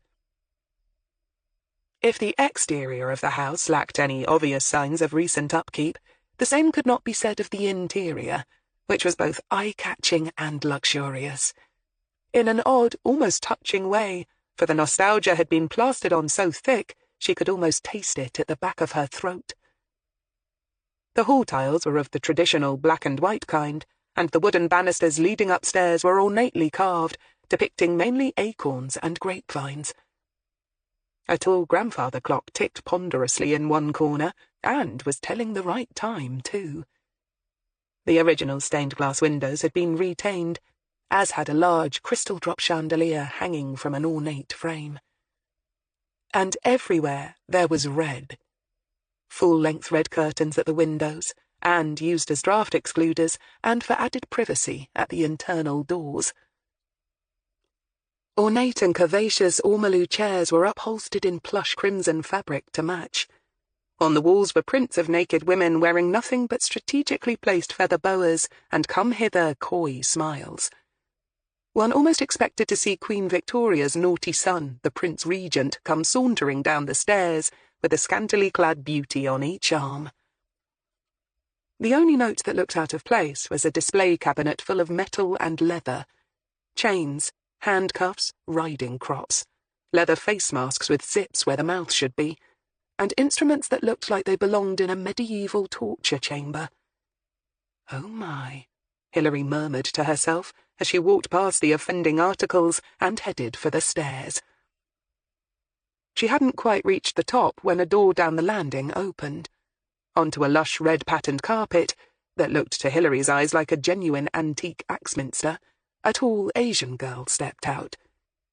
She was totally eye-catching at nearly 6 feet tall, and had a slender, almost boyish figure that was currently clad in a tight-fitting leather bodysuit, cut high on the thigh and low at the bust.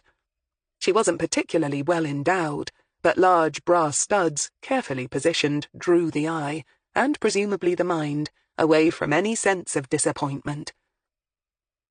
Her hair was truly amazing, long, jet black, shimmering, straight as water, and falling very nearly to her thighs. She stood in the doorway, flicking back impatiently a strand or two of that amazing hair, her black eyes watching Hilary with a narrow, cold look. "I don't know you. You have no appointment." The accent was totally English, but the staccato and slightly awkward delivery of the statements sounded distinctly Chinese. Play acting. Hilary smiled and held out her ID. Sasha Yu glanced at it, sighed elaborately, sneered, and then reluctantly beckoned her inside. And instantly, Hilary felt the hackles on the back of her neck stand to rigid attention. A cold hand seemed to press against her lower back, and for a second she had to fight the urge to run. This sensation, near paralyzing as it was, wasn't totally new to her, and by force of will, she was able to keep her expression neutral and carry on walking. But she was now on high alert. because she had experienced what she was feeling now only a handful of times before in her life, and always it had warned her of real and present danger. She'd first felt it when still in uniform, and she and her partner, a 20-year veteran, had been called out to what had seemed to be a routine domestic, a woman with a black eye, a drunken husband, and, as it turned out, a seriously out-of-his-head-on-cocaine lodger who, for some reason, had decided that he wanted to kill someone. Copper, landlord or landlady, it hadn't appeared to matter. And when he'd suddenly popped up from behind the sofa where he'd been sleeping off his fix, she'd taken one look at him and felt what she was feeling now. Luckily, her partner had been a big man and had been able to subdue him, with the help of not only Hilary, but, as it turned out, the husband and wife as well. It had been Hilary's first lesson of how someone crazed on drugs seemed to acquire near superhuman strength. The same feeling had engulfed her years later, when she'd had to visit a mental patient in a secure facility. Although there had been no physical violence on that occasion, Hilary's skin had almost literally crawled. And finally, about 10 years ago, she'd experienced the same atavistic sense of apprehension when she'd been interviewing a member of the public about a brutal rape. They hadn't brought that rape home to the man who'd raised her hackles, but years later he'd been convicted and sent down for life for murdering his sister. And now the feeling was back. So, as Sasha Yu shut the door behind her, Hilary Greene was already turned to face her and balancing lightly on the balls of her feet. She carried no weapons, of course. She wasn't permitted to. And she was aware that her heart was beating slightly too fast, and that the sudden tension she felt was making her feel slightly sick. But it was too late now to remember the reason why coppers should always go about in pairs. Besides, even if she had had Wendy or Jimmy with her, she'd be more worried about taking care of them and ensuring their safety than relying on them to help her out. Wendy would have been too young and innocent to know how to help defend herself, and Jimmy, who'd certainly know how, and would probably be getting the same vibe as herself, would be too old, and with his current back pain, too frail. Sasha had very good body tone, and her biceps on both arms looked remarkably firm. Here was a woman who liked to keep fit, was maybe into martial arts, and who certainly knew how to wield riding crops and whips all right. And, unless Hilary's internal radar had lost it completely, was a stone-cold psychopath. "So, what do the coppers want this time?" Sasha drawled with a playful smile. She was wearing dark red lipstick and had small, charming white teeth. But whilst her mouth smiled, her eyes had a flat reptilian coldness to them that made Hilary's mouth go dry. "Just a few routine questions, Miss Yu." Hilary forced herself to sound polite and unimpressed. She might have just walked unknowingly into a spider's den, and a black widow at that, but she was no unwary bluebottle. However, she wasn't sure if she could take the girl in a straight fight, although she'd give it a bloody good go if she had to, so that meant playing it smart, and talking her way out of trouble. And the obvious way to do that, Hilary told herself calmly, was to appeal to the Madame Whiplash's own sense of self-survival, because she surely had one. Anyone who had managed to survive the kind of life that this woman had must have. "We're looking into some old missing person cases," she carried on smoothly. According to Jimmy, Dale Medcalf had already put out the word to all his minions that the coppers were nosing about, and that they were to keep quiet about anything and everything. And reminding her opponent of that fact would also remind her that her boss wouldn't be happy if she drew attention to herself by attacking a copper. She saw something, a flicker of disappointment perhaps, flit briefly across and behind the black, flat-eyed stare, and sensed, rather than saw, the girl give some sort of inner shrug. And Hilary felt her accelerated heart rate calm a little. "Oh," the Asian girl, parodying boredom, tossed her head, and turned towards a liquor cabinet, walking on 4-inch black heels to the drinks tray, and it was only then that Hilary felt able to take a brief look around her and suss out her surroundings. Her eyes went first to the only other egress from the room, a large sash window that looked out over the street below. It, not surprisingly, had a pair of long red velvet curtains framing it. There was a large 4-poster bed on one side of the room, complete with manacles attached at all 4 bedposts. The quilt, surprise, surprise, was made of red silk. "Drink?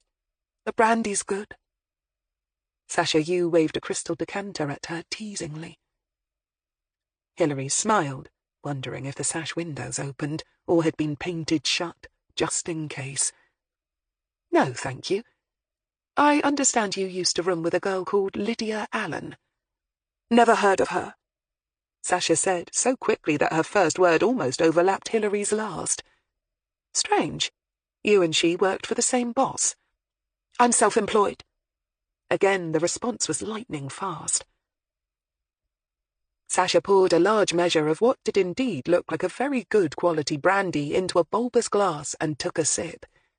She sighed elaborately in pleasure, then began to prowl the room restlessly, watching Hilary with an amused smile that did nothing to reduce Hilary's blood pressure. As she walked, she reminded Hilary of one of those big cats you sometimes saw at the zoo, a natural-born predator. She practically wafted and oozed decadence. And suddenly, Hilary got it. This whole setup must be aimed at high-end patrons with a really sick sexual deviancy. Men with money would pay highly to live out a fantasy like this. The old-fashioned brothel, set in a period house in a smart Oxford suburb. And knowing that there were all those normal plebs out there, going about their dreary day-to-day lives with no idea what went on behind these walls. What a kick that must give them.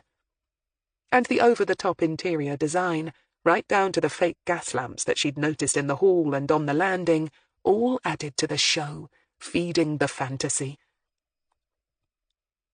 And then, of course, there were the girls, top-quality, professional and specialist, like Sasha. No doubt in other rooms Metcalf had installed girls who'd take the whippings and beatings rather than give them out, along with other girls who liked to dress up as nurses or strict schoolmarms, and who knows what else. It was the sort of house where anything went, and people could forget themselves and go over the top. It was the sort of house where a girl could get killed. "Lydia's mother seems to remember you well," Hilary said, watching Sasha closely, and she gave a mental nod. No doubt the brandy was the real deal, VSOP, aged and pricey. The gentleman who called on Sasha would expect nothing but the best. No doubt it was all included in the bill, as were the cigars Hilary could see spilling out of an antique humidor set on a glossy mahogany side table. "Don't know the lady," Sasha yawned extravagantly. "Now, if you don't mind, I have to finish getting ready. I'm going to a fancy dress party," she mocked, indicating her apparel with a sly hand. "You don't think I dress like this all the time, do you?" Hilary sighed. She was in no mood to play the straight man to Sasha's comedienne. "When was the last time you saw Lydia Allen?" she asked, careful to keep her voice neutral and flat. "Never saw her." "I'm told she preferred students. Did you and she go to any particular college in search of marks?" "Never been interested in academia." "Did she have any regular John that she was afraid of? Someone who strayed into your preferred territory, perhaps?" Sasha Yu's eyes flashed. "Don't mistake me for some simpering little victim, Mrs. Policeman Plod. I dish it out. I don't take it." There was real venom in the voice now, and the long, red-painted nails holding the brandy schooner suddenly tightened. And for a second, Hilary seriously and unashamedly contemplated making a run for it to the door. With every moment that passed, it was becoming more and more clear to her that this woman was seriously disturbed. It was no act, these teasing, taunting mood swings. It probably hadn't been for some time. Just when had the lines become blurred for her? When had she stopped being a woman playing a role and genuinely toppled over into madness? One thing was for certain. Having the services of a genuinely volatile Madame Whiplash must play really well for the more radical end of Metcalfe's clientele. She supposed that, in one way, this could only play to Dale Metcalfe's advantage. She could well understand why his clients, with the most severe wish for domination and subjugation, would flock to someone as damaged and dangerous as Sasha, a woman who genuinely hated the world, and probably men in particular. But that could be a dangerous game. If she ever lost control, a John could end up seriously hurt, or even dead. They'd surely have to keep a close eye on her.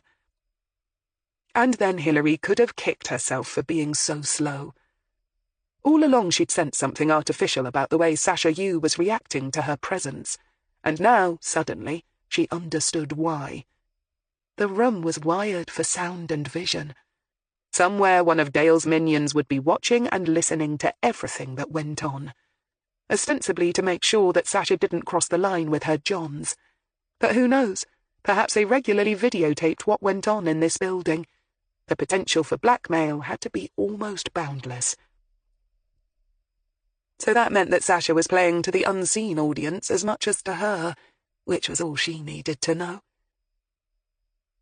"What do you know about any of the other missing girls, Sasha?" Hilary asked. "Don't know any missing girls." "Amanda Smallwood?" She tossed out the name of one of Jimmy's cases. "A mother of 2 small children. They miss her and want her back." "Oh, boo-hoo." "Jasmine Sudbury? Sounds like the name of a chocolate bar." "Rebecca Tide Harris." Sasha yawned again, but not before Hilary had seen the telltale tightening of her shoulder blades. Now that, Hilary thought with a brief flare of elation, had been a palpable hit. "You're boring me, Mrs. Policeman Plod. Why don't you go away now?" She gave Hilary a dismissive flick of her red-painted nails and walked casually to the window and looked out.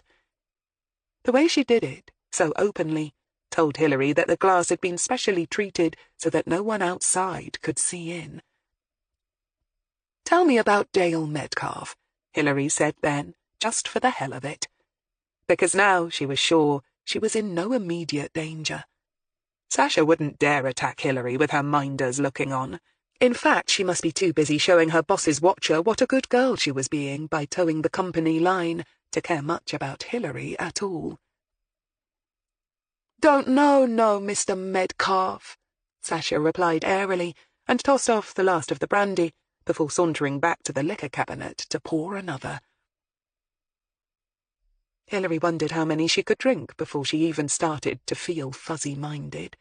She guessed it would be quite a few. Hilary, like most people, didn't like being frightened. It made her angry and made her feel ashamed. And right now she wanted some payback for the nasty time she'd just been through. Which was very human of her, but which could also, in this case, prove to be very useful.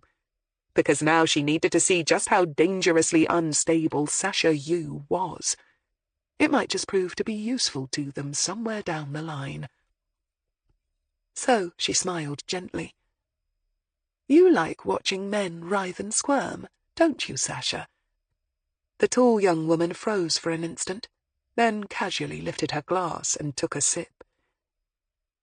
"That's what they pay me for," she admitted casually. "Nothing illegal in that, Mrs. Policeman Plod. We're all consenting adults here. You want me to give you a stroke or two with my favorite riding crop on the house," she purred. Hilary smiled. "Maybe later," she said, pleased to see that her flat-voiced response momentarily surprised and nonplussed the other woman. "I suppose they all have a safe word, though, don't they?" she carried on, making her voice sound thoughtful and just a shade regretful. "When they want you to stop." Sasha went very still. That must be very disappointing for you, because of course you do have to stop, don't you, Sasha? That must be so frustrating for you.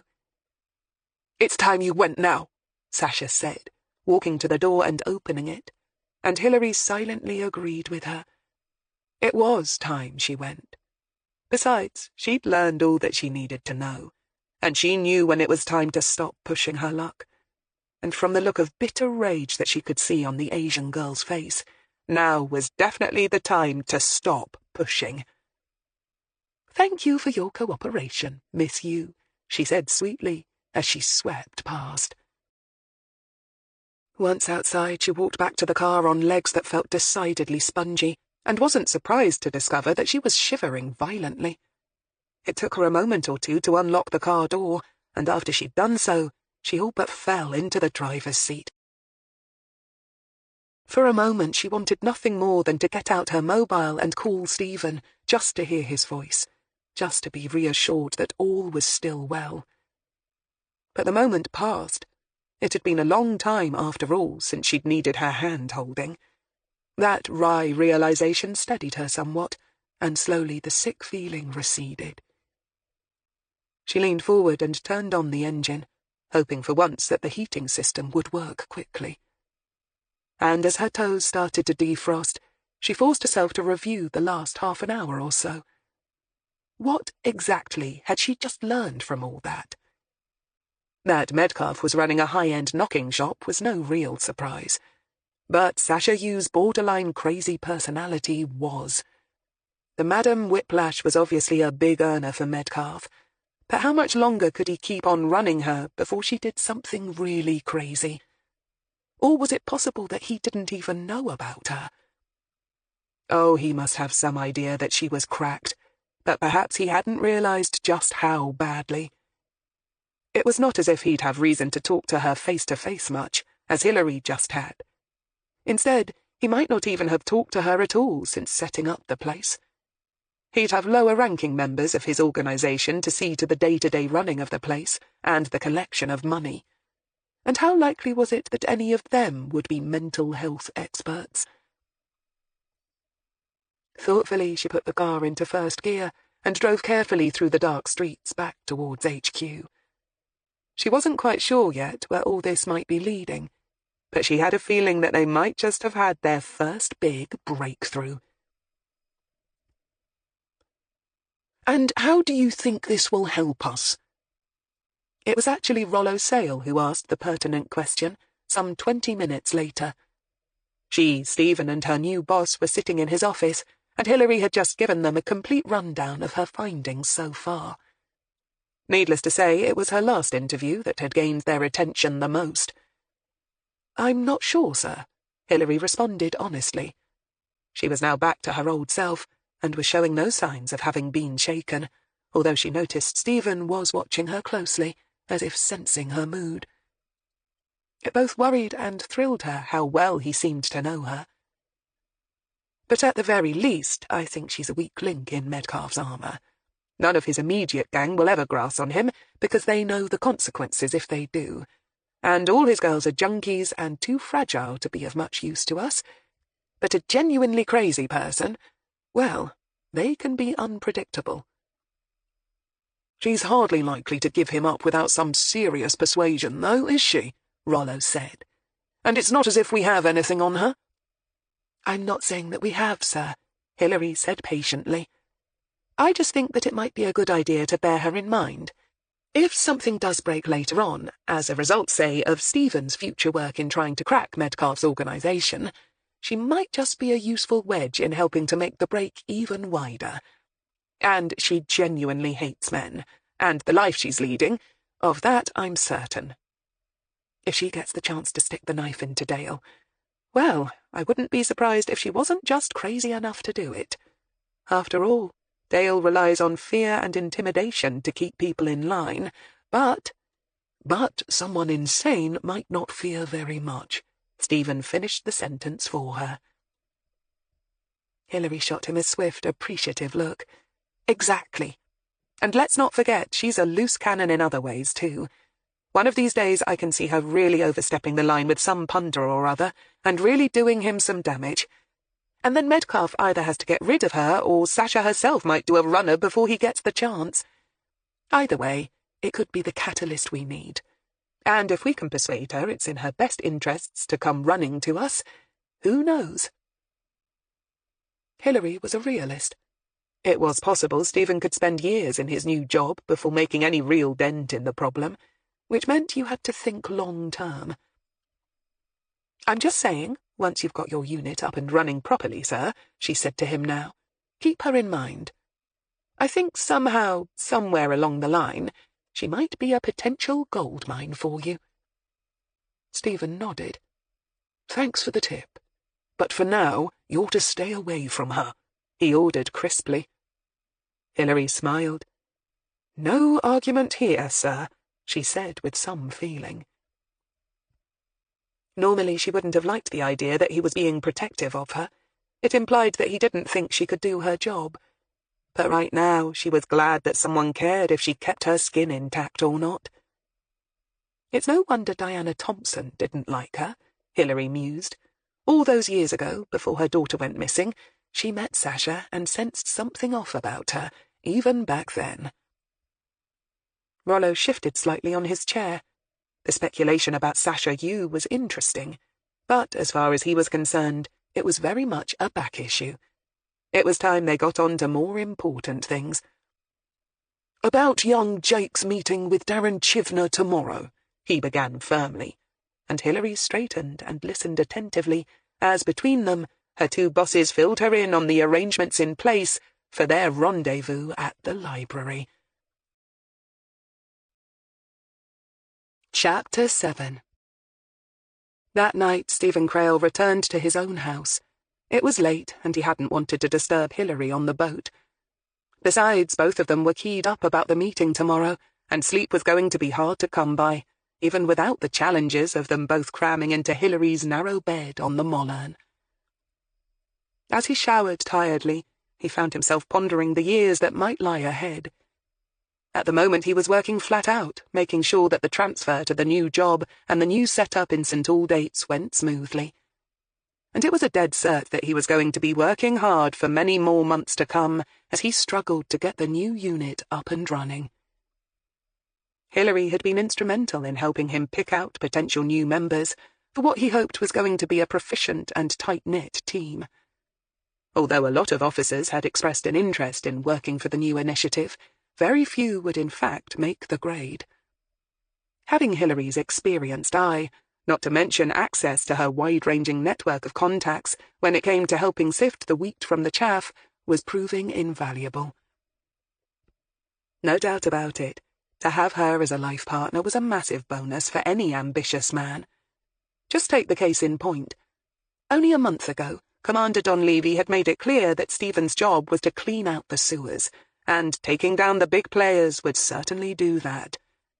And here he was, not even fully in the saddle yet, and already, thanks to Hilary's efforts, he might have a halfway decent shot of taking down Metcalf. Of course, Jake Barnes's unexpected input had started the ball rolling, but he was relying on Hilary to help him use the situation to at least give him a starting point in his coming war with the criminal kingpin. There was more to life than work, though, and as he slipped into his cold and empty bed, he lay for a moment staring at the ceiling. Hilary had been happy when she'd told him that she had managed to rent a year's mooring rights on the canal just 100 yards or so from where he now lay. Indeed, from the back bedroom of the house, they'd be able to see the Mollern once the narrowboat was in situ. And, as she'd said, it would be an absolute doddle for her to move home. There'd be no need to hire a van, and hardly any extra costs would be involved. She'd simply moor up practically at the bottom of his garden, and move bit by bit over a week or so. And then he wouldn't be lying in this large bed all alone, and she'd have the chance to get used to the luxury of all the space his large and comfortable home provided for them. And, as much as he loved spending weekends on the boat with her, and the odd overnight stay, there was no getting away from the fact that the narrowboat could feel a bit confining. Not that he'd ever be so stupid as to tell her that, knowing how well she and her home seemed to fit one another. But wasn't that part of the problem? He stirred restlessly on the bed, turning over and sighing grimly at the early hour depicted in green lighting on his digital alarm clock.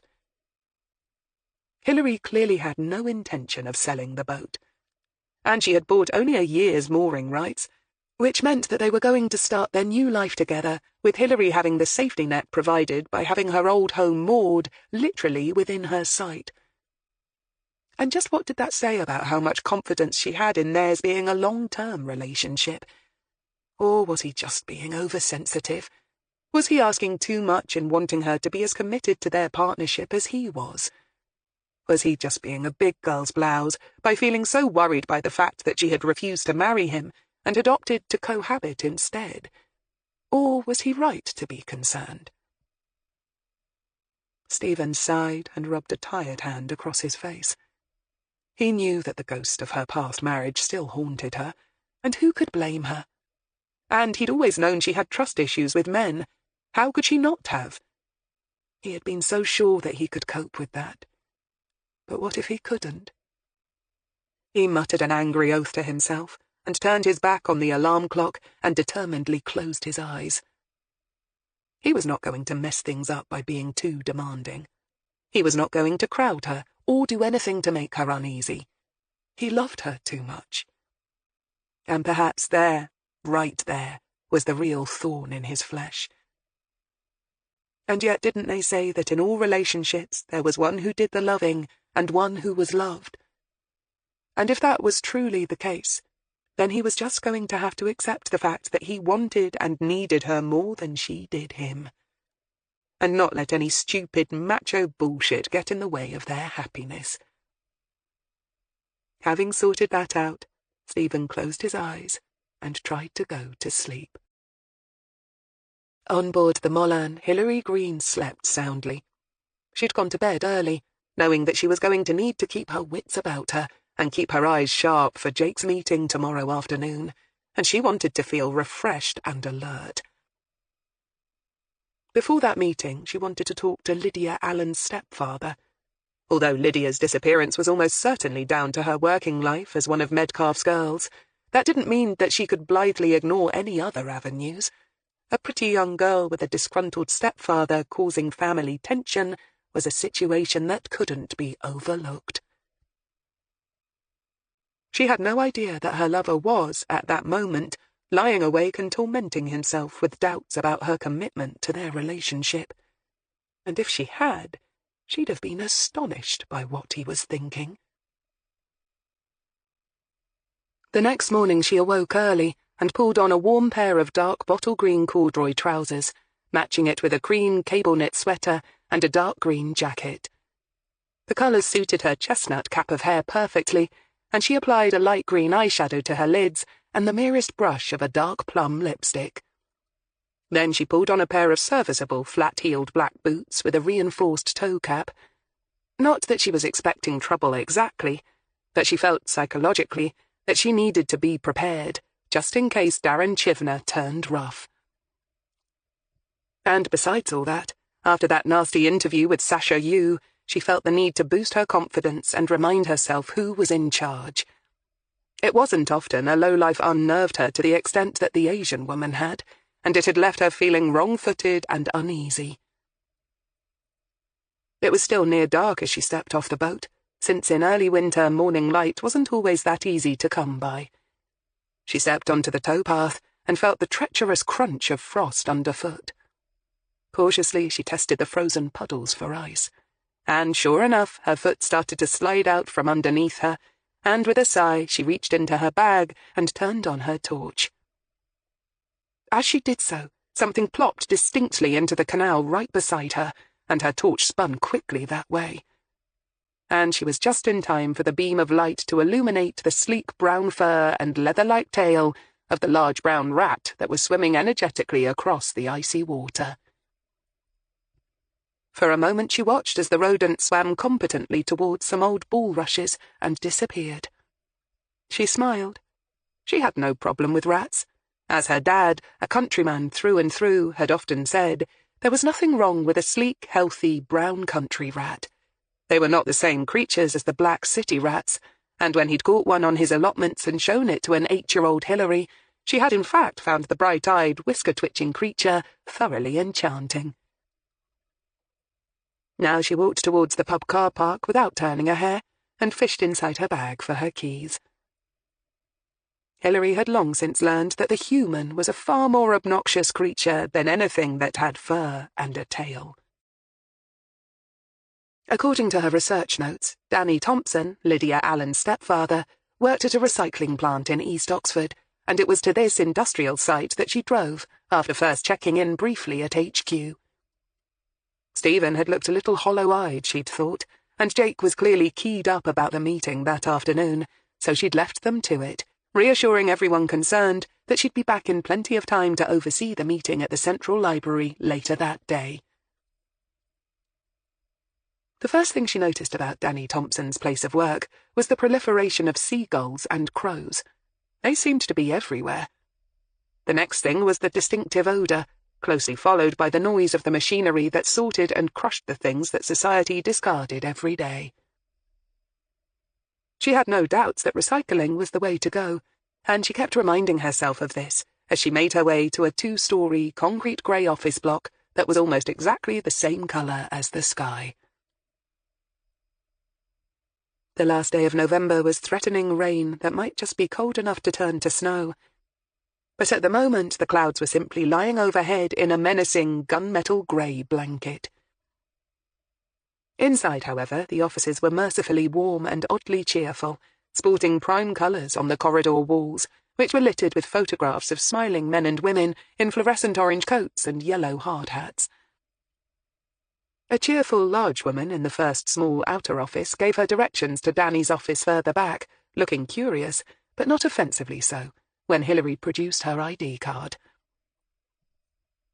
Danny Thompson turned out to be a tall man with a muscular body that was just starting to turn to fat. He must be in his early 50s, Hilary guessed, but still had a head of thick blonde hair and pale grey eyes. A good-looking specimen, his jaw was impressively square, and he looked puzzled by her ID, invited her to sit, and at once offered her a mug of coffee, which she accepted. Hilary very rarely turned down coffee. As she sat, she did some swift mental calculations.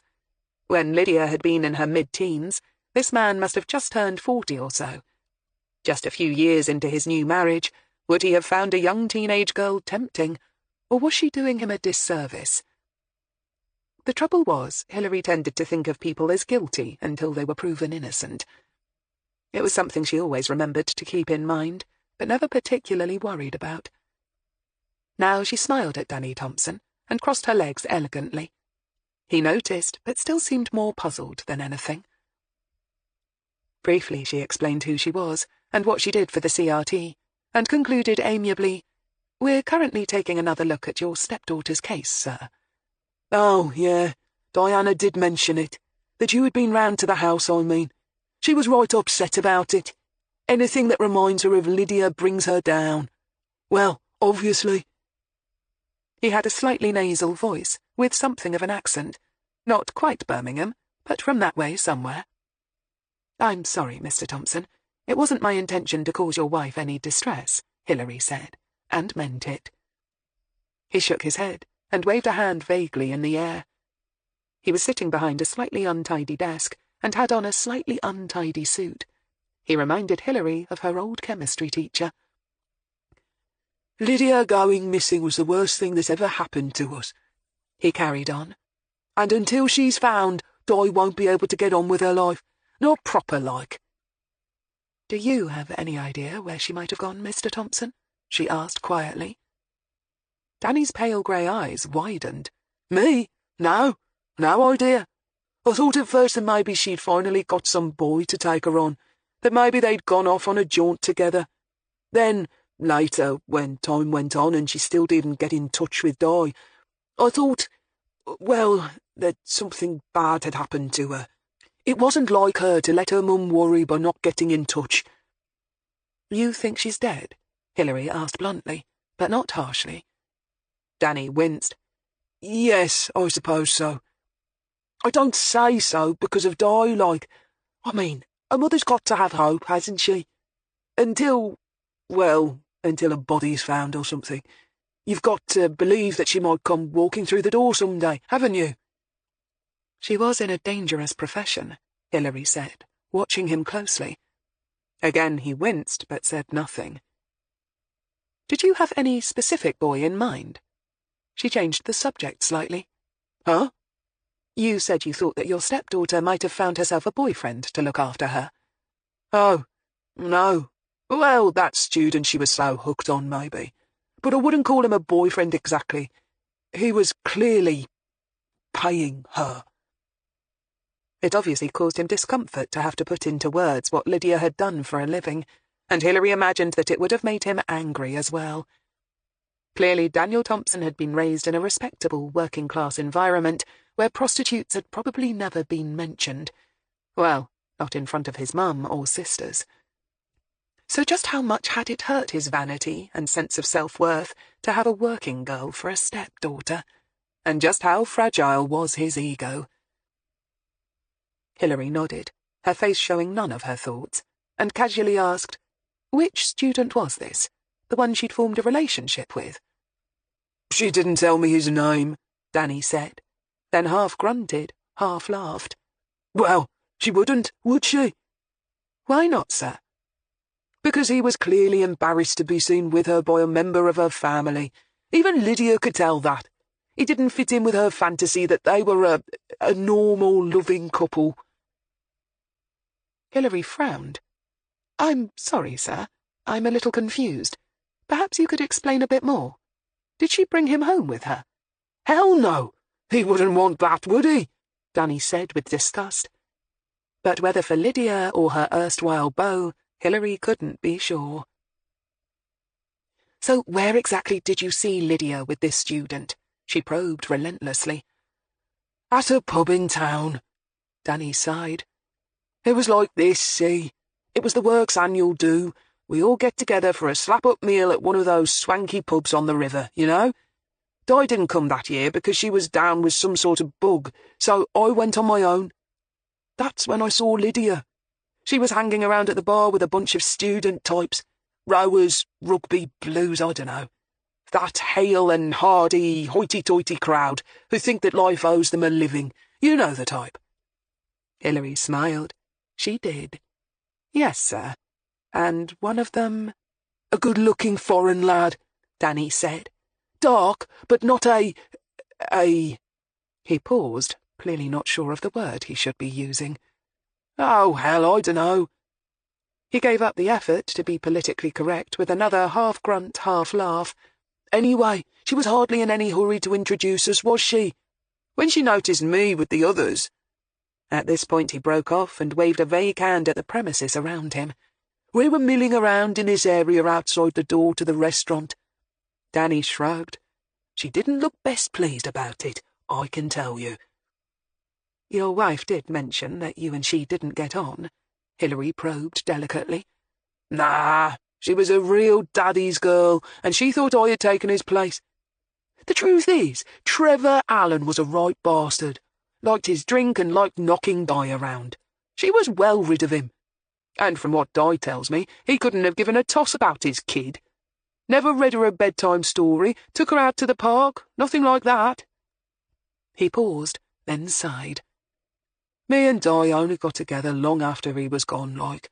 But Lydia still saw me as the big bad wolf who ruined her parents' marriage, and there was no talking sense to the girl. I tried, but—" He shrugged. Hilary nodded. This was pretty much the same story as the one Diana had given her, so it was probably true, unless both of them were lying to her, which was hardly beyond the realms of possibility. "Did you make contact, or did Lydia?" she asked next. "Huh?" "At the pub, when you bumped into each other." "Oh, I did, I suppose. I said hello, not much else. I was at the bar getting a pint. I could hardly ignore her, could I? Even though she was dressed in a skirt that barely covered her, and this low-cut top. It was clear what she and the couple of other girls with her were up to.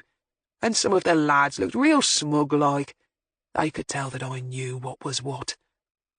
Anyway, let's just leave it that it was pretty embarrassing. We both wished we hadn't seen the other. But, like I said, I had to say hello, right?" Hilary nodded thoughtfully. Just how embarrassed had Danny Thompson been by that impromptu meeting? And just how angry had he felt with the handsome young students who looked so smug? "Your wife told me that Lydia had a plan to snare herself a rich student," Hilary said casually. Danny did the same snort-laugh thing again. His eyes, she noticed, roamed the office restlessly, rather than settling on any one thing. That just goes to show how naive she was, doesn't it? As if some foreign lad with plenty of money was ever going to think of her as anything other than disposable rubbish. He looked out of the window at all the crows and seagulls and his own kingdom of rubbish. Hilary nodded. It must have been hard, seeing your daughter in a situation like that. Stepdaughter, Danny Thompson corrected at once. I've got a boy and girl by my first wife, and my Celia is a nurse. Works up at the Churchill, in radiology. There was definite pride in his voice now. Nurses are angels, in my opinion, Hilary said gently, and they don't get paid anything near what they should do. Danny nodded. Too damned right. So, Lydia must have been a disappointment to you. Danny shrugged. I tried, but she just went her own way, couldn't be told anything. You know how it is. Yes, Hilary said heavily. This student that she seemed to be so fond of, you sure you didn't get his name? Quite sure. Only it was clear, like, that they knew each other real well. I mean, that they'd been together quite a number of times. The other girls with her seemed to divide their time and attention throughout the whole group, but Lydia and this one lad stuck together, like he owned her or something. Hilary nodded and listened to her alarm bells ringing loud and clear. Because one thing was for certain. Danny Thompson must have studied the young people very closely that night, and over some period of time, to notice the dynamics of the situation. And he obviously hadn't liked the thought of Lydia being bought and owned by the good-looking, dark-skinned foreigner. Do you have any idea what college this lad went to, Mr. Thompson? What? No. Why should I?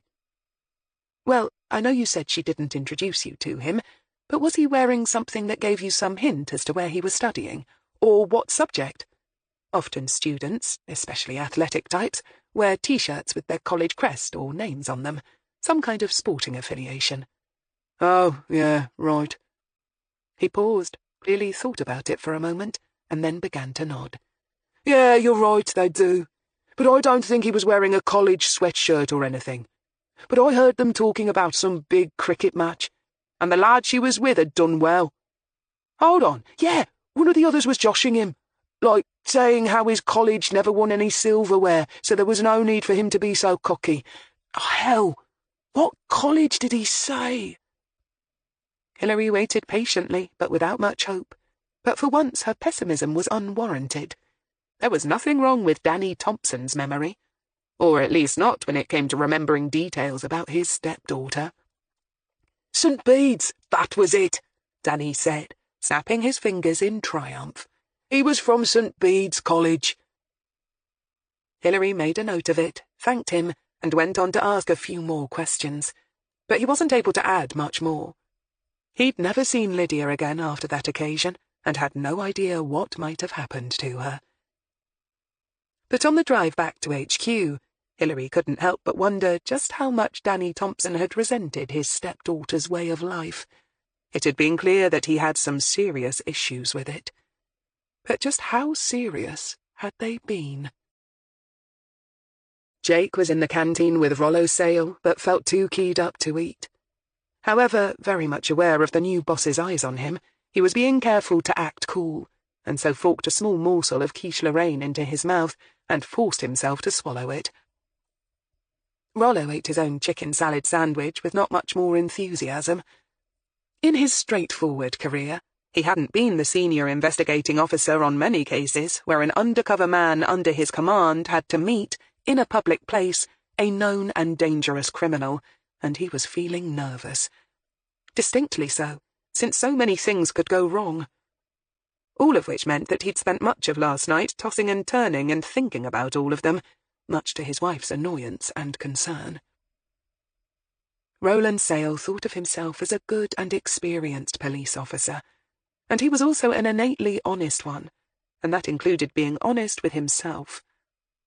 And right now he was very willing to concede that he was glad that both Acting Chief Superintendent Stephen Crail would be there, and in the background Hilary Greene too.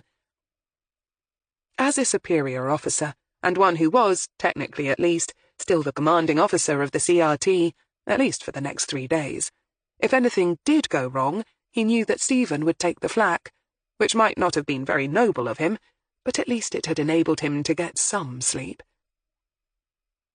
And as for Hilary Greene, he had no trouble acknowledging that she could almost be considered an old hand at this sort of thing. Her own career had been far more varied than his.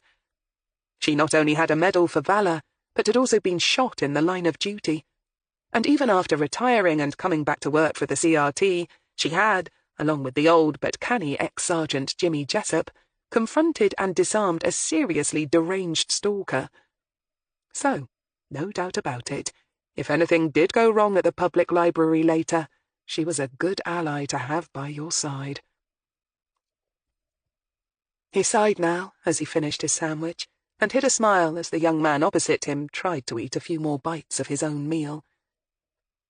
Whilst Rollo understood and appreciated the effort that Jake Barnes was making to appear cool and collected, he was, nevertheless, still miserably aware that Barnes was very much a civilian, not even a fully-fledged copper. And one thing was for sure, if anything bad did happen, and for some reason Darren Chivner let loose with a knife, and Jake, or even worse, another member of the public, was hurt, the media would have a field day. It helped a little to know that the library staff had been well briefed, and that long before the meeting was due, all members of the reading public would have been asked to leave the room in question. And that after Chivner had arrived, no other readers would be let in. Even so, Chivner had to enter and exit via the main doors, and there was no way they could cordon off the lobby without arousing his suspicions. So, at some point, he was bound to rub shoulders with unsuspecting members of the public, coming and going, most probably on the main staircase, and even though it was hugely unlikely that Darren would suddenly go berserk, the thought was enough to give Rollo ulcers. And to think that he'd thought applying to be head of the CRT would be a nice, reasonably challenging, but ultimately stress-free way of winding down his career. Ah, well. Rollo gave a small, wry smile.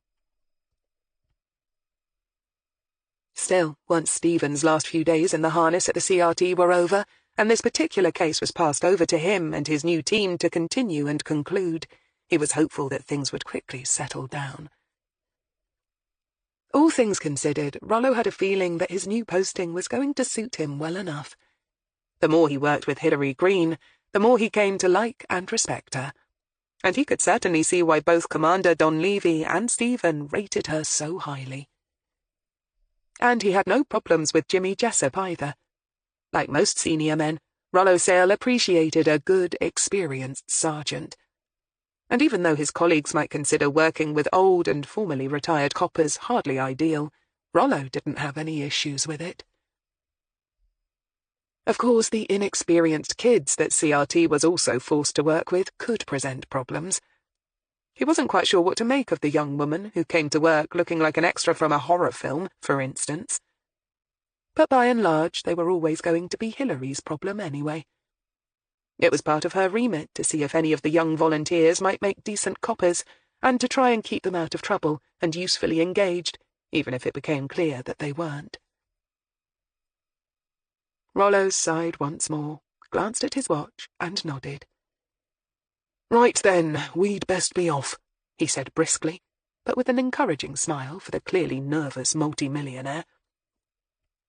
"We want you in position a good hour before you're due to meet Darren, just to do a few system checks and make sure that the security arrangements are all that we asked for." Jake swallowed hard, but nodded. "Yes, sir." He felt sick, and wished he hadn't eaten even the few bites that he had. He didn't want to let Hilary or the rest of the team down by messing things up now. Above all else, though, he was miserably aware that within a few hours, he would probably know what had happened to his sister. He wasn't sure just how well he would be able to cope if the news was to be as bad as everyone thought it might be. Hope wasn't the last thing left in Pandora's box for no reason, and he couldn't help but feel, stubbornly and against all the odds, a vague but persistent belief that maybe, just maybe, the news might turn out to be good. After all, there was just a chance it could be good. An hour later, Hilary, Stephen and Rollo were all seated in a small office just across from one of the public library's reading rooms, and were concentrating intensely on the monitor that was sitting on the plain pine desk in front of them. A group of secretaries and clerks had been made temporarily homeless in order to accommodate them, and a sound and digital recording expert sat at another smaller desk, earphones on and concentrating on the live feed coming in from the room opposite. The security arrangements that Rollo had mentioned had all been inspected and found adequate. The reading room was now littered with people, but 2 of them were library staff who'd volunteered to man the desk, and the rest were all plainclothes police officers. As Jake had been assured, 3 of them were young and fit, thick-set men, bearing the legend of an Oxford student rugby team on their sweatshirts. And all of them were armed with concealed tasers, a weapon that was still somewhat controversial, but given Chivner's record with a knife, had been sanctioned for use by the top brass. The surveillance experts had already been in and had set up a truly excellent operation. Tiny cameras had been placed on the surrounding shelves, and one had been concealed in the spine of a book resting on the table where Jake Barnes was currently sitting, pretending to read a newspaper. This camera was capable of extreme close-ups, and was giving them a clear picture, in full colour, that was also being recorded. Watching it, Hilary was glad to see that she could see every detail of Jake's face. Even the fact that he was sweating slightly. It wasn't the state of the young man's nerves that interested her, but the fact that the quality of the picture was so fine that she might just as well have been sitting at the table herself. The closest she'd ever been to Darren Chivner was one night over a week ago, when she'd seen him coming out of a gents' toilet block in the park on a dark and cold night. On that occasion he'd had a knife in his hand, and she had seen him largely in profile. Now, hopefully, in this one-on-one meeting, she'd be able to get a proper feel for the man they were dealing with, and to do that she needed to be able to read his body language, watch his face, his eyes, and listen to his voice. Beside her, Stephen was thinking much the same thing. One of Hilary's many talents, he well knew, was her prowess in the interview room. She had a way of getting quickly into a suspect or witness's mind and drawing information from them before they were even aware of what she was doing. She was also very good at reading characters, and could probably ace a psychology course, should she ever decide to take one. All her knowledge had been learned on the job, and right now he could feel her almost quivering at his side, like a whippet on a racecourse, just waiting for the trap to open. He glanced across at her, noting the glitter in her beautiful sherry-coloured eyes, the calm but tense set of her shoulders, and felt a pang of pride and desire lance through him. He wanted to reach out and touch her hand, but of course he didn't. It wouldn't have been appropriate. On his other side, Rollo Sale looked pale, but composed. He could tell Sale wasn't 100% happy with the scenario, and he could sympathise with him. Not yet a month since accepting the job, he was having a proper baptism of fire. So much was riding on this meeting. If Jake blew it, any hopes of getting close to Medcalf's gang went up in smoke, but if he got it right, who knew where having a hook into one of Dale's most trusted lieutenants might take them? The radio over by the technical officer's table suddenly crackled into life, and everyone tensed as a WPC's voice rattled off the news that the suspect had just been spotted entering the building. Jake wasn't wired for sound, of course, since they'd agreed that Darren Chivner would definitely be on the lookout for any telltale signs, and might even demand that Jake allow him to pat him down. Consequently, Jake had been ordered to wear a tight-fitting t-shirt and jeans, and to wear his jacket open, with the inner pockets fully exposed. Since the area surrounding Jake had microphones galore, It wasn't necessary that he should wear any equipment. Each one of the pseudo-rugby players was wearing a small earpiece, which allowed the news of Chibnall's arrival to be relayed to them, and one of them now gave Jake the prearranged signal to warn him that the meeting was imminent. On the monitor, Hilary could actually hear the slight intake of breath Jake gave, and she nodded in approval. Good. She really could hear and see every little thing. "Let's just hope he remembers your briefing," Hilary said softly to Stephen, who nodded. They were all very much aware that Jake was the wild card here. As a civilian consultant, he had had no formal police training at all. But that didn't mean, of course, that they hadn't all done their best to give him a crash course. "He should be okay," Stephen said, with more confidence than he felt. "Rollo and I rehearsed him for practically every situation we could think of, and he knows just what we need to get from this meeting. Besides, he's motivated."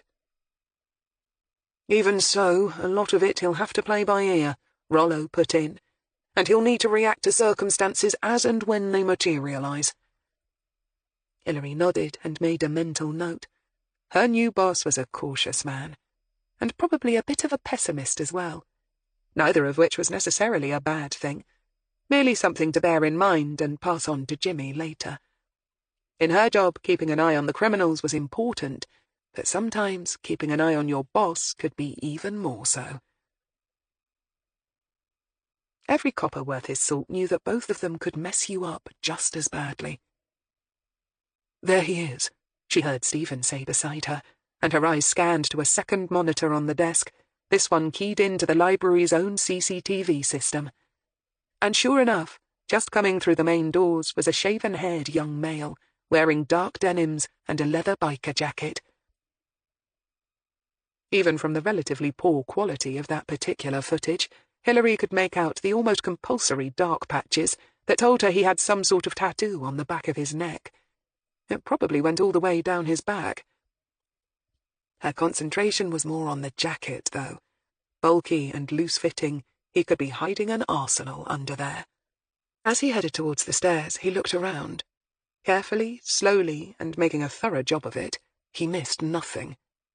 And she was glad that they had decided they wouldn't have any undercover officers in sight at this point.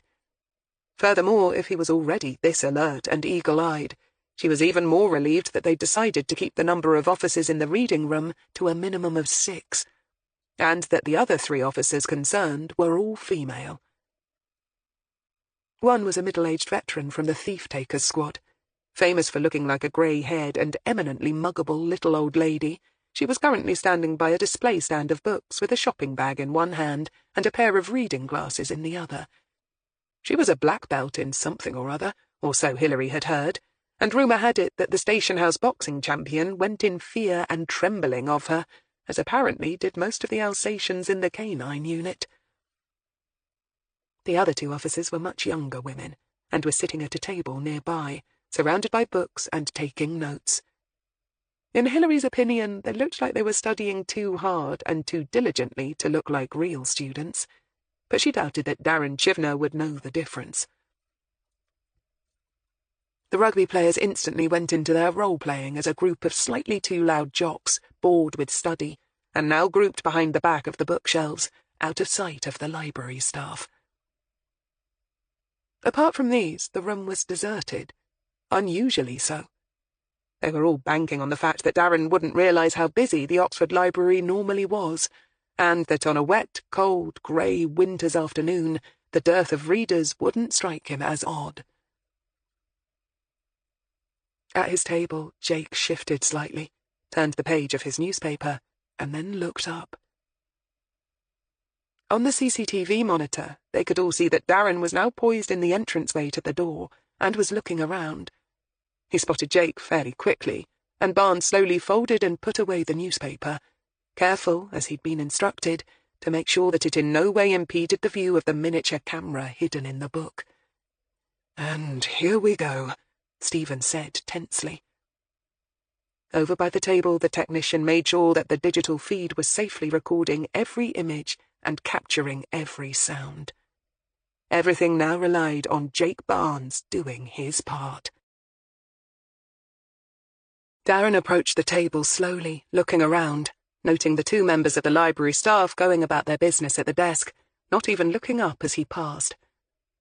To the right, by a large bookstand, some dumpy woman was turning the plastic shelves around, picking out the occasional book and reading the blurb. He could also hear some jocular male voices talking about the state of the pitch, coming from behind some bookshelves. 2 tasty-looking girls were sitting down 4 desks away, studying hard. He nodded briefly at Jake as he approached, noting that the millionaire was sweating and looked distinctly nervous. This suited Chivner just fine. A quick glance told him that he wasn't wearing any nasty bits of wire under his tight shirt. Not that he was really expecting any trouble. He had a nose for people lying to him, and he was 99% sure that when Jake Barnes had first approached him, he was flying solo. There had been something reassuringly amateurish about it. Now he pulled out a wooden, plastic-padded seat in bright orange and sat down. "Sorry about the last time we met up," Chivner said at once, saving Jake from having to make the opening gambit. What Jake should say at the very beginning of their head-to-head had been the cause of some serious discussion. "That's all right," Jake said at once, heartily relieved to find that his voice hadn't come out in some sort of a comical Monty Python-like squeak. "Like I said, I thought that guy who walked in on us the last time was someone I knew. I had to make it look good. I never would have caught you." Jake nodded and forced himself to smile. He supposed in the world that Darren inhabited, that sort of sentence was almost normal. But this was all good. Stephen had said that Darren would probably start off nice and easy. After all, he wanted to get his hands on the money that Jake was offering, and to do that, he would want to try and put Jake at ease. So far, everything was going according to how they'd planned it. Over the past few days, both Stephen and Rollo had taken him through a series of possible scenarios, and it was now just a question of seeing which ones panned out, and to follow the formula they'd set up for each one.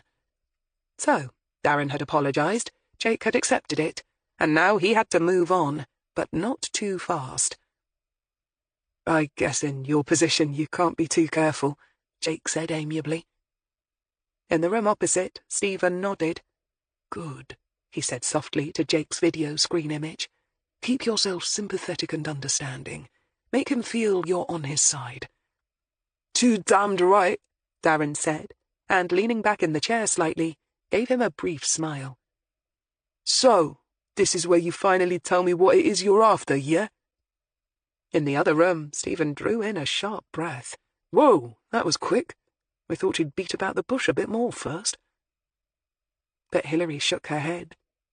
"No, it makes sense. He's going to want to keep this as quick as possible. He doesn't want to run the risk, however slight, that he might be seen with Jake. And besides, right now, he's almost eaten alive with curiosity and impatience. For weeks now he's had this tasty carrot of serious money dangled in front of him, and he wants to find out just what he has to do to get it." "Let's just hope it doesn't throw Jake," Rollo muttered. On the video screen, Jake blinked but rallied quickly. "Okay, why not?" Jake licked his lips, probably in an unconscious gesture of strain, and took a slow breath. "Like I said, it's got nothing to do with your boss, or crossing him, or grassing on him, or anything like that," he said, as per his instructions. Both of his bosses had drummed it into him that he needed to make Darren feel comfortable with what he was going to be asked to do, and by far the easiest way of accomplishing that was to reassure him that his own skin wouldn't be in jeopardy.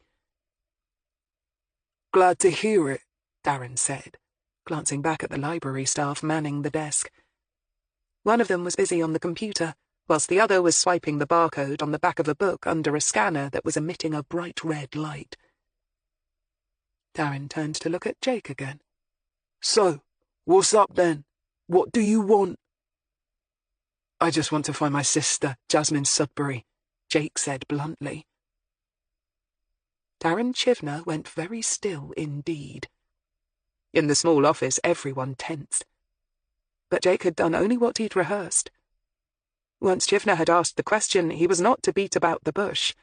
He was to give him all the information he had as quickly as possible, before Darren could have time to interrupt, so he swept on quickly. Her name is Jasmine Sudbury, and she— Jazz! Darren repeated her name sharply, and in the office Hilary Greene moved imperceptibly a little closer to the monitor. Her eyes were fixed on the young thug's face, and she was sure of what she saw. Surprise, followed by— what was that?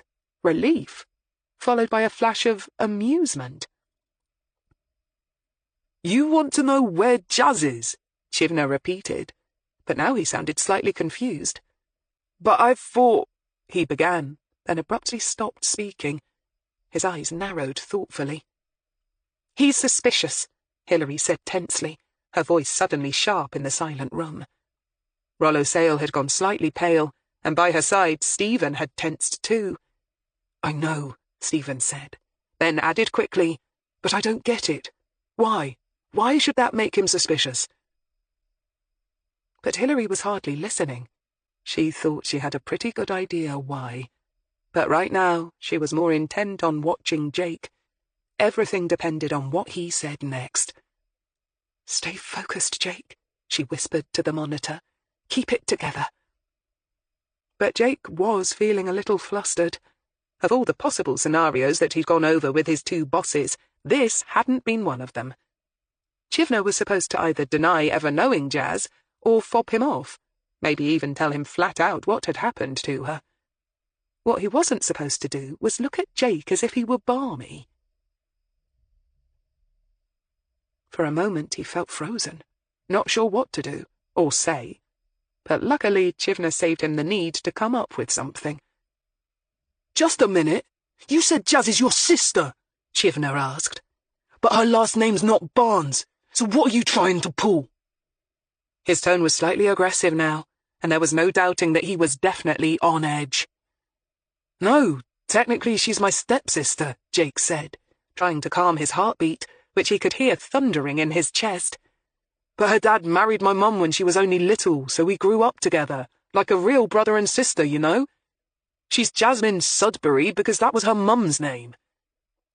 And trying to get things back on track, he quickly launched into the pre-prepared speech he was supposed to give. "I know Jazz worked for your boss a while ago, but a couple of years ago she just dropped out of sight. I figured either you or someone in your outfit would know where she went, or what happened to her. And I'm willing to give you $750,000 for proof of her whereabouts." There, he'd got the sum of money quickly into the conversation, just as Stephen and Rollo wanted. And sure enough, at the mention of it, Darren Chivner's eyes glinted greedily, and he leaned forward in the chair. "Not enough," he said at once. "Besides, you said before that $1 million was on offer." And slowly, Jake began to relax. He wasn't quite sure what that little stumble had been about earlier, but now he was back in familiar territory. Stephen had told him that Darren would almost certainly demand more money, that it would be an almost automatic reflex, which is why they'd chosen the sum they had, because it made Jake's natural comeback sound both natural and reasonable. "Okay, I'm willing to make it a straight $1 million, but only if and when I actually set eyes on her in person." He launched into the response perhaps a little too quickly, for in the office Hilary shook her head. "That sounded too quick and too rehearsed." Rollo picked up on it at once, unknowingly rising a little in Hilary's estimation. For whilst it was clear that her new boss might be a tyro at this sort of thing, it didn't mean that he was slow off the mark. Luckily, though, Darren Chivner was too excited by the thought of all those zeros to notice Jake's surprisingly quick and seamless response. "And that's all?" Chivner asked, once again with some suspicion. "You just want to know about Jazz?" "Yes, that's all," Jake said, then swallowed hard. Now came the hard bit. "I'm not a fool. I know that Jazz might well be dead. But if she's some Jane Doe in a morgue somewhere or has already been buried in an unmarked grave, I need to know that as well. And you won't get any of the money until I have DNA proof of her identity." After having gulped out that challenge, he could only stare at the skinhead opposite him and wait for him to either deliver a crushing blow or to make his day. Was Jazz dead, or was she, against all the odds and by some miracle, still alive? But in the event, Darren Chivner did neither. Instead, he simply stared back at Jake for a good few seconds, a mixture of bafflement, uncertainty, and something else warring on his face. Clearly, he was doing some major thinking. And Hilary Greene, staring at that face on her screen, thought that she might just know what it was that he was thinking so hard about. And if she was right, Jake Barnes's world, and that of Jasmine Sudbury's parents, was about to implode. "I have to think about this," Darren said at last. "I'll be in contact, yeah?" And suddenly he pushed the chair back and walked away. Taken by surprise, Jake got up and started to follow him. And in the office opposite, Rollo, Hilary, and Stephen all said "No!" almost simultaneously. Back in the reading room, it was almost as if Jake could hear them, for he suddenly jerked to a halt. But it was common sense that had told him that it would be stupid and potentially dangerous to go after the skinhead. Helplessly, he watched Darren move out of sight, then slumped back into his chair. Emotionally drained now, he suddenly felt exhausted. Although he'd been alternately dreading and looking forward to this meeting, he had at least been sure that, once it was over, he'd finally know what had happened to his sister. Now he felt only a sense of crushing disappointment. He looked up as Hilary, Rollo, and Stephen walked towards him. They'd left the office only when the CCTV had confirmed that Darren had left the building. "You did well," were Stephen's first encouraging words. "Yes, well done," Rollo Sale confirmed. "But he didn't tell us anything," Jake wailed. If he hadn't been so upset, he might have realized that Hilary Greene was unusually silent, and that she wasn't quite able to meet his eye. Chapter 8.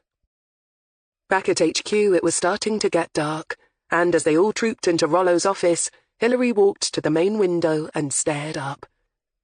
There she could just about make out the lights that were starting to come on in the car park, shining with a faint orange glow on the vehicles parked beneath them, playing havoc with their colours.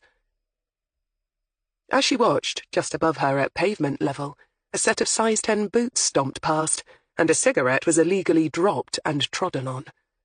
Bloody litterbug, Hilary thought with a grin. The trouble with working from the basement was that it made her feel like a mole sometimes, or one of those forest creatures that lived perpetually under leaf litter. The thought of herself as some busy little dung beetle scuttling about in the dark and trying to deal with all of the dung that life seemed intent on dropping onto her head made her lips twitch. With a sigh, she told herself to stop waxing so damned philosophical and tuned in to the voices going on behind her. "At least he didn't turn you down flat. That's the main thing." It was Rollo who was currently doing the talking, but even with his upbeat take on things, it was clear that Jake wasn't feeling anywhere near so optimistic. "But why didn't he just tell me what happened to her?" he demanded. "Or at the very least, say if she was alive or dead." From the way the sound of his voice moved, Hilary could tell that he was pacing restlessly up and down. Over at his desk, which was his for the next 2 days only, Stephen wasn't watching Jake at all.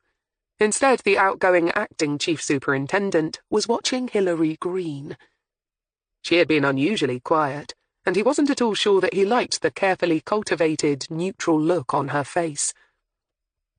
In his experience, when Hilary Greene got enigmatic, it was time to sit up and take serious notice. So what had he missed? Because something in Jake's little talk with Darren Chivner had set her inner sniffer dog quivering. "He was interested in the money, though, wasn't he?" Jake demanded. "I mean, you could tell he was really anxious to find a way to get it." At which Rollo Sale snorted. "Of course he was. Who wouldn't be?" the older man said scornfully. "But you have to remember he's a cautious bastard. Working for someone like Metcalf, he has to be. He knows more than anyone just what happens to those who run foul of his boss. He just needs a little time to think things through and sort out all the angles, that's all. Don't forget, the last thing he said to you was that he'd be in touch." Jake turned to look at his other boss. "Sir, do you think that's all it is?" Stephen took his eyes from the woman who was shortly to become his live-in partner and focused on Jake's unhappy face. "Yes, I do. And stop beating yourself up. You followed the instructions we gave you as well as any trained officer could have done. All in all, Superintendent Sale is right. The meeting was a success." "You don't think that he didn't say anything because he doesn't actually know what happened to Jazz?" Jake asked the question that haunted him the most. "I mean, Metcalf's got quite a few lieutenants in his gang, and he could have assigned any one of them to deal with Jazz's situation, whatever that was," he added quietly. "And there's no guarantee that he would have known the details, is there?" The two senior men exchanged a quick glance. Both of them had a pretty good idea why Darren hadn't simply leapt at the bait and spilled his guts then and there. And Jake, who was nobody's fool, not only caught the look that passed between his two bosses, but also noticed that Hilary Greene, the one person in the room he trusted more than any other, was keeping conspicuously quiet. Not only that, she was staring out of the window with her back firmly to the room, as if distancing herself from what was going on. He swallowed hard. "Okay, so what am I missing?" he asked helplessly. He pointed the question at Hilary's turned back, but it was Stephen who felt compelled to tell the young man what everyone was thinking, but nobody was actually saying. "Jake, if Darren could have taken you to your sister then and there, or even told you where to find her—" Stephen began, then hesitated as he tried to think of a gentle way of finishing the sentence. Realizing that there wasn't one, he shot Hilary's turned back a brief, worried glance, then continued. "Then he probably would have confirmed that he could do so. That is, if she was still alive and working for Metcalf, and if he could have been sure he could collect the money before giving up what he knew." Jake blinked. "So, the fact that he didn't—" Stephen heard Rollo shift uncomfortably in his seat and spread his hands silently. "You think it proves that she's dead?" Jake finished flatly. Rollo Sale coughed slightly. Hilary Greene, neck craned right back, continued to stare silently out of the window. It had started to rain. No, actually, from the glimpses of white flecks that she could see drifting down in the rays of the orange-coloured street lamps, it was beginning to sleet. December had come in, meaning business. Who knows, perhaps this year they'd even have a white Christmas. "It seems the most likely answer, yes," Stephen said softly behind her. "And Chivner knows full well that if she is dead, he's going to have to be very careful about having you discover her remains." Rollo sighed and took up the baton of educating the youngster. "Look at it from his point of view, Jake. He can hardly lead you wherever she is without implicating himself in murder, can he? Or maybe even worse from his point of view, implicating his boss in murder. And that's the last thing he's likely to do, because he knows that if he drags Dale into this, he can forget about getting 20 years to life in a cosy little cell somewhere at Her Majesty's pleasure. He's likely to end up dead himself." "So what are you saying? That this has all been a waste of time?" Jake wailed. "No, of course not," Stephen put in quickly. "Like you said, he wants the money. By now he can practically taste it. And he's obviously got a certain amount of low cunning. He didn't get to rise as far as he has in Metcalf's outfit without having more than his fair share of brains. He's just got to think of a way of giving you what you want without risking his own skin, that's all. And that may take him a little while to come up with something. Or not, depending on the circumstances." "Either way, you've just got to be patient now," Rollo chipped in. "He'll call you, don't worry about that. He won't be able to resist the thought of that £1,000,000, believe me." He sighed. "Look, I know you wanted more from this meeting," he conceded. "But if you stop and think about it, Jake, you'll see that that was never really very realistic." Jake dragged in a ragged breath, then his shoulders slumped and he sighed in defeat. "Okay, I've got to go and phone my parents. They'll be expecting, well, something."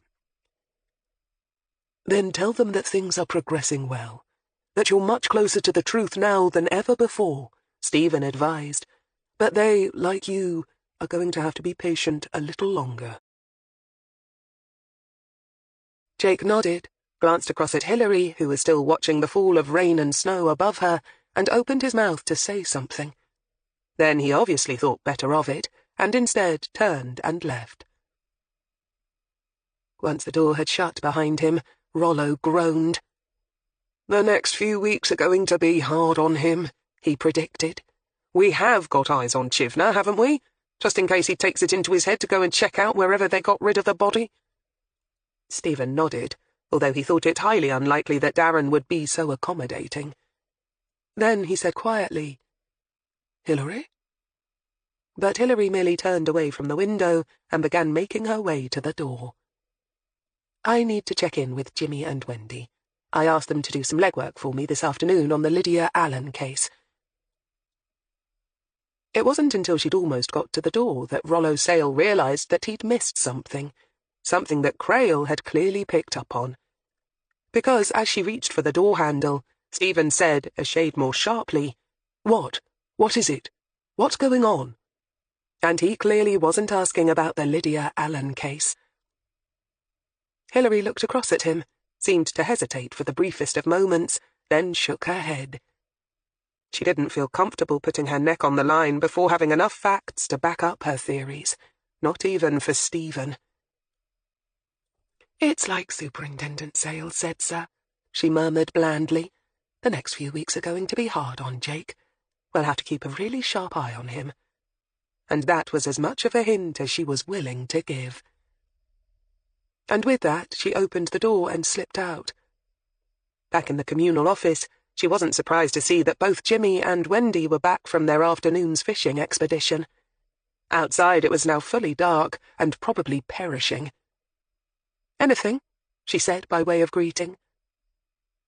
Jimmy, caught in the act of dry swallowing 2 aspirin, nodded, but obviously wasn't in any position to speak, so it was Wendy who answered her. "We think his name is probably Kyle Carastrides, Gov," she said. For whilst she and the others had been overseeing the meeting between Jake and Darren, Hilary had asked Jimmy and Wendy to see if they could discover the name of the student that, by all accounts, Lydia Allen had been so taken with just before she went missing. "First we got a list of students from St. Bede's for the years in question," Jimmy took over. "Deleted the women and the Anglo-sounding names from the mix, and ran the rest of them past her mother." Hilary nodded. Did Diana recognise any of the names? "No, Gov, but she confirmed that Lydia had seemed to think that marriage might be on the cards in the near future, which had to be wishful thinking on her part, I dare say, but we had to check it out. So next we ran the list through various databases, but very few of them got married here in the UK during the time frame we're talking about. 2 were arrested on minor charges, 1 died, and 3 applied for British citizenship. Of course, if she did run off or elope overseas with one of them, then that might be why her mother hasn't heard from her in all this time." Hilary sighed. They both knew how likely that was. Fairy tale endings where the cool girl with the heart of gold actually ended up marrying her rich, handsome foreign prince only happened in Hollywood films. All really bad literature. And it's going to be one hell of a job trying to track down the current whereabouts and married status of all the foreign students now that they've either gone back home or scattered to all 4 corners of the globe. Right. Hilary winced just at the thought of it. Don't even bother trying. So, why do you think this Kyle fella might be the one, then? I can't see any dean or bursar of an Oxford college giving you the names of past students who like to dally with the local paid talent. Jimmy actually snorted with mirth at the idea, then bit back a yelp as his heaving shoulders and ribs made his lower back suddenly flare up again. "No, Gov," Wendy said. "It was one of our street contacts who came up with the name." Hilary cocked an eyebrow at Jimmy.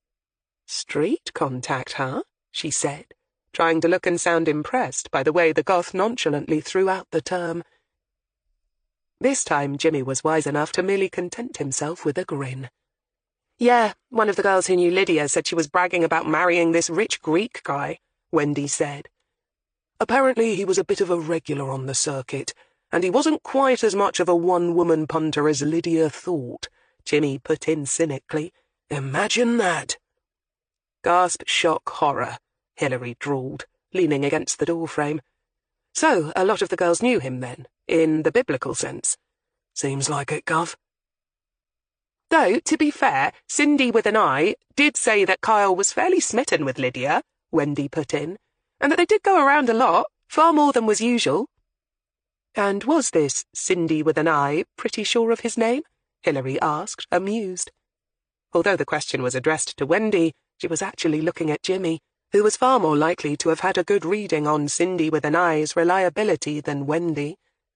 He nodded slightly in confirmation. Oh, yeah, Gov. Wendy sailed on. From what she said, he was quite a looker.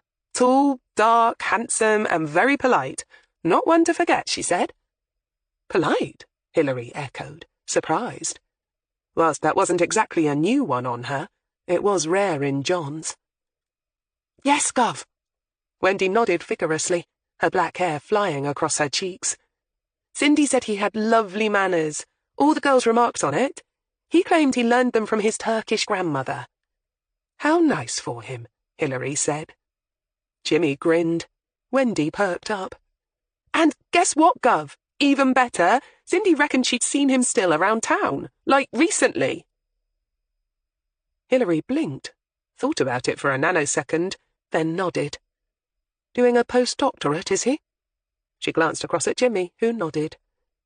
Gov, we got back in touch with St. Bede's. This time they didn't mind telling us that Kyle Carastrides is doing a DPhil in modern history. Got an address? Yes, Gov, in Jericho. Apparently Mummy and Daddy have enough money, in spite of all the financial upheaval going on back in the old homeland, to provide their son and heir with a nice little 2-up, 2-down overlooking the canal. As he informed her of this, Jimmy ripped off a page from his notepad and handed it over.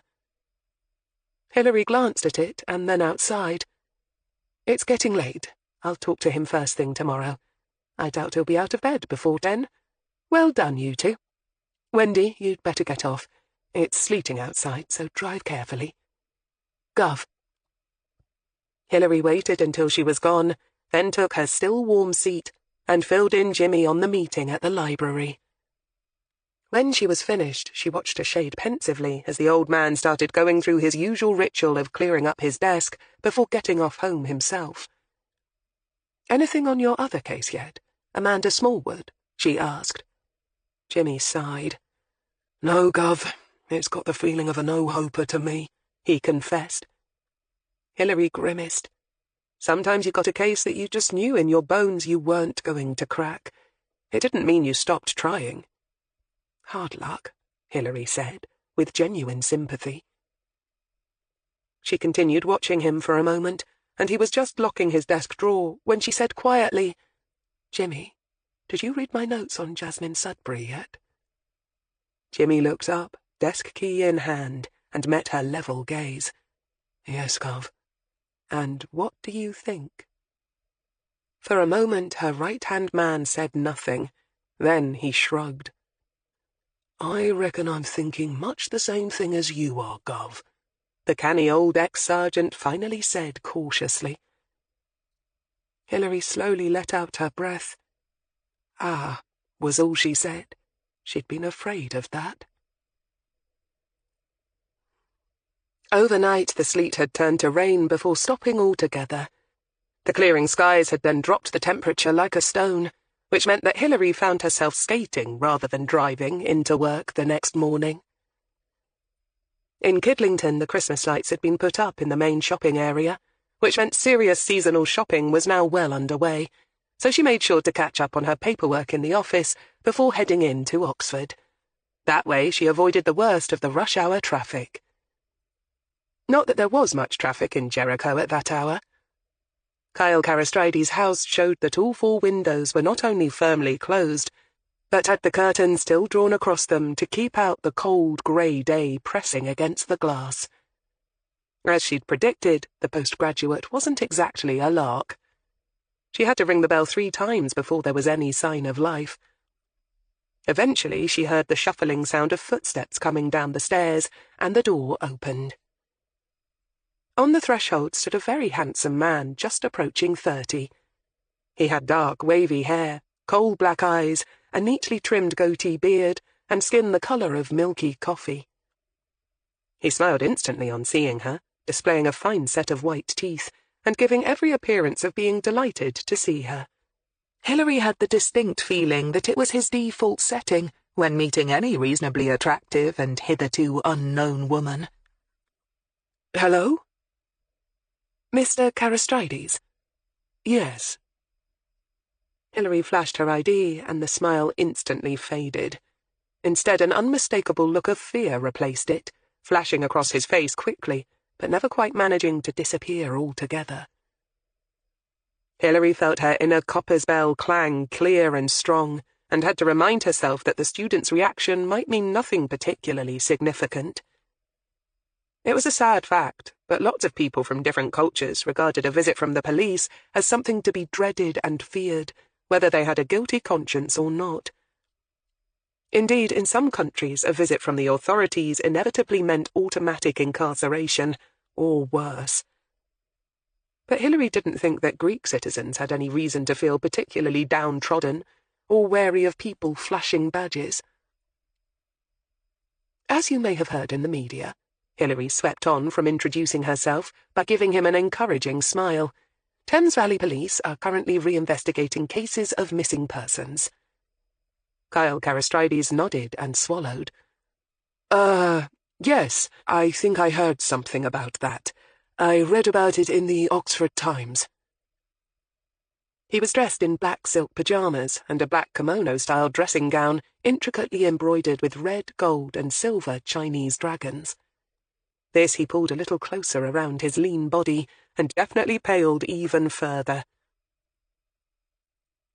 "Perhaps we could discuss this inside, sir," Hilary asked, careful to keep her voice cheerful and casual. "It's a cold day, and you're letting all the heat out." "Oh, yes, of course. But I'm not dressed, as you can see." Hilary smiled. It was clear to her that Mr. Carastrides definitely didn't want to invite her in, which was interesting, but again, perhaps not necessarily significant. Perhaps it was time to apply just a little pressure and see what happened. "I can wait for you to get dressed, sir," she said helpfully.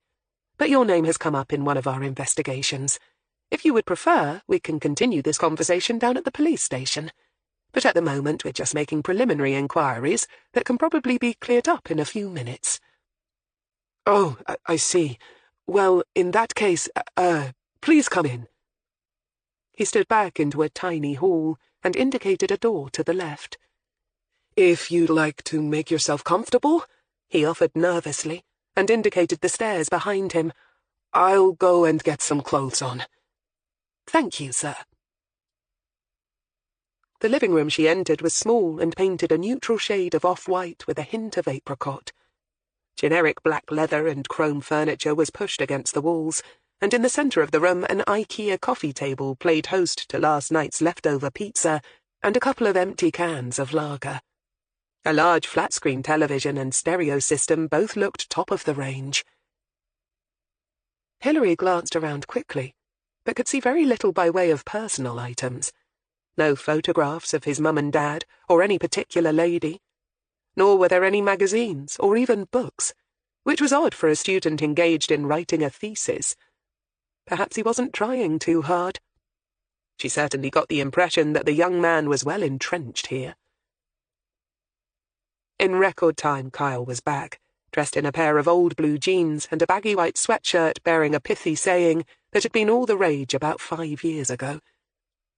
He nervously indicated one of the chairs for her to use, started to sit down himself, then abruptly shot up again. "Oh, please forgive me. Would you care for some tea?" His English was perfect, and spoken with almost no hint of an accent. "Thank you, sir, but I won't if you don't mind. I had a large cup of coffee before leaving Kidlington." Hilary smiled. She noticed he waited until she had sat down before sitting himself. So, Cindy with an eye was right when she'd said he had lovely manners.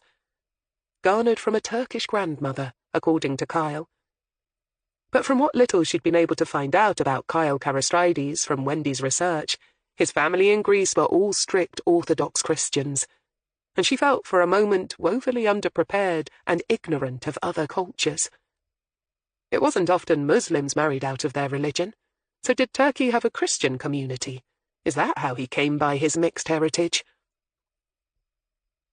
Hilary guiltily shrugged off her insular-related deficiencies. It probably wasn't relevant, she consoled herself. But what definitely was relevant was the fact that Kyle's family, had they known about it, almost certainly wouldn't have approved of their oldest son and heir dallying with ladies of the night. She knew from Wendy's notes that Kyle had 3 sisters, but no other male sibling, and she rather thought that that might count for a lot in Kyle's family. Was that why so much money had been spent on his education? And were there restrictions that were almost certainly imposed on him whenever he went home? The reason why he was clinging on to Oxford way past the time when his parents might reasonably have expected him to go home and take over running the family business, which, if her memory served her right, was some sort of import-export company specializing in antiques, pottery, and various other types of crafts. But it was time to stop speculating and set about finding out what exactly was causing the good-looking young student such angst. So, the case we've reopened takes us back, almost to the day, to December 2012. Hilary began calmly. A young woman called Lydia Claire Allen disappeared. She was a known working girl in the local area. In his chair, the history student was sitting very tense and upright, and listening politely. But he went yet a shade paler still. And Hilary could well understand why.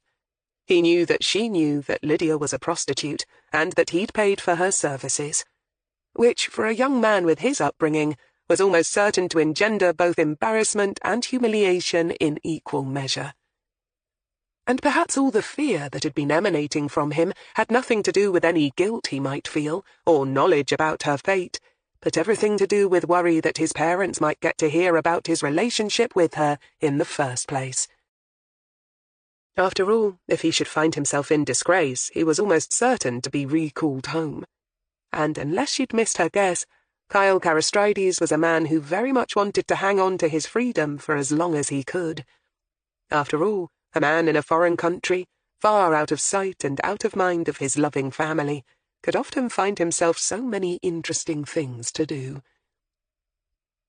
At that time, you'd have already completed your BA degree at St. Bede's, and would just have started on your DPhil. She helpfully jogged his memory, since he didn't seem to be in any hurry to add anything to the conversation. I believe you knew her, sir, she finished flatly. She deliberately phrased it more as a statement than a question, and was careful to keep her voice businesslike and non-judgmental, since she didn't want to have to go through the rigmarole of him denying it. She wasn't in the mood for any coy denials from the Adonis in blue jeans. Besides, like everyone else, she found pointless hard work extremely tedious. Kyle, finally realizing that he wasn't going to be allowed to be merely a passive onlooker any longer, shrugged and gave a little boy caught-out smile. It was charming. He looked like a puppy found peeing on the best Axminster. And Hilary had no doubt that a lot of women melted at the sight of those dark chocolate eyes of his. "What can I say, detective?" He shrugged winsomely. "I was young, and she was pretty." Clearly in the panic of finding a representative of the law on his doorstep, he'd either not registered her name, or else had since forgotten it.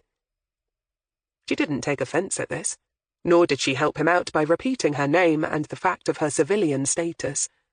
The more wrong-footed he was, the better she liked it. Instead, she nodded smoothly. "Of course, sir. But I understand that you and she— how shall I put it? That you were rather a regular of hers." Kyle laughed. It was an abashed, modest laugh. He looked, if anything, even more adorable. And Hilary was sure that beneath all that charm, he was now utterly terrified. "Well, like I said, she was very pretty and had a very fetching way about her. And Well, I suppose I was rather young for my age. I'm not a very sophisticated person, Detective, he admitted appealingly. What can I say? She bowled me over. So, you saw a lot of each other? Another graphic shrug and appealing smile. It must have been expensive. His smile faltered a little. Oh, well, money. He spread his hands. She had her, handler? What do you call them? Pimp, sir, Hilary supplied dryly. Yes. Whenever he was around, she was always nervous. I think she was afraid of him. Yes, sir. The girls usually are, Hilary conceded tartly. So he was offering up her pimp as the most likely culprit for her disappearance, was he? Interesting. Of course, in reality, a pimp was the last person to damage the merchandise, since it meant a loss in his earnings. Unless a girl did something really stupid, of course, in which case a beating was usually administered. But not, as a rule, anything more fatal than that. A dead girl earned no money after all. So, when prostitutes ended up dead or missing, it was usually a John or drugs that were at the heart of it. Time to apply a bit more pressure. So, you were close? Well, as close as can be expected under the circumstances, Kyle finally admitted reluctantly. Really, sir? We've been talking to her associates, and they all say that you and she were something of an item. Oh, I wouldn't go so far as to say that. No? I believe Lydia even told her mother that she thought that marriage might be on the cards. What? No! Kyle jerked forward in his chair. No, that was never... My family would... No, I'm sorry, but it's ridiculous. A girl like that, I never promised to marry her. Never! He repeated emphatically. Hilary took a long, quiet look at the young man in front of her. Without doubt, he was now seriously agitated, which wasn't particularly surprising. Tell me, sir, what did your friends think of it? She asked. She threw the unexpected question out because she wanted to take him off guard, which she certainly did, but also because she wanted to remind him that his version of events wasn't the only version she had access to. Your flatmate, for instance. What was his name again? She in fact had no idea who Kyle's closest friends might be, but she was betting that he had no reason to know that. Mike, he, never really liked her. In fact, he thought I was being a bit of a mug. Isn't that the expression? Kyle answered the question automatically, as people tended to do if the truth had been startled out of them. Hilary made a pretense of checking back through her notebook. Ah, this would be Mr. McIntyre. But Mike left Oxford right after he graduated. I believe he's managing an estate up in Scotland somewhere. Surely you're not bothering my friends with this nonsense, Detective? He did his best to sound indignant and scathing, but fell somewhat short. She looked at him coldly. A young girl in such a notoriously vulnerable profession, disappearing without trace or any word to her friends and family, isn't our idea of nonsense, sir, she reprimanded. Oh, no, of course not. That's not what I meant. The young Greek backtracked at once. His knees were going up and down now as his feet tapped the floor in an unconscious habit that indicated real stress. Of course, it's very serious, very bad. I never meant to make light of it. Hilary allowed herself a small nod. Quite so, sir. So, I take it that you were very worried when Lydia dropped out of sight? Yes, naturally, Kyle agreed, but was back to being very cautious again. But nobody knew where she'd gone. I asked around, and one of the other girls thought she might have gone to Paris. Someone apparently had said that there were, opportunities over there. I doubt her pimp would have just let her go gadding off overseas, sir, Hilary said, knocking that bit of rubbish on the head right from the start. But it was again interesting. First he put the pimp in the frame. Now he was floating the theory that Lydia had been lured overseas. He seemed mighty anxious to steer Hilary away in a direction that didn't lead back to him. But was that merely self-preservation on his part, a conservative young man's instinct to deflect scandal, and thus indicative of nothing particularly sinister, or was it down to something else entirely? "Oh, no, of course he wouldn't," Kyle said unhappily in answer to her sardonic observation. "I didn't think of that. But the truth is, by then, well, things were fizzing out between us. They'd run their course, I suppose you could say. I was growing up a little." Again he shot her the winsome smile, the one all but guaranteed to turn female knees to jelly. Unfortunately for the Greek Adonis, however, Hilary's cartilage was practically made of stone. "So, she'd served her purpose then, sir? You were tired of her?" she interpreted. From being pale, Kyle promptly flushed an ugly shade of dull red. But whether it was anger at her unequivocal question, or shame because of the truth that lay behind it, was hard to tell. The young man quickly hung his head and shrugged. "I was very young," he repeated in a small voice. Yes, Hilary mused, he probably was. Growing up in a confined and religious household, she was perfectly willing to believe that the 18-year-old boy was probably very naive and innocent when he first arrived in Oxford. But naive enough to fall in love with a working girl? Now that she simply couldn't swallow. Yet he'd admitted to being smitten with Lydia. And Lydia, desperate to grab her prize of a rich, handsome student, must have realized that Kyle was by far her best shot. And yet Lydia would have had a working girl's often cunningly good instincts, plus a solid grasp of human psychology. So she'd have quickly summed up the hold his family had on him, and the fact that they'd hardly welcome someone like her into their family with open arms. So why had she been so confident that they were going to get married? Unless... Hilary gave a mental nod. Yes, that made sense. "Pregnant, was she, sir?" she asked quietly. "And since you two were so exclusive, did she claim it was yours?" Kyle Carastrides' head shot up and his dark brown eyes widened on her. His jaw went slack. "Very awkward, that, sir." Hilary sympathized, as if he'd just verbally confirmed her guess. After all, it was hardly likely to be yours, really, was it? And it's not as if you can trust a prostitute in something like that, after all. And even if by some chance it was yours, you could hardly take her home to your parents, could you? What did she do? Threaten to tell them?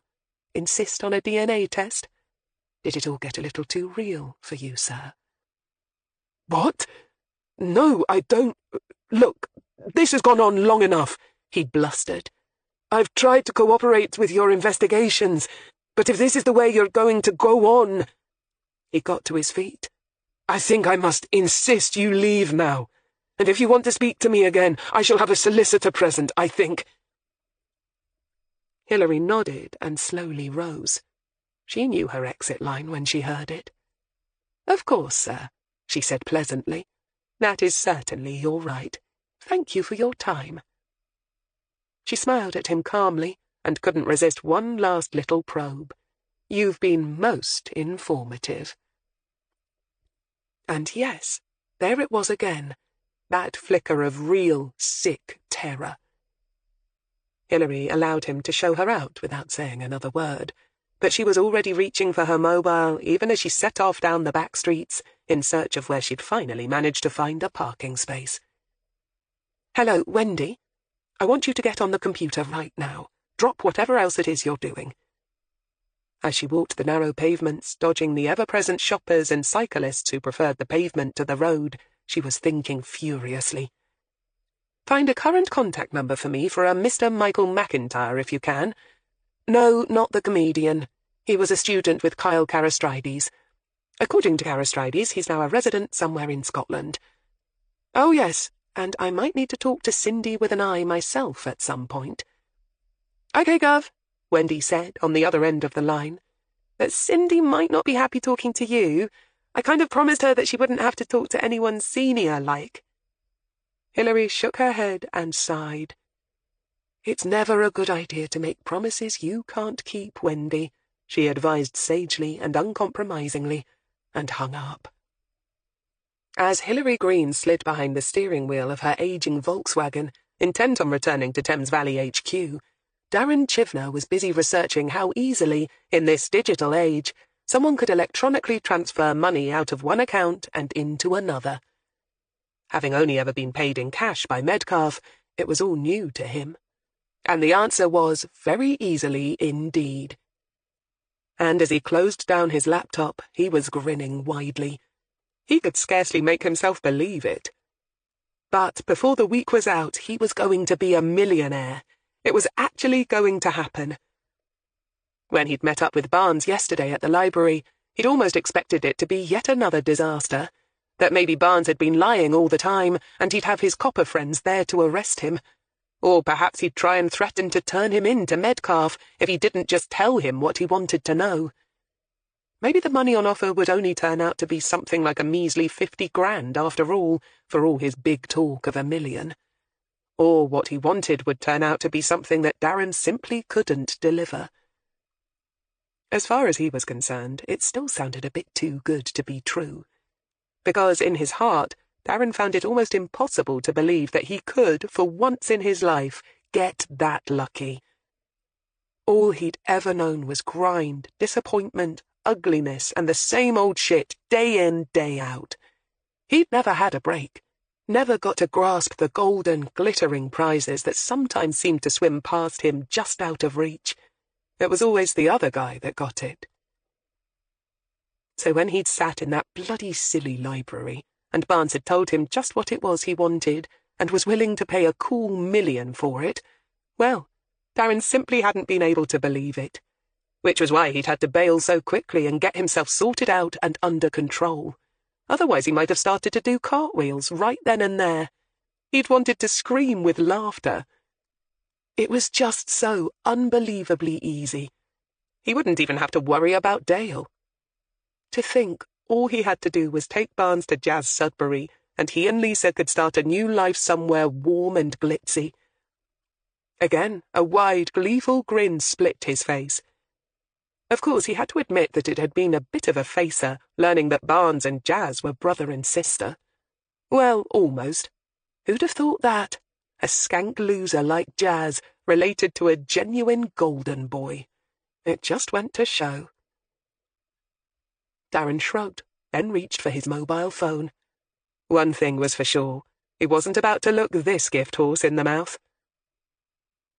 As he began to pound out the numbers, his hands were shaking so much in excitement that he fumbled twice and had to start again. Back at Kidlington, Jake Barnes answered his phone. All his incoming calls were being automatically recorded now, but he was expecting to hear his mother's voice, or that of one of his friends. He certainly hadn't been expecting to hear from Chivner so soon, so when he heard Darren's voice he almost had a coughing fit as a bit of saliva went down the wrong way. "Yeah, Jake, it's me," Darren began. He didn't give his name, but then Jake hadn't expected him to. Both Stephen and Rollo had warned him the thug was bound to be wary over the telephone line. "Hello. Have you had a chance to think about things?" he responded equally as cautiously, careful not to mention any specifics, as his bosses had coached him. "Yeah, I have, and I think we can come to some arrangement." "You're a bit of an IT buff, right? Well up on online banking and whatnot?" Jake felt his heart start to pound. It was actually happening, right now. He glanced up, but only Jimmy was in the office, Hilary being out somewhere and Wendy having left, muttering something about finding Cindy with an eye. Or had he misheard that?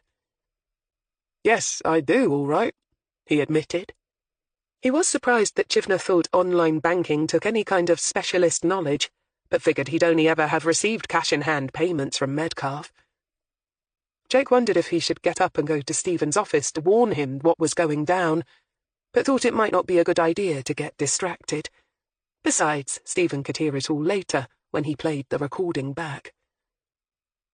"So you'll know how to transfer funds from your account to one I give you?"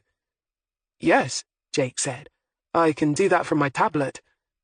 And then, remembering Stephen's dictates, added, "But don't think I'd be fool enough to go with you to some lonely spot in the woods or something." Not that Jake had needed telling that. There would be nothing to stop Darren from luring him to some remote spot on the promise of taking him to Jazz's buried body, only to stick a knife in his ribs and force him to transfer the money before killing him and disposing of his body. "And I'm not getting into a car with you either," he added. Again, the same scenario applied. "If you want me to transfer money electronically, then we're going to have to meet up, via separate journeys, and it has to be in a public space with lots of people around." On the other end of the line, Darren Chivner laughed, and he sounded genuinely happy. "Sure, I understand," he said, again without any apparent rancour. "So, how does Bristol train station sound? All those busy commuters, public enough for you?" Jake felt totally nonplussed. "Well, sure," he said cautiously, trying to figure out the angles. "But you don't get any money until I see Jazz. You do understand that, right? I mean, I did make that clear, yeah?" "Ah, it's crystal, mate. No worries. So, tomorrow morning, 10 o'clock, meet me at the burger joint not far from platform 3. And before Jake could object or ask any more questions, he rang off. Back at HQ, Hilary felt the buzz even as she walked past Stephen's office and into the communal area. "What's up?" she asked curiously. Jimmy glanced up at her and grinned. "Chivner's just been in touch with our boy Wonder. They've arranged another meeting for tomorrow. They're all together now in the governor's office discussing the ins and outs." Clearly Jimmy expected her to go and join them, because he looked surprised when, instead of leaving, she walked over to Wendy's desk instead and scanned the mess of paperwork. "Where's Wendy, then? I asked her to track down—" "Ah, I see it." Hilary picked up a slim folder with her name on it. Inside was not only a telephone number, but a printout of all the information on Michael McIntyre that Wendy had been able to find.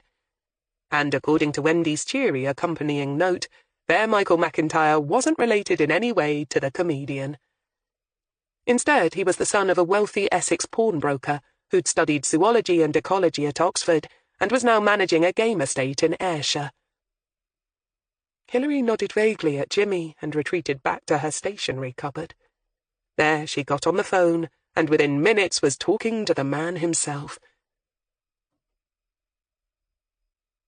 He was clearly surprised to be taken away from his trout streams and grouse and transported back in time to his Oxford days, but after a few minutes was soon talking away quite happily. And whilst his thoughts on the odd romance between his former flatmate and his cool girl paramour weren't particularly illuminating, Hilary, with a bit of deft questioning, was able to learn something more interesting by far. Chapter 9. After hanging up the phone on the unknowingly helpful Mr. McIntyre, Hilary leaned back in her chair and racked her brains. Who did she know in the canine unit who owed her a favour? She reached for her old diary and pretty soon had tracked down a now-retired mate from Bunko who knew the head of the unit. It turned out that the top dogman still owed him a favour, but he was happy to pass it on to her. This rather convoluted system of bartered favours was something Hilary knew all about and was quite comfortable with. So, after contacting him and promising the top dogman a favour of her own, via some computer work, which would be done under the table by one of the CRT's IT people, she was granted her own wish. Which for now was off the book, and might well remain so if she was just chasing a wild hare.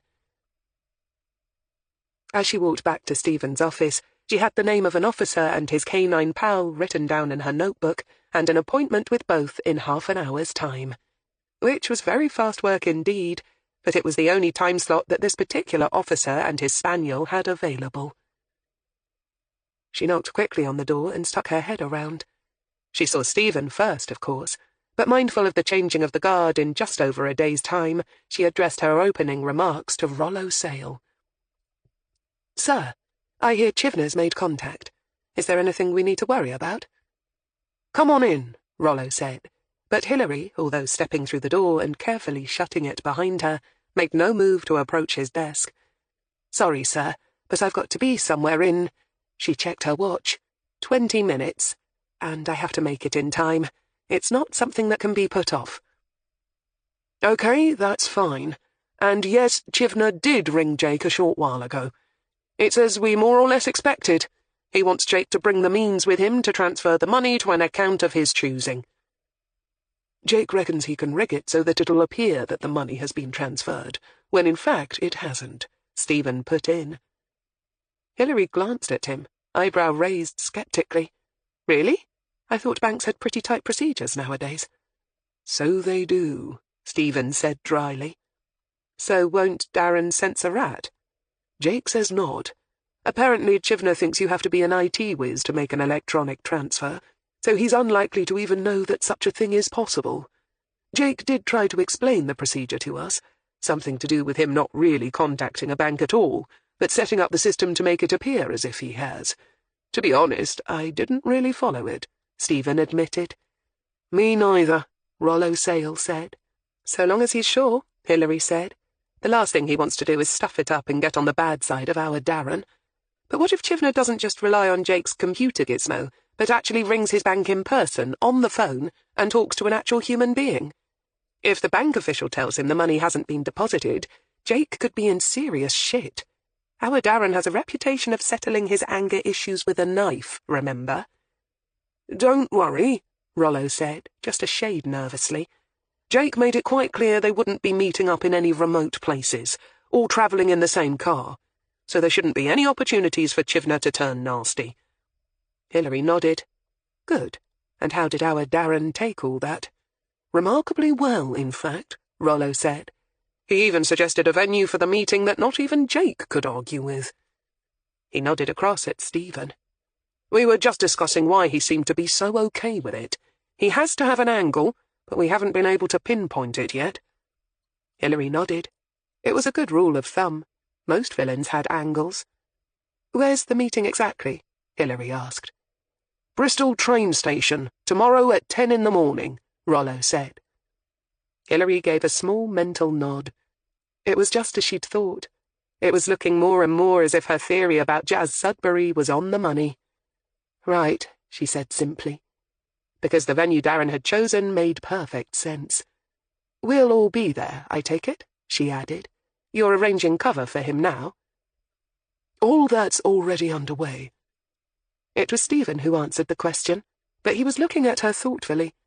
We've been in contact with our Bristol CID colleagues, and they're talking to the transport police that cover the Bristol rail terminus. They're not particularly happy about it, apparently, but we're all agreed there shouldn't be any danger to the public. No, Hilary said. Unless... We were just discussing the possibility of having Jake wear a wire, Stephen went on, interrupting the dark direction of her thoughts. Hilary shook her head. I think that's an unnecessary risk, she said. If Darren spots it, it's all over. Just drum it into Jake's head that he's not to go off anywhere else with Darren, no matter what incentive he offers. Not that she thought Darren was likely to ask Jake to go anywhere. Unless she was totally off her game, it was all going to go down at the station.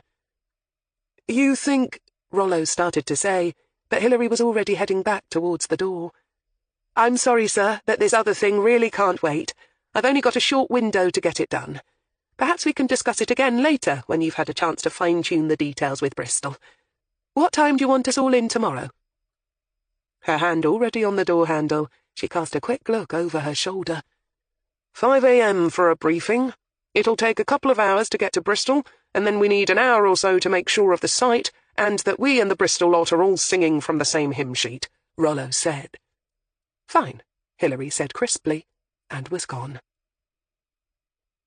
In their office, Rollo Sale glanced across at the outgoing acting chief superintendent and gave a wry smile. In a bit of a hurry, wasn't she?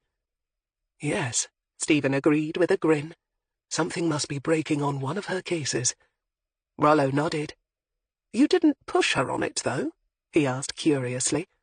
You didn't feel the need for an update? He wasn't criticizing Stephen Crail's methods. He was just genuinely curious. Within a matter of hours now, he was going to be solely in charge of the CRT, and Hilary Greene was one of his major assets, and he was willing to get all the top tips he could on how best to manage her. No, Stephen said. If there was something she needed us to know, she'd have said so. She's probably checking out a hunch or a long shot, in which case she wouldn't want us to know if it didn't pan out. But don't worry, they usually do. And she'll let us know as soon as she has something important. Don't worry. She's not the type who needs to grandstand. All good to know. Stephen smiled across at his replacement. The more he got to know Sale, the happier he became about leaving him in charge. Naturally, he and Hilary had discussed him in some detail over the past month, so he knew that Hilary had no serious doubts about her ability to work with the man. But he felt he owed it to Rollo to give him a heads-up now. The quicker he learned the ropes as far as his top investigator was concerned, the better.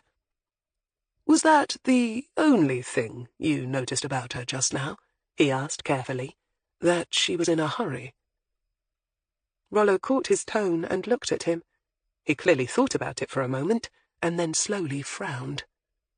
Not really. Why? What are you getting at?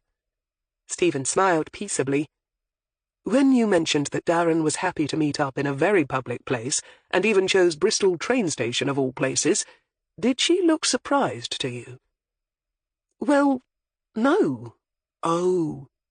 Rollo slowly leaned back in his chair as he finally understood what the other man was getting at.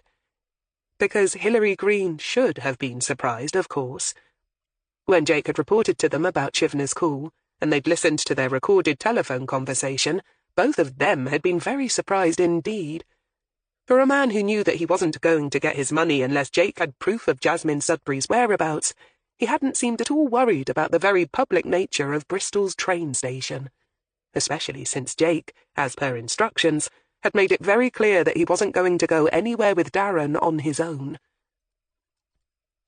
So why had Metcalfe's thug been so confident about the outcome of the meeting?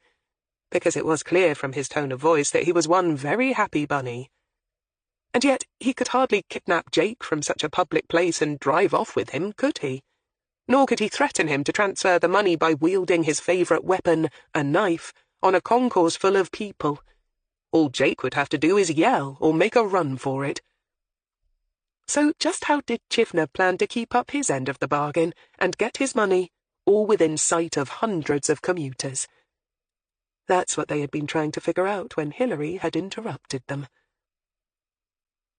But when she'd been told about it, she hadn't so much as turned a hair, which meant... For a moment longer, Rollo Sale thought it over. Then he nodded. She's not surprised because she already has a fair idea of what Chivner's up to, right? She's one step ahead of us, isn't she?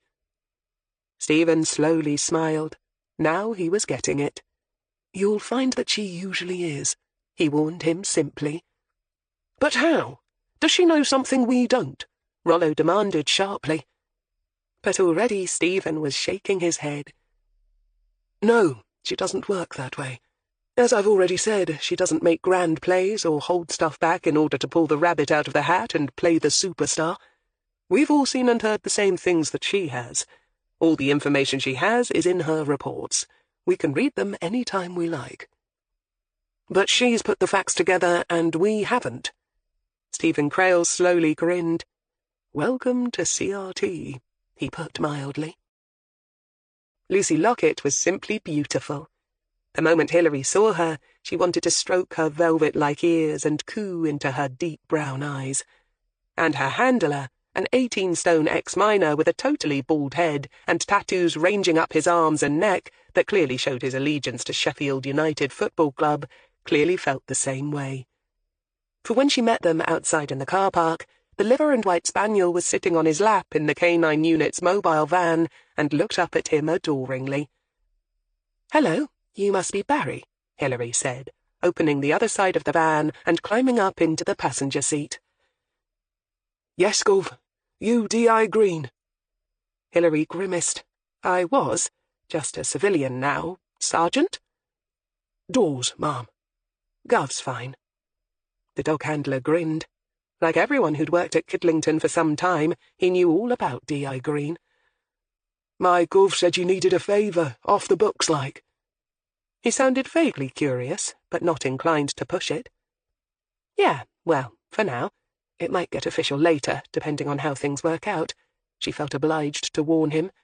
although it's equally possible that I just might be adding up 2 and 2 and getting 4, when all I should be getting is 22. Don't you just hate it when that happens? Dawes said, deadpan. So, who's your companion, and can I take her home with me? And that's when she learned Lucy Lockett's name, and fell under the spell of the canine's big brown eyes.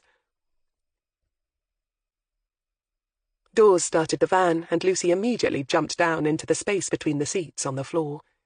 Hilary was almost sure that the proper protocol was for her to be in the back, in a cage, in case of traffic accidents. But what the brass didn't see, the brass couldn't grieve over. Where we going, Gov? Just head for Cumnor Hill, and I'll give you directions from there, she said. Right. As they set off, Hilary checked her notebook. The directions that Mike McIntyre had given her had sounded clear enough over the telephone line, but she was very much aware that she was looking for a semi-secret location nestled in the hill and woodland near a small village, and well off the beaten path.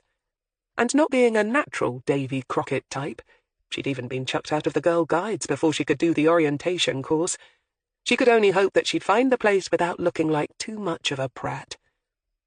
Getting Barry, Lucy, and herself lost could also probably be described as wasting police time. The desk sergeants alone would wet themselves laughing if that ever came out, the bastards, and would make her life a misery. As it happened, though, they found the spot with relative ease. It was a typically cold, wet, grey December day. Barry Dawes pulled the van discreetly off the road and a short distance down a farm track, where he could park it under the cover of some dripping ash trees. Looking out of the window, Hilary was glad that she'd chosen to don her warmest and most waterproof raincoat that morning. There's a selection of wellies in the back, Gov, Barry informed her cheerfully, further improving her sense of well-being. My governor said that we were just going for a walk. That right? Just you and me, 2 private citizens like. And I just happened to be exercising Lucy Lockett at the same time, yeah? Hilary smiled. That's it. With budget cuts being what they were, Hilary knew that if she'd made this request official, forms would have had to be filled in and invoices paid out, and Stephen would have had to okay it and then deduct the cost of it from who knew where. And it would probably take forever to arrange.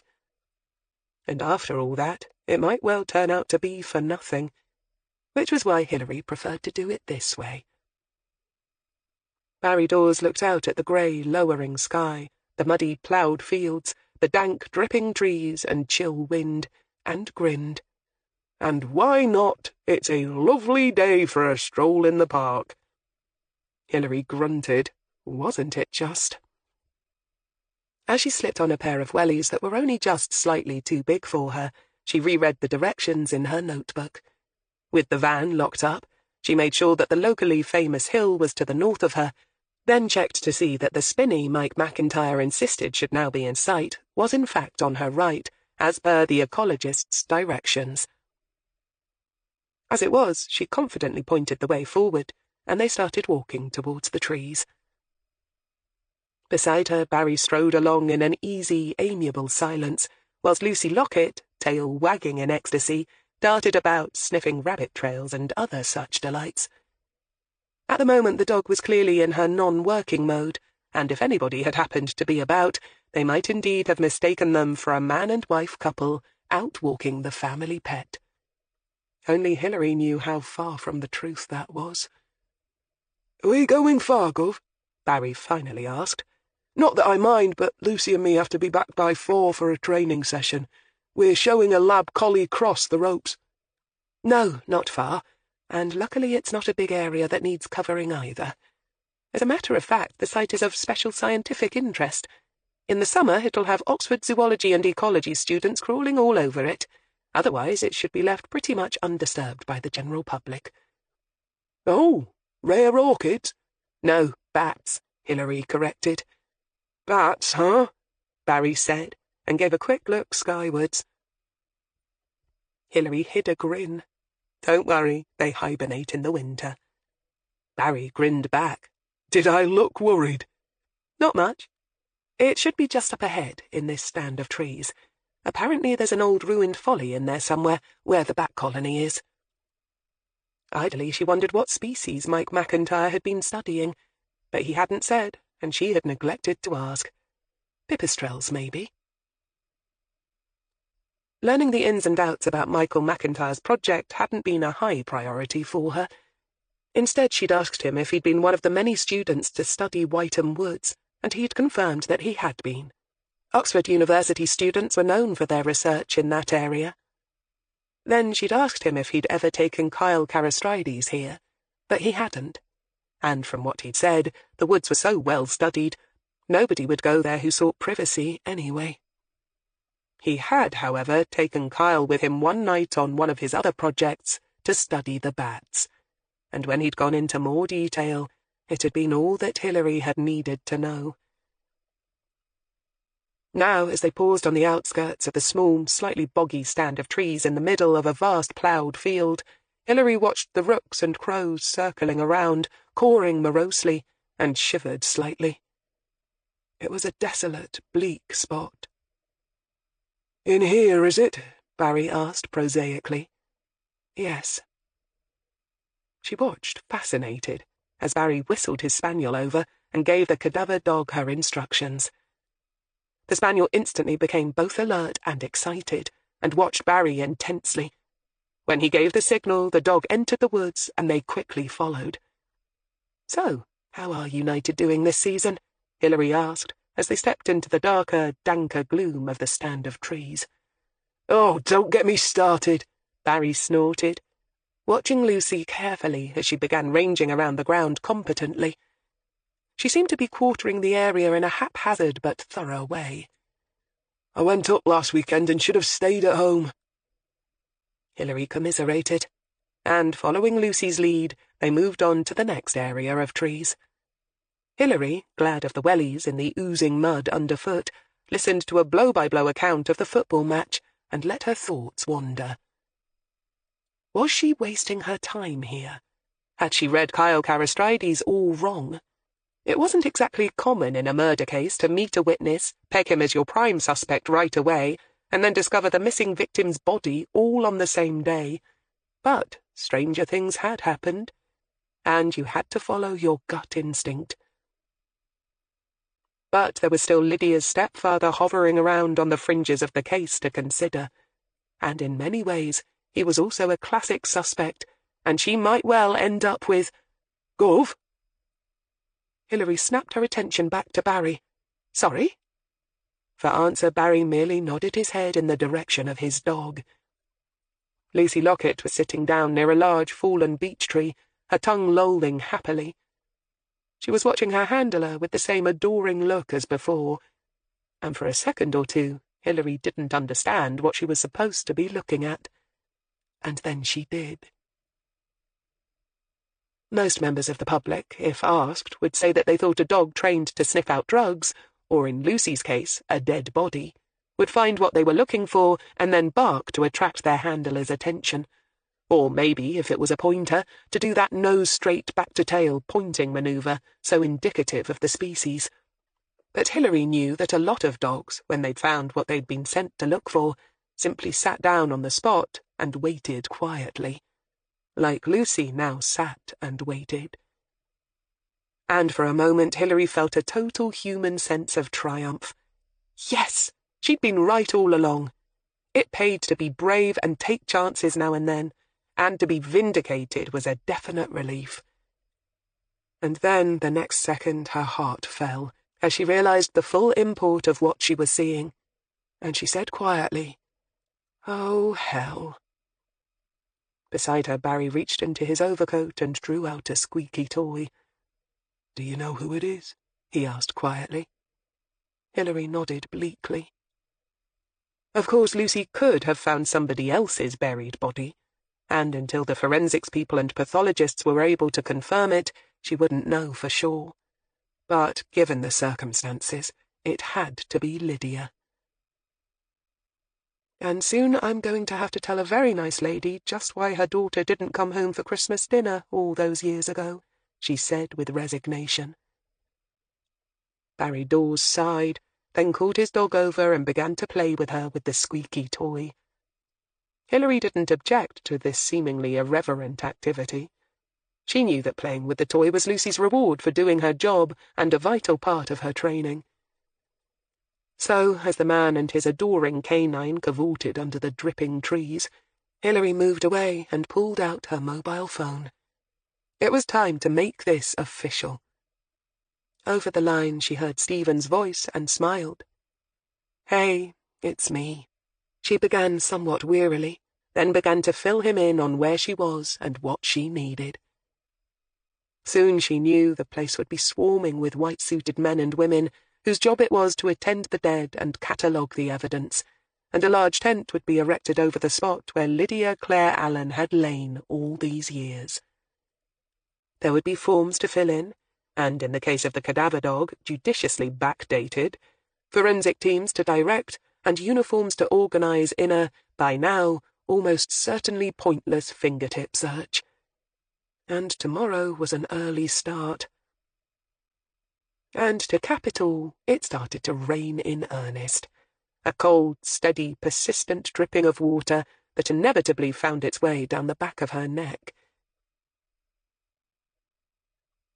As Hilary Greene waited patiently for the others to arrive, she watched the big man play with his happy and loving dog. The squeaks of the rubber toy sounded incongruous in the dark woods as Hilary took a stick and put it in the ground, marking the spot where a young murdered girl now lay. And as she did so, it suddenly flashed through her head that, somewhere within this scenario, there must surely be a deep and very significant philosophical truth to be learned about the state of the human condition. There must surely be a deep and very significant philosophical truth to be learned about the state of the human condition. It was just such a pity that she was too damned dim to figure out what it was. Chapter 10. Wendy was the first person Hilary saw when she finally got back to HQ. It was now fully dark, and when she'd left the woods, the forensic team had erected lights to help them continue digging.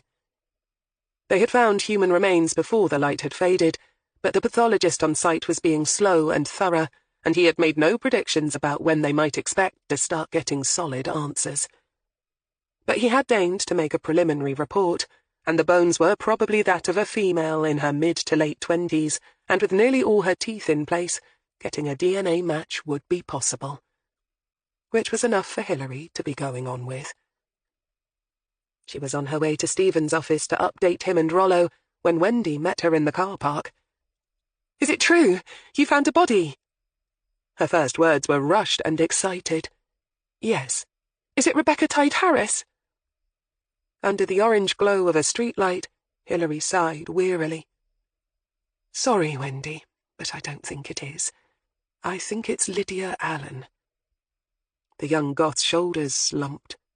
"Of course, she's one of your cases, isn't she? If Rebecca had been assigned to you instead of me and Jimmy, you'd have found her by now." Hilary put a gentle hand on the girl's shoulders.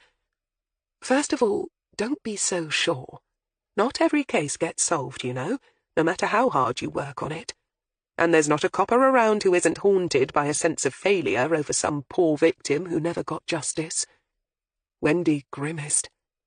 "Second of all, don't do yourself and Jimmy down. You're doing your best. And thirdly, Jimmy told me how tough the interview was with Rebecca's family, and it's only human that you should want to help Rebecca's mother to get closure.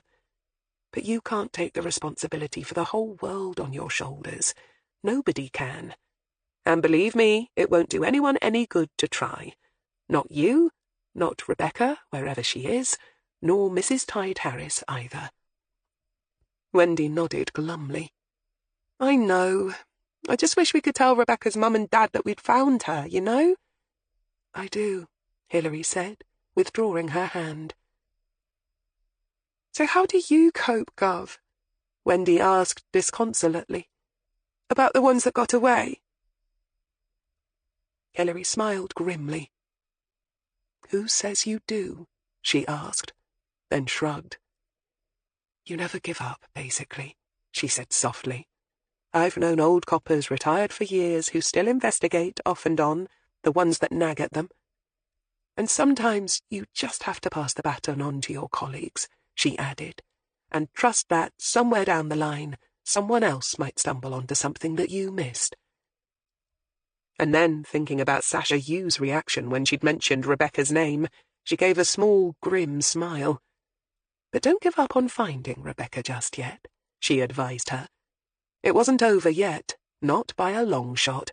Now that Sasha Yu was on their radar, she wouldn't be at all surprised if Stephen's new team, at some point in the not-too-distant future, succeeded where the CRT had so far failed.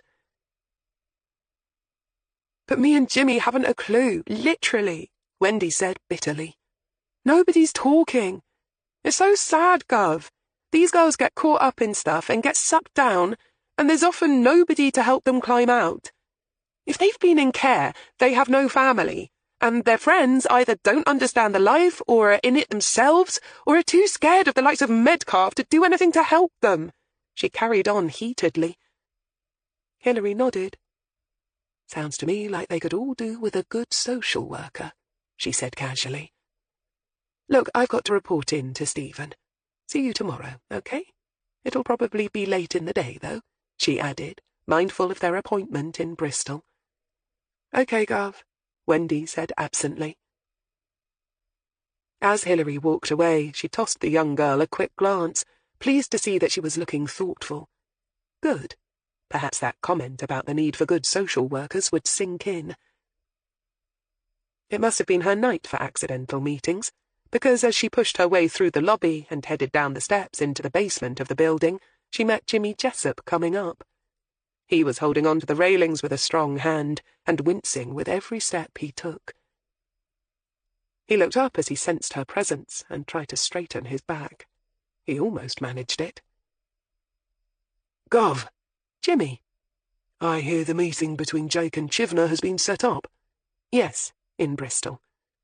"Need another pair of hands and eyes, Gov?" he asked hopefully. Hilary smiled.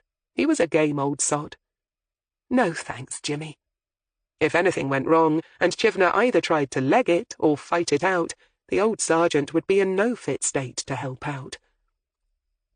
And it was indicative of the closeness of their relationship that he could clearly read her mind, because he suddenly sighed and nodded and said, "I'm going to set up an appointment to see my local quack." "Back's not getting any better, then?" she asked sympathetically. "No, but with a bit of luck, a bout with a chiropractor or occupational therapist will do wonders. Well, that and drugs." He grinned widely. "And if all that fails, hell, I'll even try acupuncture." Hilary winced. "Good luck with that. Oh, by the way," she added, as they started to pass each other on the steps, "I've planted the seed with Wendy about the need for good and competent social workers. You might just want to keep plugging away at that for me." Jimmy grinned. As fond as he'd become of the young goth, he was with Hilary on this one. She'd make a far better social worker than she would a copper. "Will do, Gov," he said cheerfully. Hilary waved him good night and continued down into the basement. Both Stephen and Rollo were still at their desks, and when she tapped on the door a minute later, it was Rollo who called out for her to come in. As she did so, she noticed with something of a pang that Stephen's temporary desk was now almost completely cleared.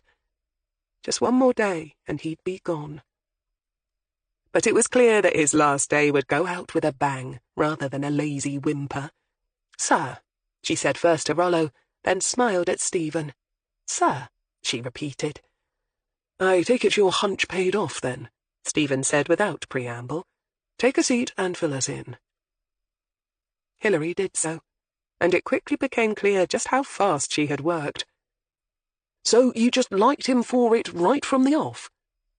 It was the first question Rollo asked after she'd finished her report, and it was clear he sounded a little sceptical. Hilary shrugged. "Not just him, sir. I didn't like the way Lydia's stepfather seemed so interested in her activities either." "So why Kyle?" "Well, sir, it was a combination of things. First, his motive was solid. If Lydia had been pregnant, or only pretending to be so, it would mean Kyle's whole way of life would be compromised. He'd have to either marry her or go home in disgrace. For a family with such religious principles, there were no other alternatives. Either way, he might lose his funding to stay in the UK, lose his position as favoured child. Who knows, might even have been cut off without a penny. "But you don't know that she was pregnant?" Rollo persisted. No, sir, that was an inspired guess. But if you'd been there and seen the look on his face— She shrugged. And if the pathologist does find indication that the body in the woods had been carrying a fetus, then we'll have DNA evidence to prove paternity.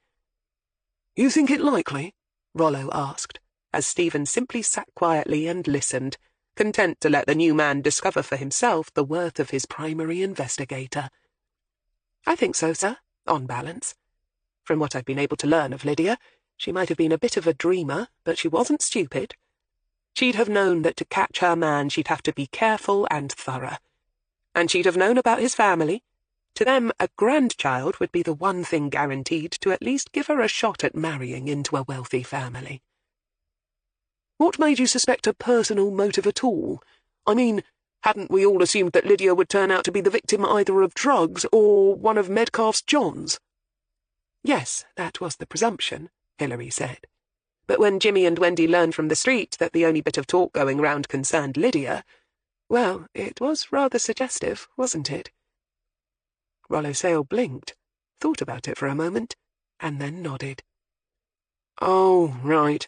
The fact that they were willing to talk about Lydia when word was out that nobody was to talk to the cops about any girl that was down to Metcalfe." "Exactly. It probably meant that Lydia's disappearance had nothing to do with them," Hilary confirmed. "OK. And I get why you thought she might have been buried where she was. A foreign student couldn't have known of many places where he could stash a body." Rollo nodded. "Unless a mate of his hadn't happened to have taken him to the ideal spot." "Yes, sir. As soon as Mr. McIntyre mentioned the bat colony and the remote nature of the woods, I realised we'd need to get the cadaver dogs onto it." Rollo coughed. "Yes, precisely." He needed to discuss her roundabout way of getting that little problem sorted out so quickly. Because, whilst he realised that her way had been the most efficient, it did now require a little bit of creative fiddling with the paperwork. "I hope that things like that don't happen around here often?" he asked mildly.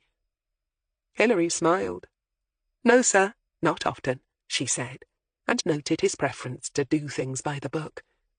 Still, there were always ways to work around a boss who disliked going off-piste, as it were.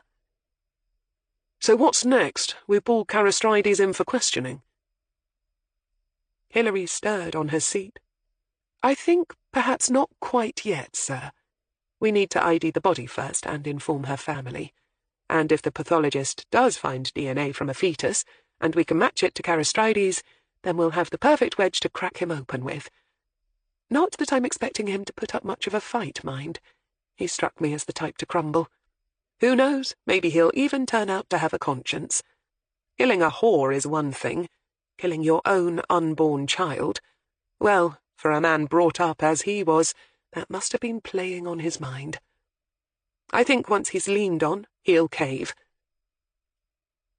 Stephen watched Rollo Sale considering all this, then deciding to rely on her judgment. "But he might just be a flight risk, sir," Hilary added cautiously. "He has ties to not only Greece, but possibly Turkey as well. I recommend you alert the border agencies. If he makes any plans to travel, we might have to act sooner than we'd like." Rollo nodded.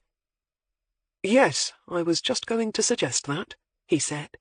Truthfully, too. And Hilary believed him. She smiled, then caught Stephen's eye, and the silent communication that passed between them was easy to read.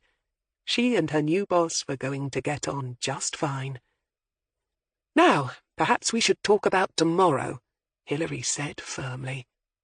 It was nearly 8:30 when a very nervous Jake Barnes and a far more sanguine Hilary Greene drove into Bristol Station car park and were directed to a parking space by a local uniform who'd been expecting them.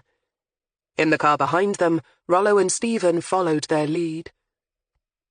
Last night, Hilary had gone through with them everything that she had been thinking, and all that she suspected might happen today, being careful that Jake couldn't overhear a word of it. At first Rollo Sale had been uncertain, but Stephen less so. In the end, they'd formulated a plan that would accommodate Hilary's predictions, should they come true, but would also allow for a wider range of possibilities. As per these plans, Jake now left them quickly, in case Darren had arrived early and was in a position to watch out for his arrival. The last thing they needed was for the thug to see Jake with people he would immediately sniff out as coppers. They watched the young man make his way inside, where he'd head for the cafe they'd previously marked out as giving him his best vantage point for the proposed meeting. There was still more than an hour to go. Then they made their way to the station manager's office. That individual had already arranged for their Bristol colleagues to set up shop in a small office overlooking the concourse. And it was here that they met D.I. Brian Taylor in the flesh for the first time.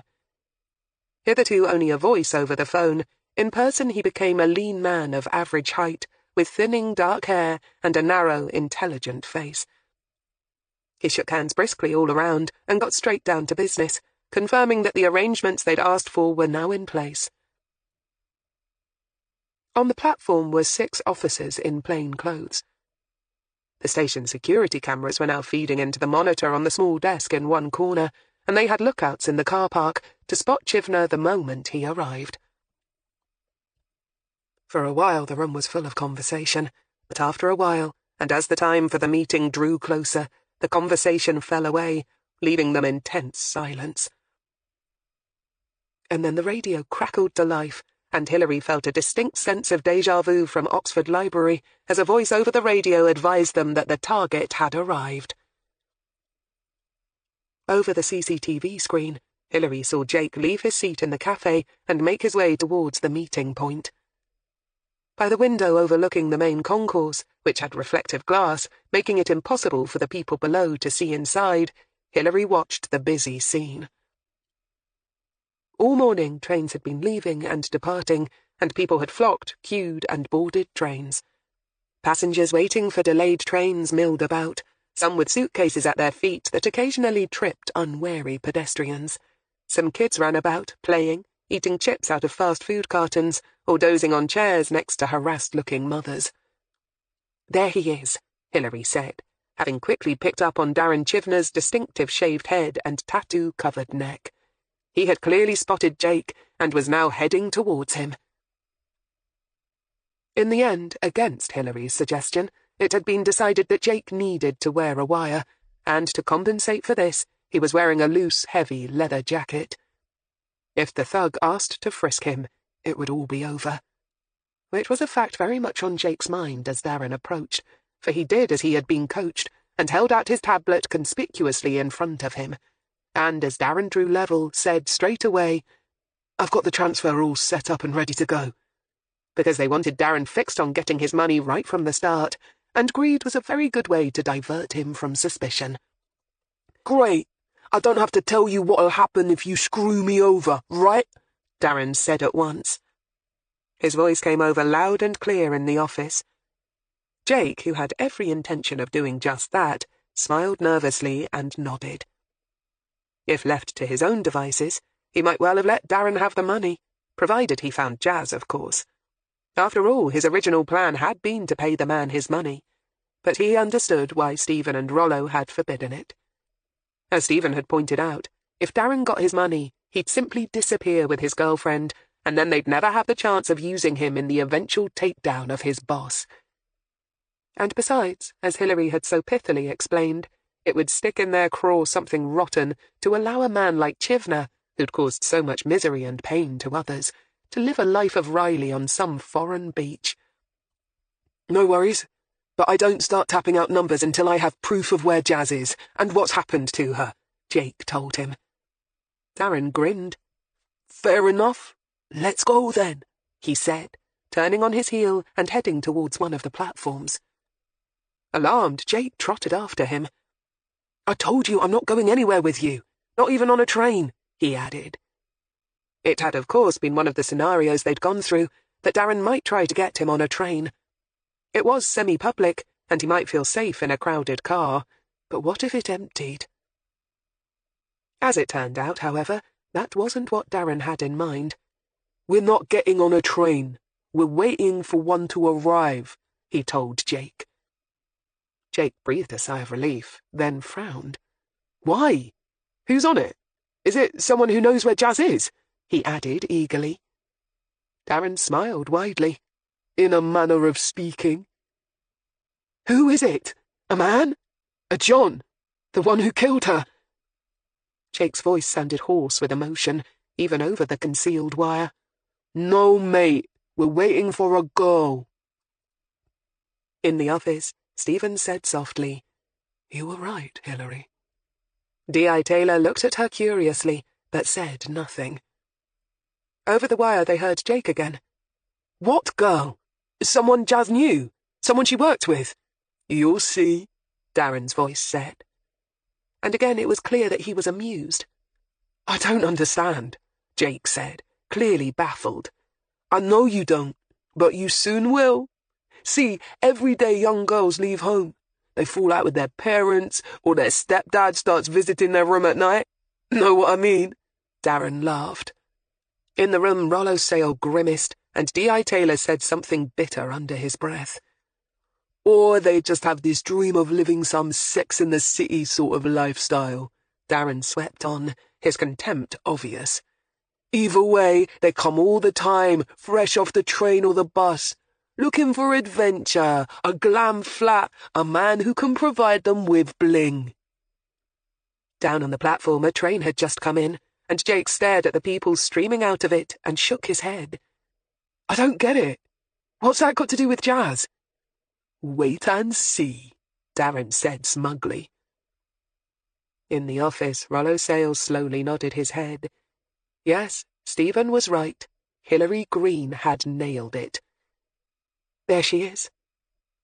It was Hilary who spoke now, but she was still standing by the window, looking down at the concourse, just approaching the platform from the other end, wearing a dark blue skirt and jacket. She hasn't spotted them yet. When she does, she might rabbit. D.I. Taylor, can you have one of your men move up behind her and be ready to grab her? The last thing we want is for her to do a dip and dodge act and disappear in this crowd. Have you got her? "Yes, I see her," D.I. Taylor said, a radio in his hand. "You're sure of your ID?" By now both Rollo and Stephen were also beside her. "Oh, yes," Hilary said, watching the woman walking confidently towards the end of the platform. "See the way she's watching everyone carefully? No doubt on the lookout for a young girl with a hold-all and a scared or excited expression." At that moment the woman turned and glanced behind her, no doubt checking to see if anyone of that description had got past her, and they could all see her face clearly now. "Yes, that's her all right," Stephen said flatly. "That's Jasmine Sudbury." On the platform, Jake saw her at almost the exact same time as Stephen stopped speaking, and he staggered forward. His shock was so profound that, for a moment, darkness crept in from the outer edges of his vision. It took Darren Chivner reaching out sharply to grab his hand to stop him actually falling flat on his face. "Jazz?" Over the wire, they could clearly hear the disbelief and joy in Jake's voice. "Yes, now, about my money," Darren said. He started to haul Jake around, clearly intent on standing over him as he made the transfer. "You said you needed proof. You've seen it. Now, I want my money." But two things then happened in rapid succession. Jasmine Sudbury, alerted to the sudden and awkward movement ahead of her, turned her head and saw first Darren Chivner, whom she instantly recognized, and then her brother, being held firmly by the arm. And her pretty face, as Jake's had done just a few moments before, went deathly pale. The next instant, she turned to run. As she did so, a tall, thick-set young man behind her reached out and grabbed her, and said loudly, "Miss Jasmine Sudbury, I am arresting you on suspicion of solicitation and living on immoral earnings. You don't have to say anything." Before he could finish, Jasmine Sudbury started struggling and swearing, and Darren abruptly released Jake and walked quickly away.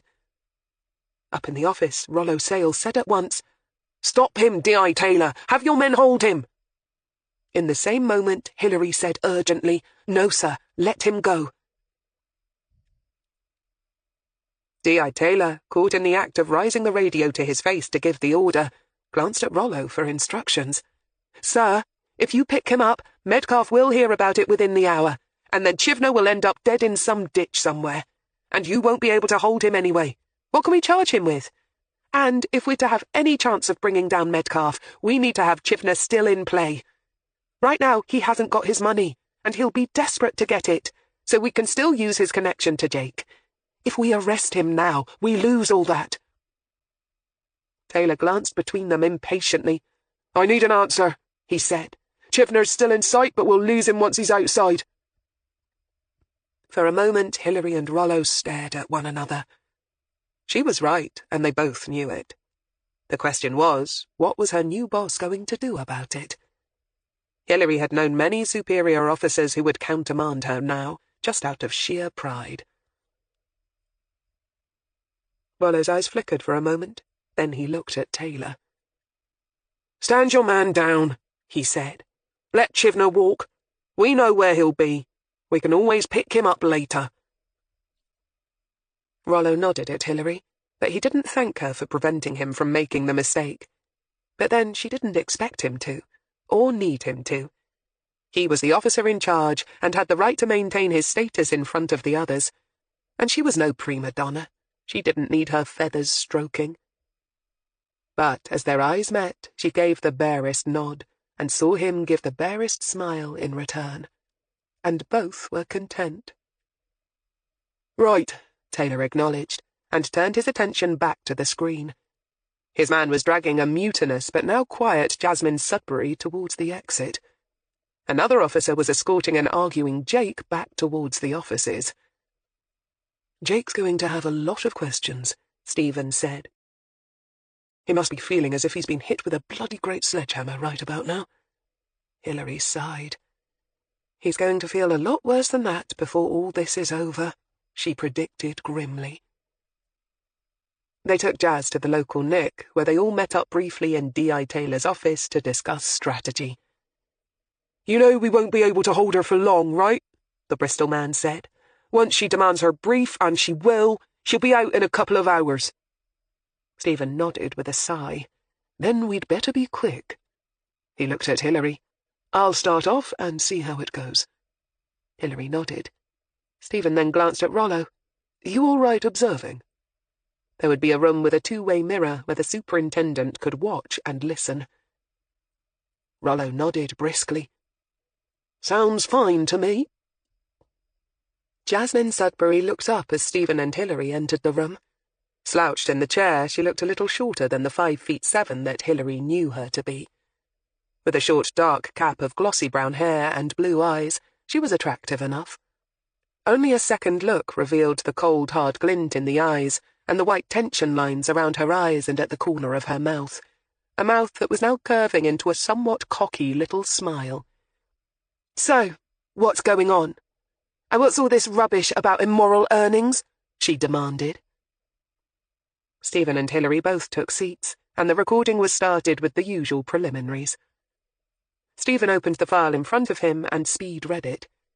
D.I. Taylor had managed to get together an impressive amount of detail on Jazz, considering the short notice he'd been given.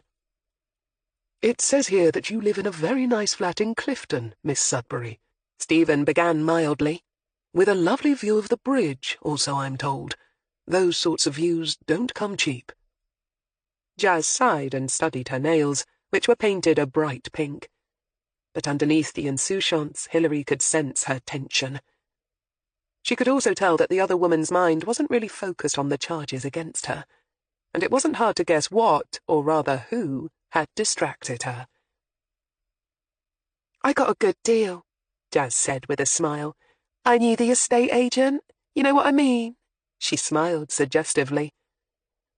"Oh, please," Stephen sighed. "Tell me what you were doing at the train station this morning." "Catching a train. What else?" "Which train?" Stephen pounced. "Tell me the destination, number, and time of departure." Jazz's eyes narrowed. "Come on, if you were really catching a train, you would know when it leaves and where to. What train was coming in, or due, at that particular platform, Miss Sudbury?" Jazz studied her nails in silence. Stephen nodded. I thought not. You were there to pick up girls, weren't you, Miss Sudbury? You think I'm gay? Jazz laughed and ran her eyes insultingly over Stephen's face and form. There was something cold and ugly in her eyes, and Hilary was glad that Jake wasn't being allowed anywhere near this. At the moment he was being debriefed by a member of Brian Taylor's team in an office a couple of floors above them, and he wasn't going to be let within a country mile of his sister. So what if I am? Jazz shrugged. If I remember rightly, that's no longer illegal in this country. No, but procuring underage girls for the purposes of prostitution is, Stephen said. Come on, Jazz, don't play games. You're a smart girl. He knew as well as Hilary that they needed to find the right buttons to press, and quickly. Sure I am, Jazz said. That's why I know all this is a crock of shit. You really want to make me say it? Jazz laughed again, and in a fairly decent James Cagney impersonation added, You ain't got nothing on me, copper. See? She started to push her chair away. Now... Sit down, Stephen snapped. But Jazz kept on rising, and Hilary, beneath the table, nudged her leg against his. She knew why he wasn't getting anywhere, and she had a bloody good idea how she could change that. It was time to try another tactic. Were you surprised to see your brother this morning, Miss Sudbury? She asked mildly. As expected, the intense blue eyes immediately fixed on her. Slowly Jazz sank back down and shrugged. Jake? Yeah? But so what? I haven't clapped eyes on him for years. Her gaze was mocking, the words nonchalant, but there was something in her voice that sounded as if it was echoing in a deep well, which was encouraging. Hilary nodded. Since you walked away from your family without a word, leaving them all to wonder and worry, but they shouldn't have, should they? A girl like you, tough as old boots, right? Managed to get clean, and a whole new career, too. Jazz shrugged. They never cared for me. Besides, Jake's mum wasn't even my real mum anyway. And my dad, well, he's a loser. And so's Jake, Hilary said, allowing contempt to sound in her voice. Instantly, Jazz's eyes flashed. He's not! He's a millionaire 20 times over! Hilary shrugged. He's still a loser, she deliberately goaded. What do you think he was doing with Darren Chivner? You did recognize Chivner, didn't you? Hilary taunted. And beside her she could feel Stephen tense slightly. When he'd silently handed over control of the interview to her, he'd known that she would have a plan, or would have seen an opening that he'd missed. But he hadn't expected her to go quite so improvisational on him. And whilst he was happy to trust her, and see where she was going with all this, he rather suspected that, over in the observation room, Rollo Sale was having kittens about now. Yeah, I know Darren, Jazz said cautiously. Back when you were in the life in Oxford, yes? Hilary propounded. One of Medcalf's girls, weren't you? Instantly Jazz tensed, and so did Stephen, and again with good reason. They'd both agreed beforehand that mentioning Dale Medcalf would be bound to shut down Jazz faster than anything else could do. And whilst they might have hopes of eventually using her to gain insight into Dale and his organisation, they knew it would take a lot of patience to coax anything even remotely worthwhile out of her. So why had Hilary just chucked that particular grenade into the mix? Screw you, Jazz said. I ain't saying nothing about Dale. No, I understand that, Hilary said smoothly. And there's really no need for you to. We already know that you started off as just one of his regular girls. Got into some trouble with drugs. But instead of all that bringing you down, you were strong enough to rise above it, weren't you, Jazz? Worked your way up, in fact. Came to the big man's attention. So much so that he eventually set you up in your own gig down here, trolling for new talent, hoping to run one of his houses. Oh yes, Brian Taylor, once he knew where to look, had been very thorough. So of course you're not going to rat on your boss, Hilary continued, sounding weary and bored now. As Acting Chief Superintendent Crail here just said, You're a smart girl."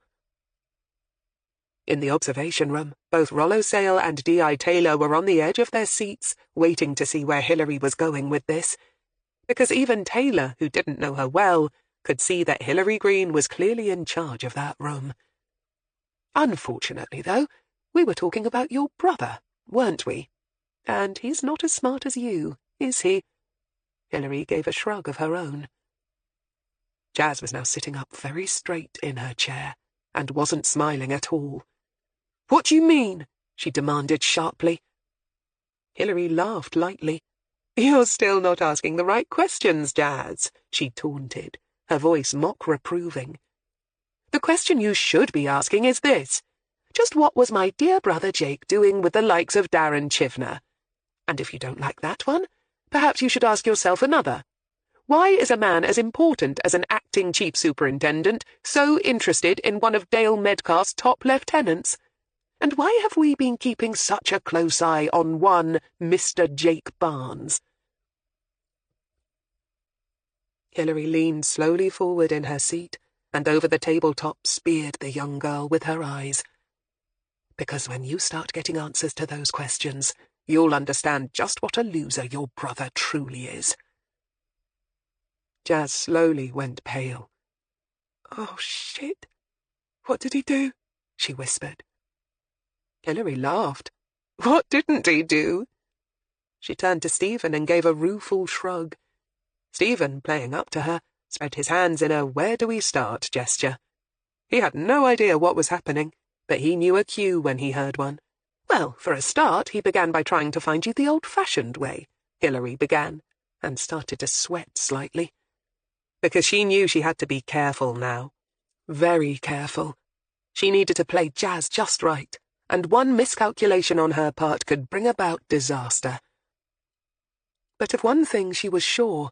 Jasmine Sudbury both loved and hated her stepbrother in equal twisted measure, and from all that she'd learned about her from friends and family, it was clear that everything the girl had done with her life so far had revolved around her feelings for him. The whole sorry catalogue of her teens had been an attempt to get him to notice her.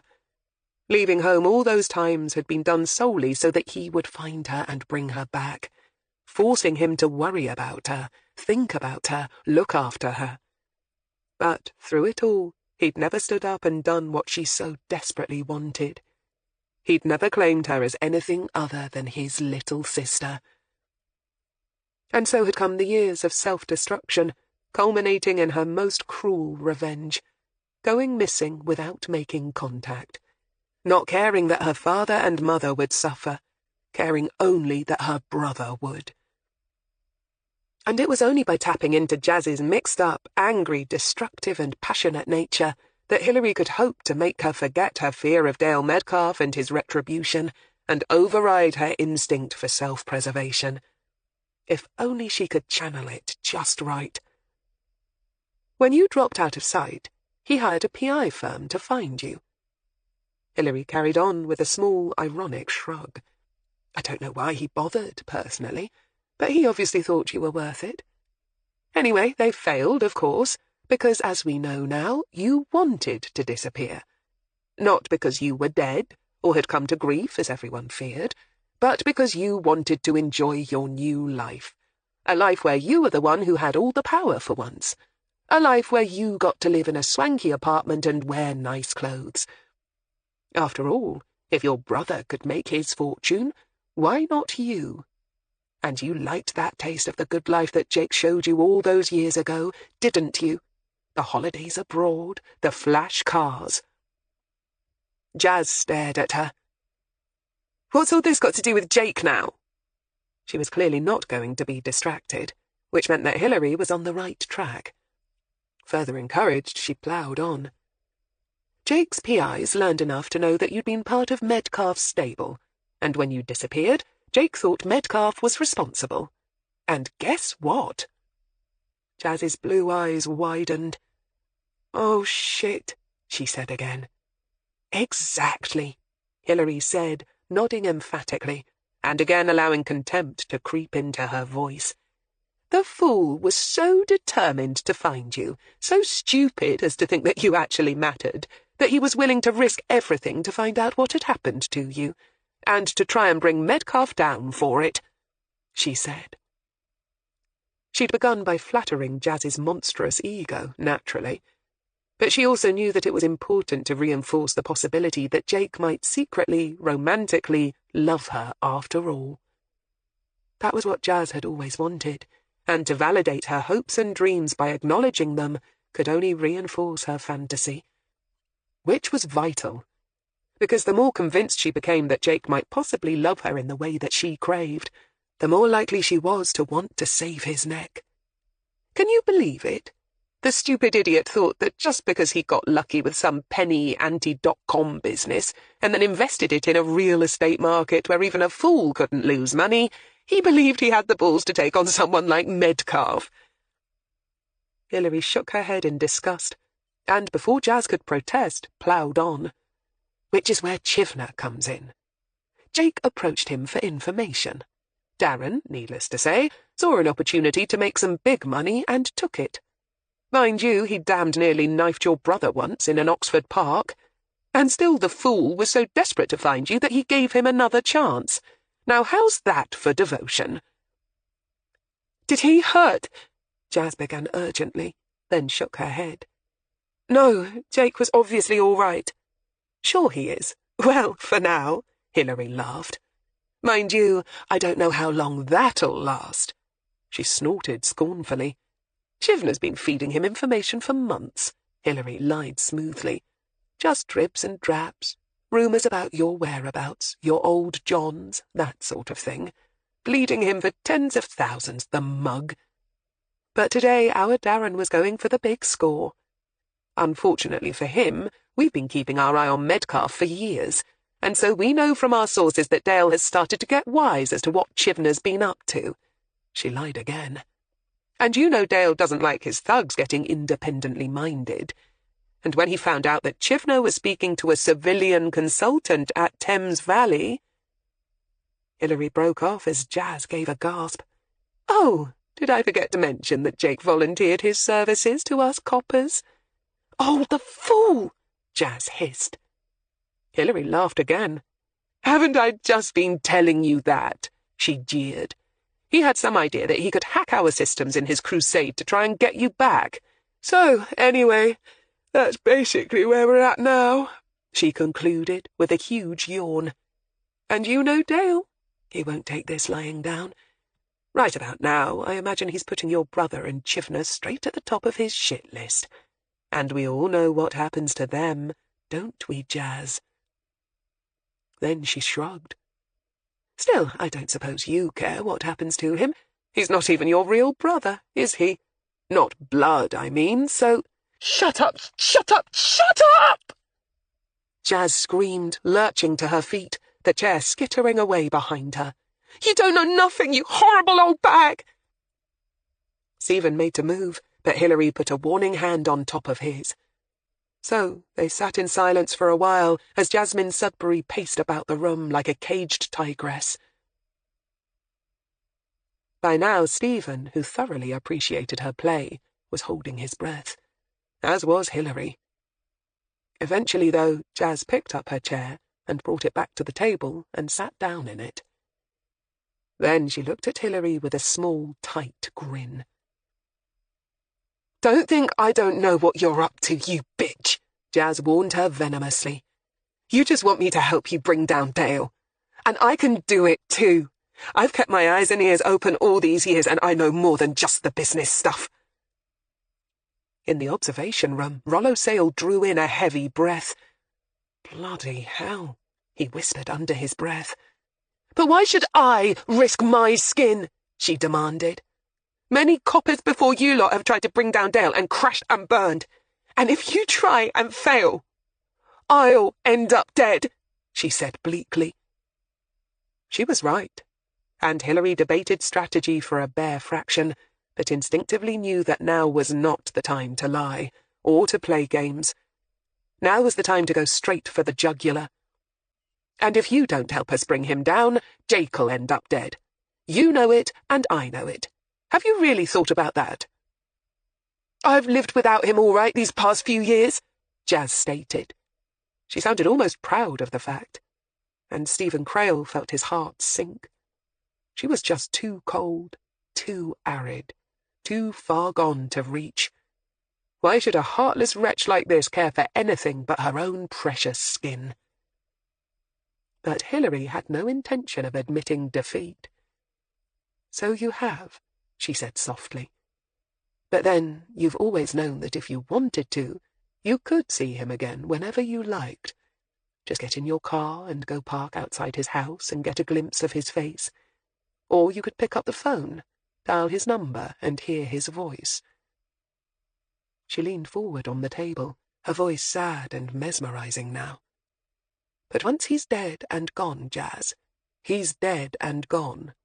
You won't be able to torment him or make his life miserable. And any chance that you could make him love you, really and properly love you, will be dead and gone as well. A dead man can't do anything, Jazz, except moulder and rot." Slowly she leaned back in her chair and shrugged. "It's up to you," she said, casting the final toss of the dice. "Do you really want to kill him, Jazz?" For a long, long moment, Jasmine Sudbury glared at her. Then her eyes flickered. A brief spasm of some deep, dark emotion crossed her pinched white face, and then she ducked her head. "What do you want me to do?" she asked sullenly. When Hilary left the interview room a while later, Rollo was feeling like a limp dish rag. Stephen was busily getting down on tape everything that Jasmine Sudbury knew about the outfit she worked for, which seemed to be a lot. And as head of the new unit charged with cleaning out the sewers, it was clear that his first task of bringing down Dale Metcalfe was suddenly looking a whole lot more likely. Hilary nodded at Brian Taylor as he passed her in the doorway, then joined her new boss by the two-way mirror. "When he's finished, I'm going to recommend that he brings in Sasha Yu as well," Hilary said. "I'm sure that she has vital information about the Tide Harris girl. And if she thinks that Jazz is talking, she'll scent blood in the water, which might just be enough to shake something loose." "You really think that she hates Metcalfe enough to turn state's evidence against him?" "I do. Plus, I think she's as mad as a hatter." Hilary thought back to Sasha Yu and her flat with the hidden, watching cameras, and contemplated all the violence the woman had inflicted on others over the years, shuddering at the thought. "And don't forget, we still have Chivner on the hook. He didn't get his money today, and if Stephen and Jake can convince him that there's still a chance he could get his hands on it, especially if he thinks there's a good chance Metcalfe really will be going down, just think what damage he could do." Rollo sighed. "Stephen's going to have to be very careful. That's an awful lot of balls to juggle in the air, and Metcalfe won't go down without a fight." Hilary nodded soberly. "I know." "Do you think Jake will still want to help us anymore?" Rollo asked curiously. "Will he be in any mood to cooperate, given all this?" He nodded towards Jasmine Sudbury, who was in the midst of spilling some very ugly truths indeed. Hilary sighed. "I hope he will," she said quietly. They'd need him to keep playing Chivner. "Well, at least she's still alive. He was so sure that she was dead, so this is a bonus, right?" Hilary shrugged helplessly. Was it?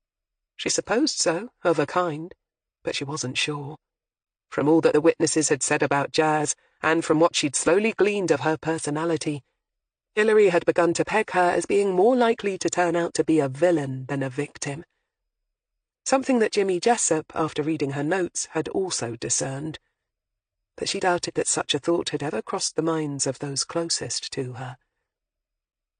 Now, one thing was for sure. The boy wonder and his parents were going to have to face up to some very hard home truths, and find a way to cope with some brutal new realities in the near future. It was 2 days before Christmas when Hilary Greene walked to her narrowboat mooring in Thrupp for the last time. It was a sharp, cold day, with a clear blue sky and the nip of frost in the air. Stephen, now working out of St. Aldate's, was neck-deep in the Medcalf affair, and wouldn't be there when she arrived at his home. Their home now. Nor did she expect him to be. She, more than anyone, knew just how much the job would consume him and his time for the foreseeable future. And neither of them would have it any other way. Besides, she was no young, blushing bride, and hardly needed to be carried over the threshold, metaphorically or otherwise. She would just moor her boat and then start unloading her stuff, and proceed to move into her new home and her new life with no mess and no fuss. At least her professional life was clear sailing at the moment. Kyle Carastrides, when finally arrested for the murder of Lydia Allen, had almost immediately broken down in tears and confessed, much as she had always guessed he would. Wendy Turnbull had taken the decision to become a social worker, and had given her notice the day before. Jimmy had promptly taken her off down to the Black Bull to celebrate. Jake Barnes and his family were still trying to come to terms with the return of Jazz, and just what it all meant, and everyone could only wish them the best of luck. And Jake had not only agreed to continue helping them with Chivner, he'd even transferred to St. Aldate's in order to work more closely with Stephen in bringing down Medcalf's empire. Yes, all in all, things were looking good. As she approached her boat, Hilary Greene turned her mind to gentler thoughts, and found herself contemplating Christmas dinner, her first in her new home. Would Stephen invite his grown children to come around, or his elderly parents, or all of them? Either way, she'd better get herself to the shops at some point and buy a bloody great big turkey. If she could remember just how to go about cooking one, now that she had access to a decent-sized oven. With a sigh, Hilary reached down and slipped free the ropes, then stepped lightly onto the back deck. With a deft twist of the ignition, she started the Mollen's engine, and at a sedate 3 miles an hour, gently chugged her way towards her new life.